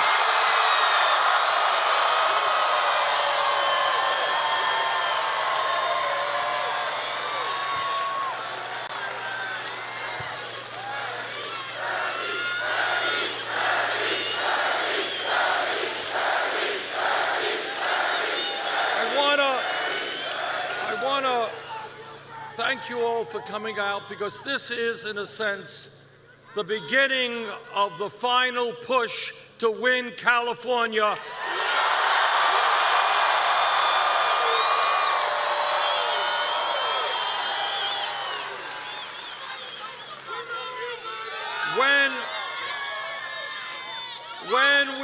And by the way, I should tell you that there are a lot of people out there, many of the pundits and politicians, they say Bernie Sanders should drop out.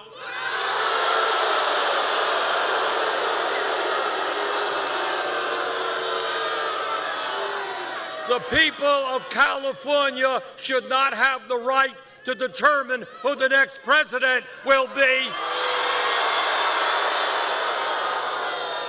Well, let me be as clear as I can be. I agree with you. We are in to the last ballot is cast.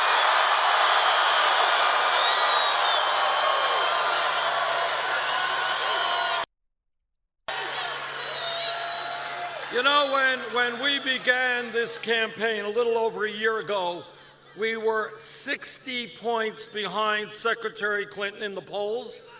We had no political organization, no money, very little name recognition. The media and the pundits determined that we were a fringe candidacy. And nobody thought that this campaign was going anywhere. And on top of all of that, we were taking on the most powerful political organization in the country, an organization that elected Bill Clinton twice and ran a strong campaign for Hillary Clinton in 2008. Well, a lot has changed in the last year.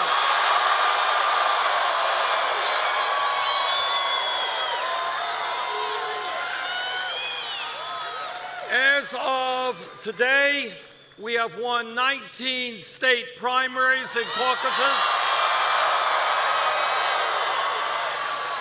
and over 9 million votes. No one can predict the future, but I think we have a real shot to win primaries in a number of the states that will be coming up.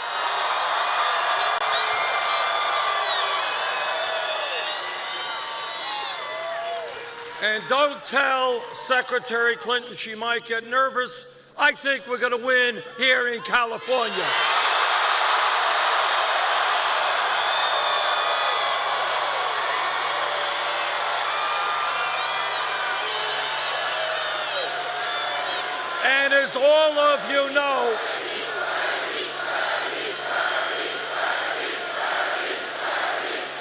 And as all of you know, California has 475 pledged delegates. And let me mention something else. I am especially proud that in, I believe, every primary and caucus, those we won and those we lost, we have received a significant majority of the votes of young people.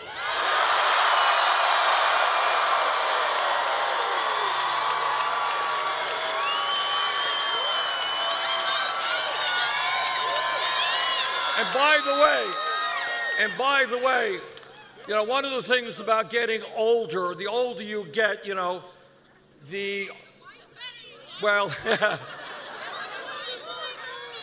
people who are older appear to be younger. That's what it is. So we are winning people 45 years of age or younger. And what that tells me is that our vision, a vision of social justice, economic justice, racial justice, and environmental justice, that is the future of this country.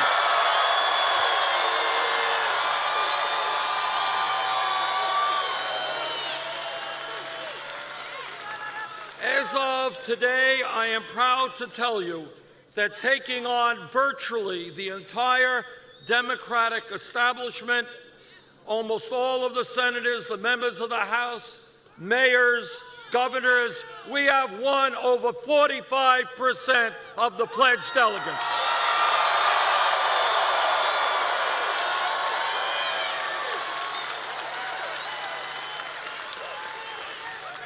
And in a couple of weeks, if we can win big in New Jersey, New Mexico, North and South Dakota, Montana, and California, we have the possibility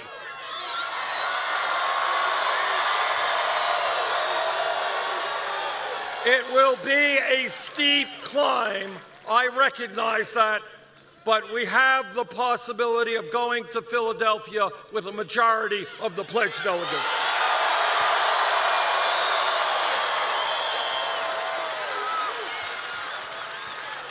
Now, some people say that we've got a steep hill to climb to do that, and that is absolutely true. But you know what? Together, we have been climbing that steep hill from day one in this campaign. And we are going to continue to fight for every last vote until June 14th, and then we're going to take our fight into the convention.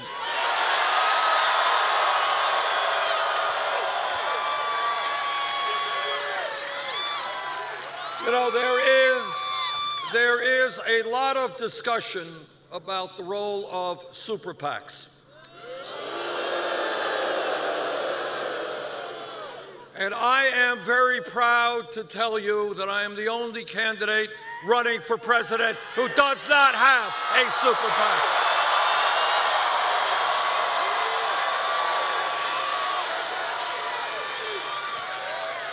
We made a decision when we began this campaign that we were not going to beg Wall Street or corporate America or billionaires for campaign contributions.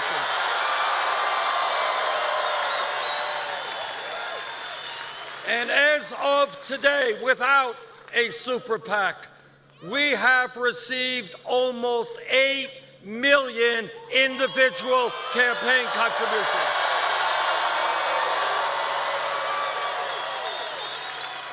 Anybody know what that average contribution is? That's right.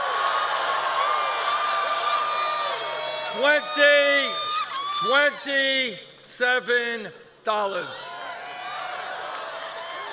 And what that shows the world at a time when big money is dominating our political process, that you can run a strong, winning national campaign without begging billionaires for campaign contributions.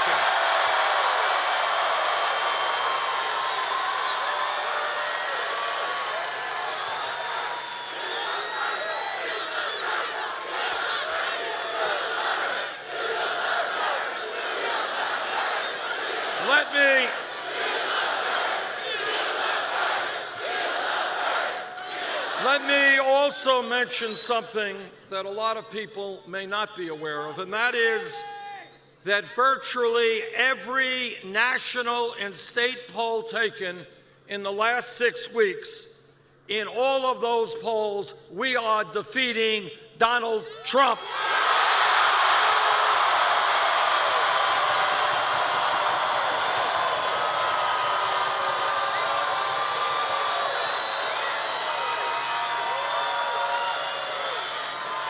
And not only are we defeating Trump in most cases by double digits, in almost every case,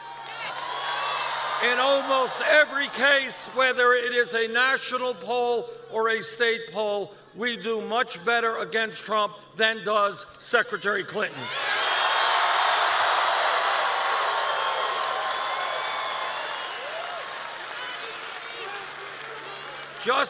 Poll just came out, I think it was yesterday, in the state of Georgia, not a very good state for us. Trump was beating Secretary Clinton by 4 points. We were beating him by 5 points.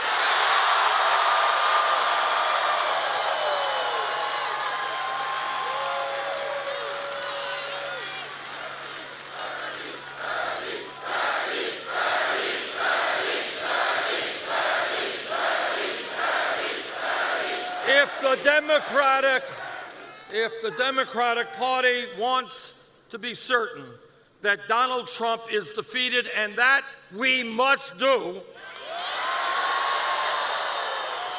we together are the campaign to do that.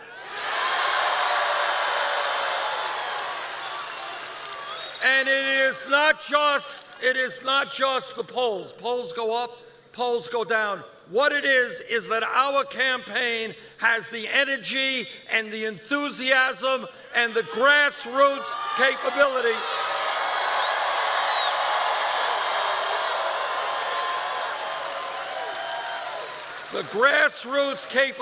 to make certain that in November, in the general election, we have a huge voter turnout.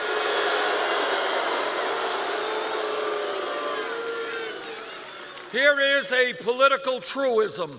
When the voter turnout is low and people are demoralized and don't come out to vote, Republicans win. When there is excitement and energy and people are prepared to stand up and fight back, progressives and Democrats win. That is our campaign.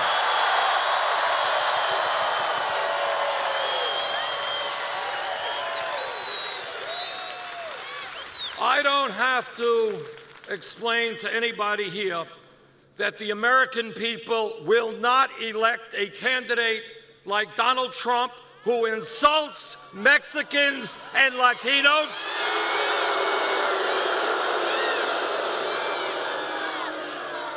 who insults Muslims, who insults women and veterans, and who, as a leader of the so-called birther movement, tried to delegitimize the presidency of our first African-American president. We will not accept as president a man who wants to give hundreds of billions of dollars in tax breaks to billionaire families like his, but who has told us that we don't have to worry about raising the starvation minimum wage of $7.25 an hour.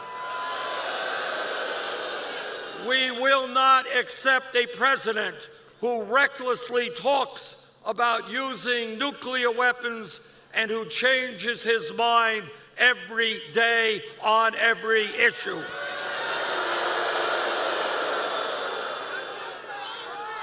Let me also say a word to the leadership of the Democratic Party.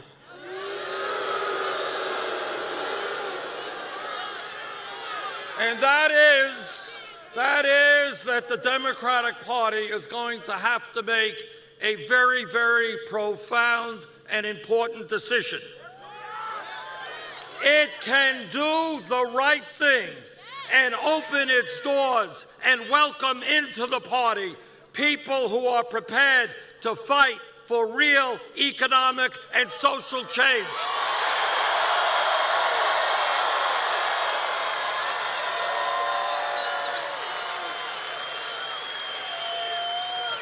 That is the Democratic Party I want to see, bringing in people who are willing to take on Wall Street, to take on corporate greed, and to take on a fossil fuel industry which is destroying this planet. So I say to the leadership of the Democratic Party, open the doors, let the people in.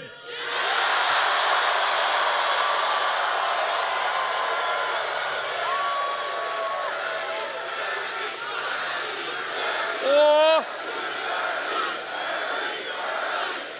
the other option for the Democratic Party, which I see as a very sad and tragic option, is to choose to maintain its status quo structure, remain dependent on big money campaign contributions, and be a party with limited participation and limited energy. And a party which, incredibly, is allowing a right-wing extremist Republican Party to capture the votes of a majority of working people in this country. Now, I come from the working class of this country, and I will be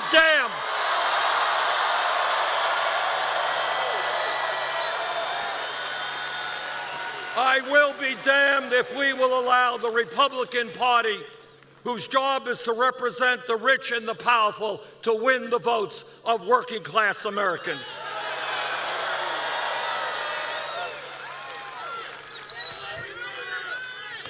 Now,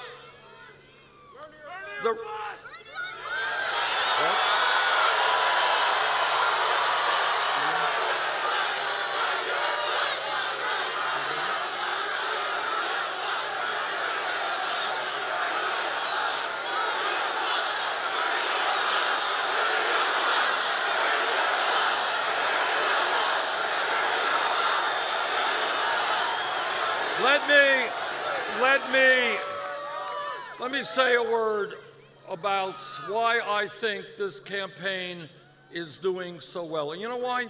Because we are doing something very unusual. We are telling the American people the truth.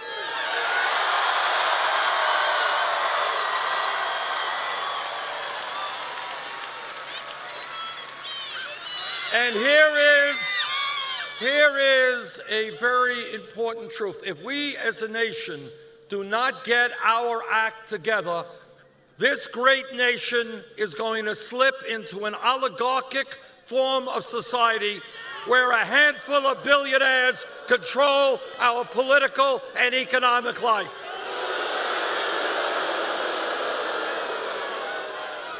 Let me tell you how absurd it is. Just announced the other day the Koch brothers, second wealthiest family in America. A family worth tens of billions of dollars, extremely right-wing, are contributing over $40 million to try to make the United States Senate stay Republican. $40 million.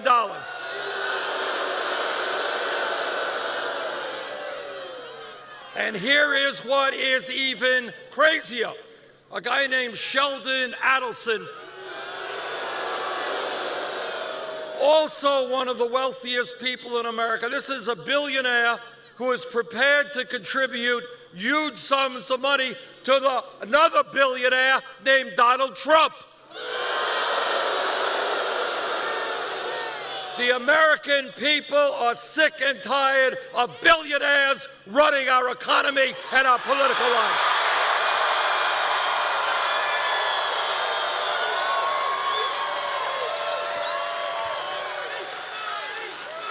Together, we are going to overturn this disastrous Citizens United Supreme Court decision. And we're going to move toward public funding of elections. I want this country to be a vibrant democracy. And that means whether you're progressive, conservative, moderate, if you want to run for office, you should not have to beg millionaires for campaign contributions. I want this country to have one of the highest voting turnout rates in the world, not one of the lowest.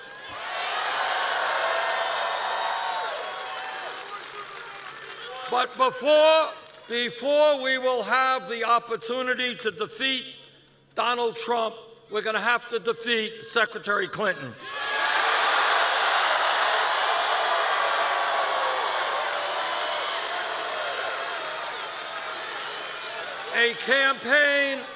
A campaign is about issues and ideas, and let me very briefly and straightforwardly tell you some of the differences between Secretary Clinton and myself. Number one, I am proud to tell you I don't have a super PAC and I don't get money from Wall Street and other special interests.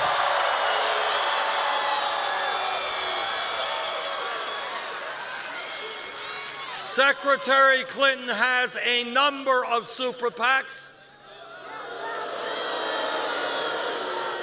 And in the last filing period, reported receiving $15 million from Wall Street. Our job is to take on Wall Street, not to take their money.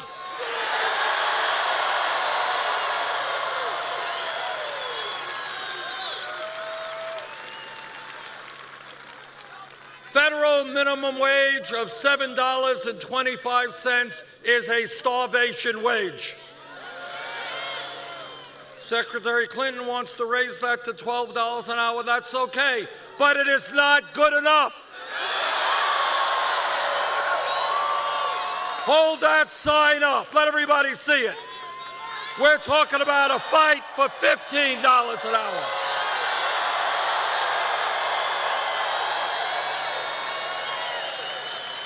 And I'm proud to tell you, I have been on the picket line with those workers. They are standing up and fighting for a living wage, and all of us will stand with them.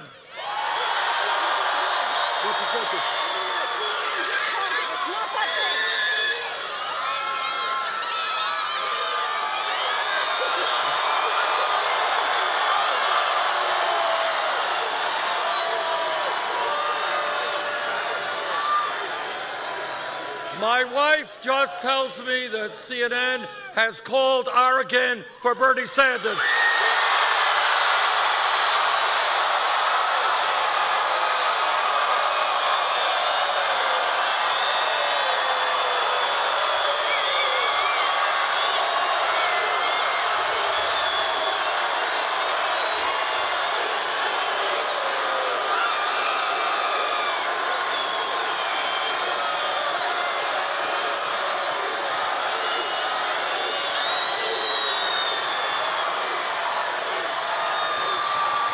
won.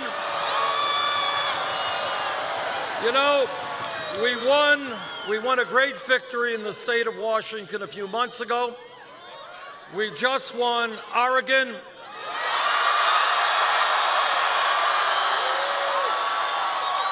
And we're going to win California.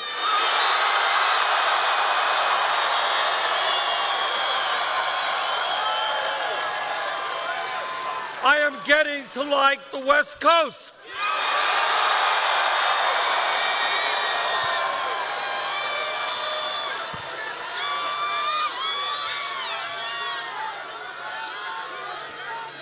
This campaign, when we talk about equitable wages, it is not just, as you know, raising the minimum wage to a living wage. It is also ending the disgrace of women making 79 cents on the dollar compared to men.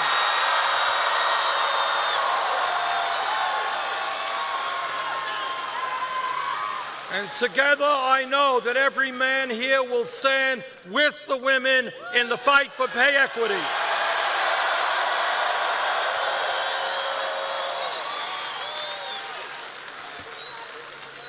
I am a member of the U.S. Senate Committee on the Environment. And I will tell you what all of you know, and that is that climate change is real. It is caused by human activity. And as everybody in California knows, it is already causing devastating problems. You in California have witnessed the devastating impact of climate change with your own eyes. You have seen historic wildfires which scorched 118,000 acres of land here in California in 2014. You have seen massive mudslides. You have seen rising sea levels. You experienced a massive heat wave in 2006. We have a moral obligation to transform our energy system away from fossil fuel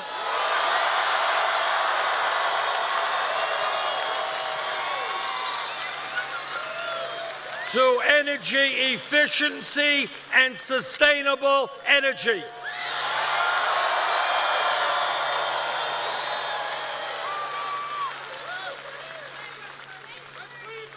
In my view, if we are prepared to be aggressive in transforming our energy system, we need a tax on carbon.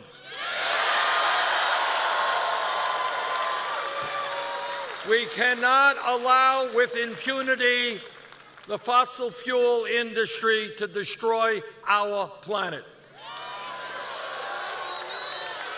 I believe in a tax on carbon because I see climate change as one of the great global crises that we face. Secretary Clinton does not support a tax on carbon. One of the great crises that we are beginning to see unfold is whether or not in our country and around the world we will have the clean drinking water that our people need. And that is why I believe we should move to a ban on fracking.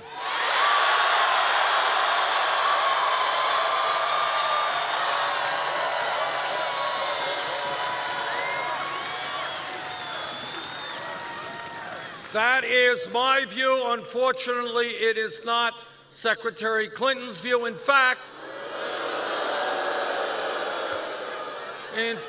when she was Secretary of State, she pushed fracking technology onto countries around the world.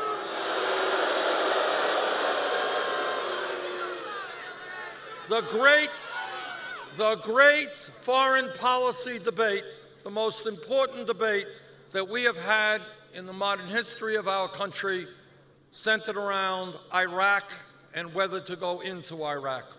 I listened very carefully to what President Bush and Dick Cheney and the others had to say. I voted against that war.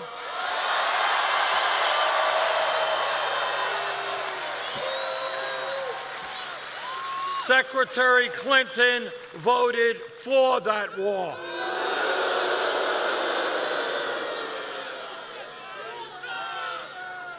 I believe that when you have a handful of large financial institutions on Wall Street, institutions who have a business model of fraud, institutions which, through their illegal behavior and their greed, drove this country into the worst economic downturn since the Great Depression. I believe that now is the time to break them up.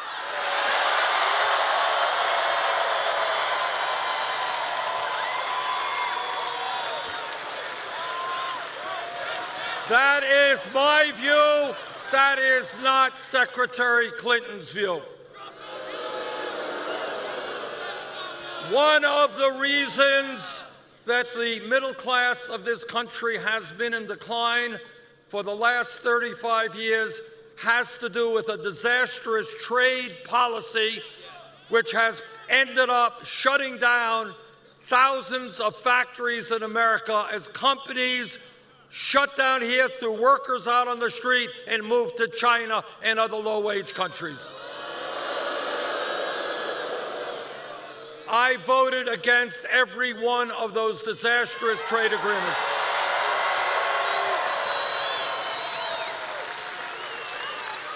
Secretary Clinton supported almost all of them. What this campaign is about is whether or not we are going to create an economy that works for all of us or an economy that continues to work for the 1%.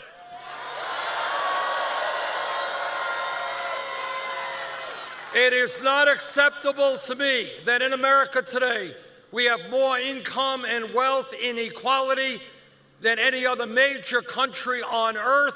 It's worse now than at any time since 1928.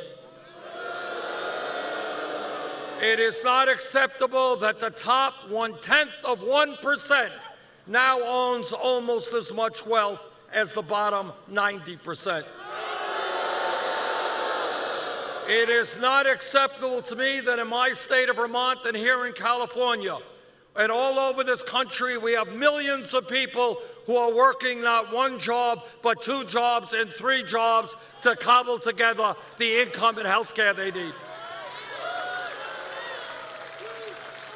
And yet when mom works, dad works, and the kids work, it ends up that 58% of all new income goes to the top 1%. That is not acceptable.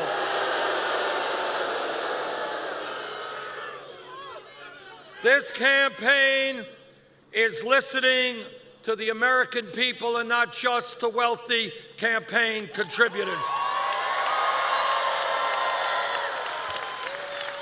This campaign is listening to young people.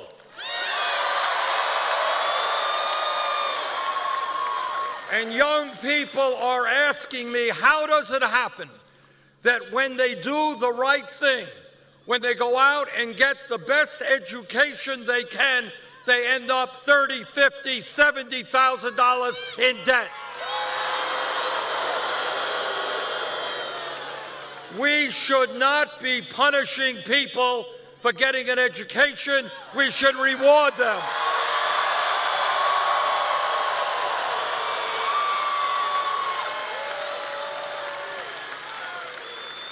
$40, $50 years ago, if you had a high school degree, you were in pretty good shape. You could go out, get yourself a good job. Those days, by and large, are gone. We have a changing economy, changing technology, and a changing global economy. We need to have the best educated workforce in the world.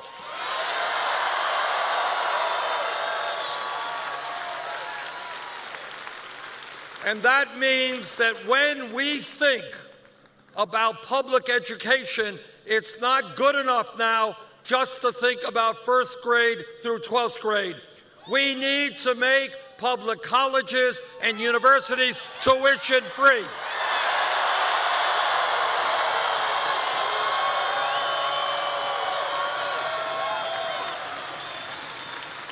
I want every kid in California in the 4th grade and the 6th grade, kids in Vermont, to understand that if they study hard and take school seriously, no matter what the income of their family is, they will be able to get a college education.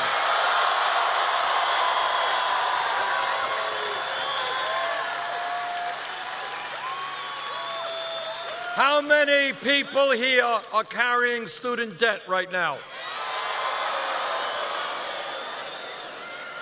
I have talked to people all over this country, people $50,000, $100,000 in debt. For what crime did they commit? That they went out and got a decent education. That is crazy stuff. So we are going to give people with student debt the right to refinance their loans at the lowest interest rates they can buy.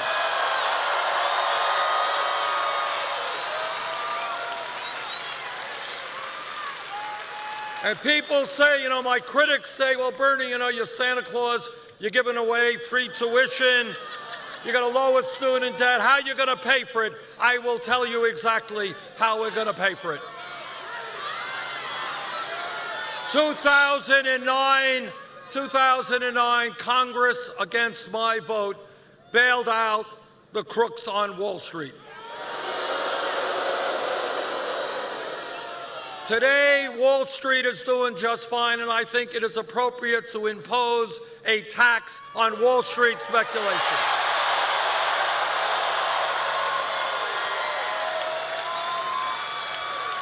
And that tax will more than pay for free tuition at public colleges and universities and lowering student debt.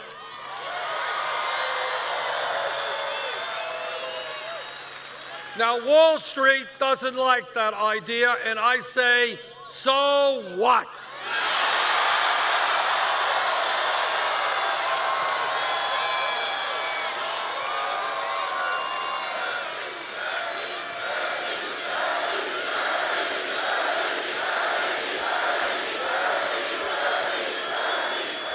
If we win this election, Wall Street and the other people who now run this country are going to learn a very profound lesson, and that is they will not continue to get it all.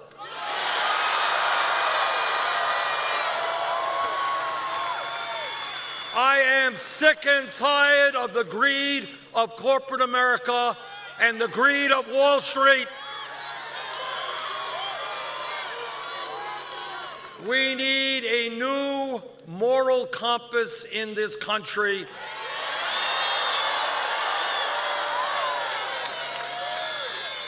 You know, Pope Francis talks about a moral economy, and I agree with him. That is what we need.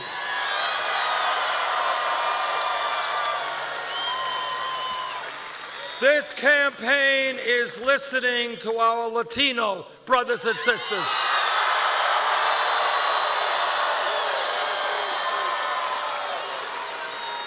My father came to this country at the age of 17 without a nickel in his pocket, so I know a little bit about the immigrant experience. There are 11 million undocumented people in this country today. Many of them are being exploited on the job because when you don't have legal rights, When you don't have legal rights, you can't stand up and protect yourself. And that is why I believe we must pass comprehensive immigration reform and a path towards citizenship.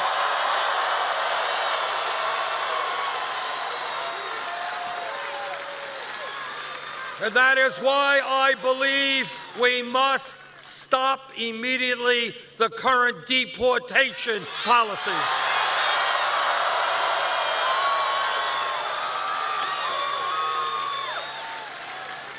And if Congress does not do its job, I will use the executive powers of the presidency to do what's right.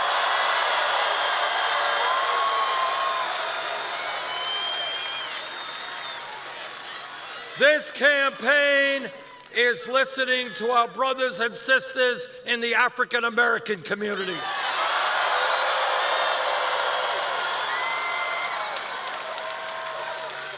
And they are asking me a very simple but important question. How does it happen that this country has trillions of dollars to spend on a war in Iraq we never should have gotten into, but somehow we don't have the available funds to rebuild our inner cities?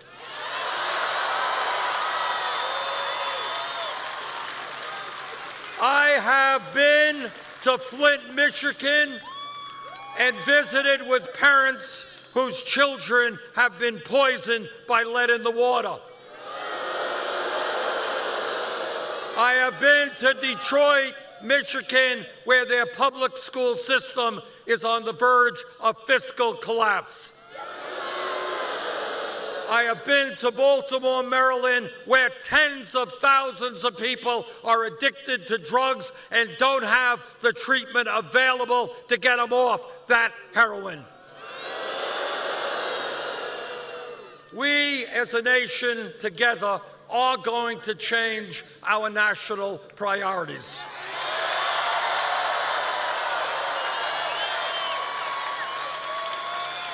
We are going to rebuild our inner cities, build affordable housing, create decent schools for our children.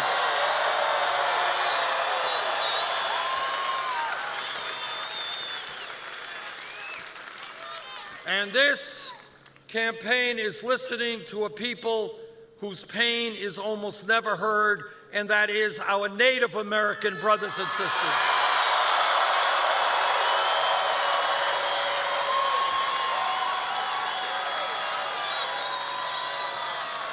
We owe the first Americans a debt of gratitude that we can never repay. They have taught us so much, including the very important lesson that as human beings, all of us are part of nature. We must live with nature.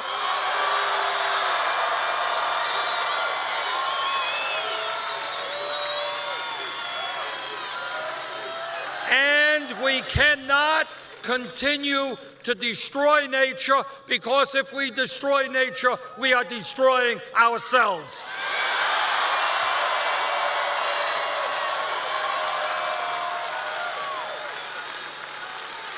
Together, this campaign and our presidency are going to reform a broken criminal justice system.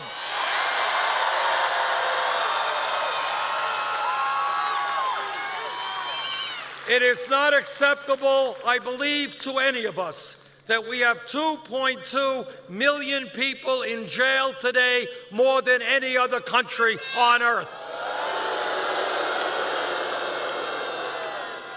Instead of seeing kids around this country in inner cities or in rural America experience 40, 50% unemployment rates, we are going to put those kids to work at good jobs, and we're going to invest in education for them, not jails or incarceration.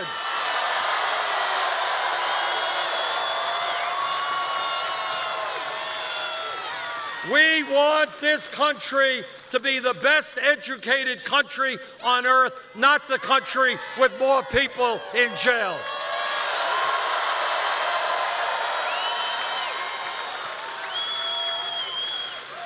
What this campaign is about is thinking outside of the box, outside of the status quo. Every other major country on earth, whether it's the United Kingdom, France, Germany, Scandinavia, Canada, every major country guarantees health care to all of their people as a right.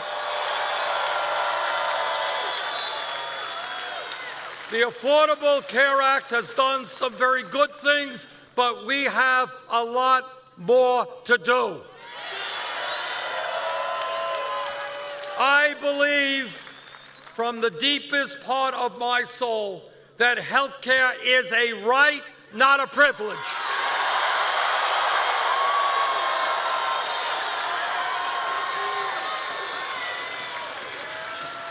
Today, we have 29 million people with no insurance, even more who are underinsured with large deductibles and co-payments, and every one of us is getting ripped off by the greed of the drug companies.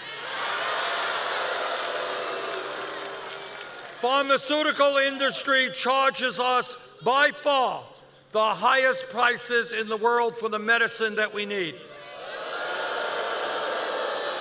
And by the way, on the ballot in November here in California, you're going to have a proposition making sure that California can control the outrageously high cost of prescription drugs.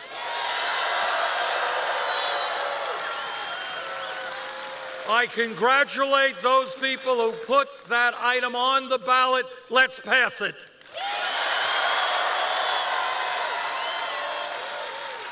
Together, we will end the fact that we are the only major country without health care for all, that we pay far, far more per capita for health care than any other country. We're going to end that by passing a Medicare for all health care system.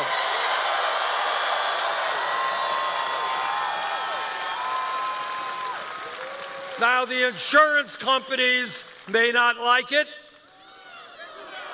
The drug companies may not like it. But the American people do like it, and that's what we got to do.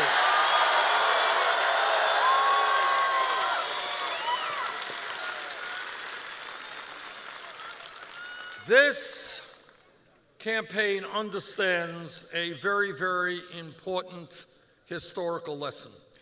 And that lesson is that no real change has ever occurred in our country from the top on down. It has always been from the bottom on up.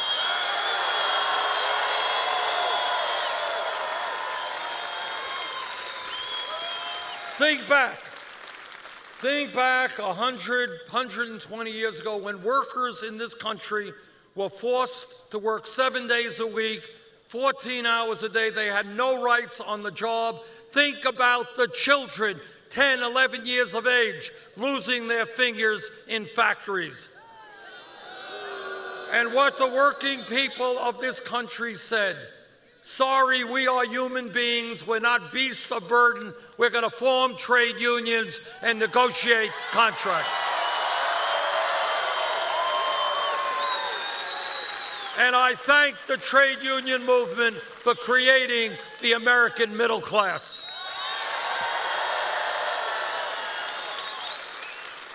Think about 150 years ago, in the midst of the abomination of slavery, there were African Americans and their allies who were prepared to go to jail, to get beaten, to get lynched, who stood up and said, the day will come in this country when we will end racism and bigotry and segregation.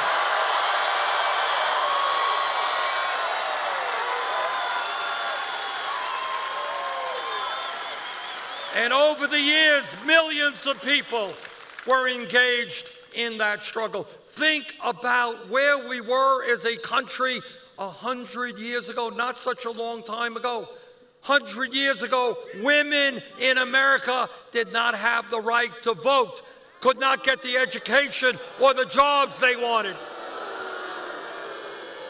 But women stood up and fought back.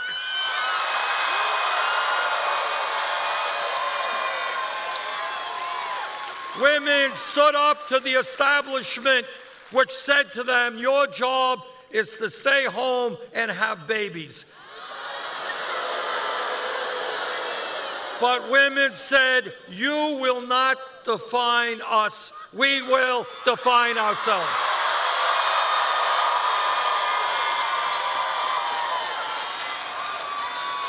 And women and their male allies said loudly and clearly, women in America will not be second-class citizens.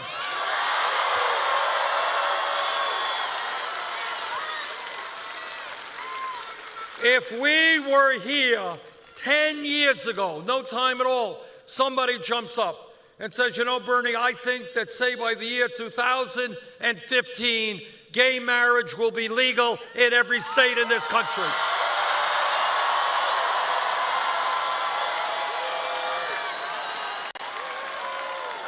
If somebody said that, the person next to her would have said, you are nuts.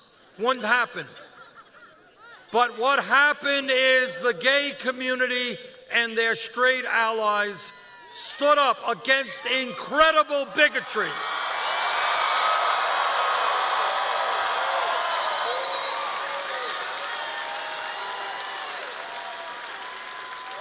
Against all kinds of abuse, and they said together that in this country people should have the right to love whoever they want, regardless of their gender.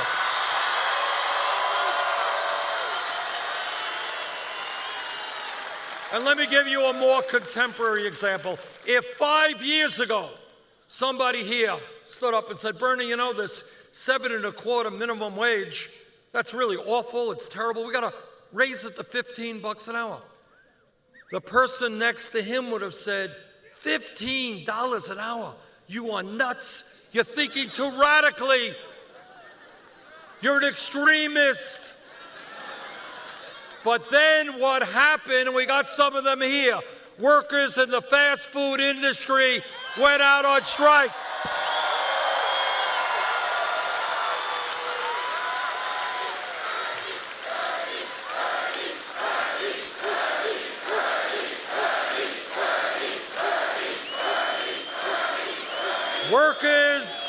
Workers in McDonald's and in Burger King and in Wendy's and in Subway and all these places, they told their community and they told the world they cannot live on $7.25 an hour. And then you know what happened after the strikes and the demonstrations? In Seattle, here in Los Angeles, in San Francisco, $15 an hour.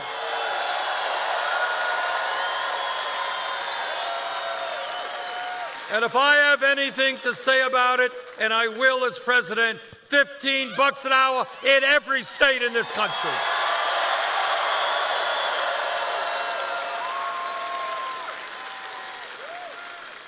What is my point? Here is my point, that throughout, I think you got my point, but I want to.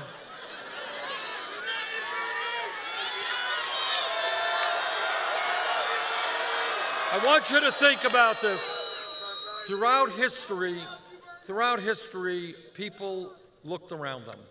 And if they were a worker working 7 days a week with no power, they saw that as being unjust, unfair. They stood up and they fought back. In the days of terrible segregation and slavery, people said, America will not be racist. Women fought back. The gay community fought back. Low-income workers fought back. That's what change is about. And right now, from coast to coast, and I've been from Maine to California, I am seeing millions of people looking around them, and they're saying, wait a second, what is going on in our country when we have such a grotesque level of income and wealth inequality, and almost all new income and wealth is going to the top 1%? What is going on when the middle class continues to disappear? And we have more children, we have a higher rate of childhood poverty than almost any country on earth. What is going on when we are the only major country on earth not to guarantee paid family and medical leave? Not to guarantee health care to all people? What is going on when women are making 79 cents on the dollar? And when young people are leaving school $50,000 in debt? Now, what the establishment wants you to believe is that real change, effectively dealing with these issues, is impossible. It's too big, it's too radical. The options they want to give you, the media wants to give you, Congress wants to give you, should we cut food stamps or should we cut education? We do not accept those choices. We're going to ask.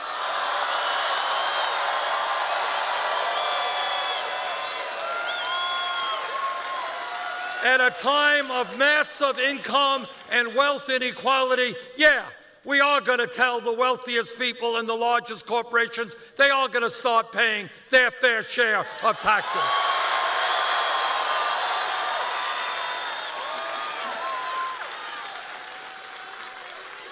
If the American people are prepared to reject the Donald Trumps of the world who want to divide us up, they want to divide us up.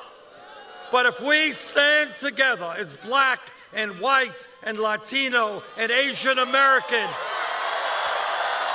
as Native American, if we stand together as gay and straight, male and female, if we stand together as people born in this country and people who have come into this country, if we stand together and have the courage to take on the billionaire class, to demand a government which represents all of us and not just the 1%, together there is nothing we cannot accomplish.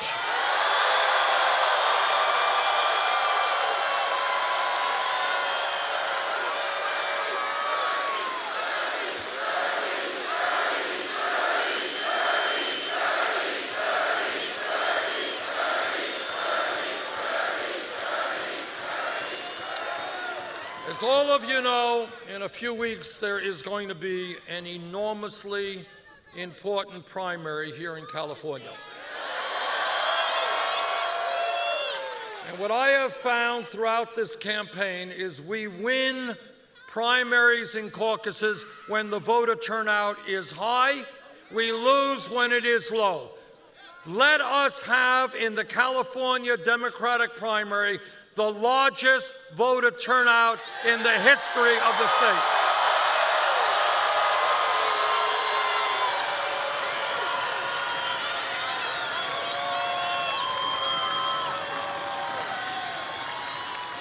And let this great state show the world that you are prepared to help lead our nation into the political revolution. Thank you very much.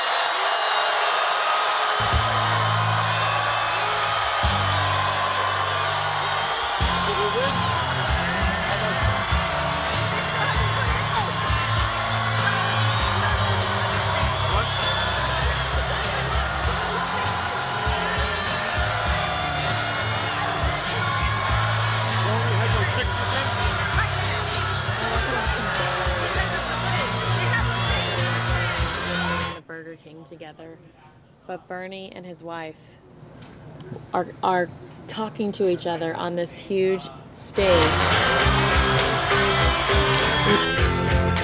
Hundreds and thousands of people screaming around him. It really goes to show you how deaf my father is, because I can be sitting there saying, "Dad, I'll have the number 2. And he's like, she'll have the number 14. So we are Fox 10 News Now, Monday through Friday, 9 a.m. to 9 p.m. at fox10phoenix.com. Janelle Albritton says, watching Bernie wax more than eloquent in Carson, he is truly inspired. She feels the burn. Jesus runs, says hashtag feel the burn, Kinsey Fox 10. The Bernie Oregon Latino vet tweets me, vote for Cheryl Dan Lisa and Valdez to be national Bernie delegates for Oregon's Congressional District 5. Brandon says, thanks for airing the Bernie Sanders rally. Andrea says, not just feeling the burn, but hoping to end establishment politics for the greater good. And then Ed Foster's watching us from Canada. Ed Foster is feeling the burn all the way from Canada. So thanks. If you are a fan of Bernie Sanders and you like watching his speeches uninterrupted and all the way through, you can always do that here on Fox 10 News Now at fox10phoenix.com, 9 a.m. to 9 p.m. Like us on Twitter, Facebook. Hang out with us some other time. We're happy to have you. I'm going to go ahead and shut down because it is past the time we're usually on. I stayed later for you guys because I know how passionate you are and how much you feel the burn. So I look forward to seeing you again tomorrow. Thanks so much.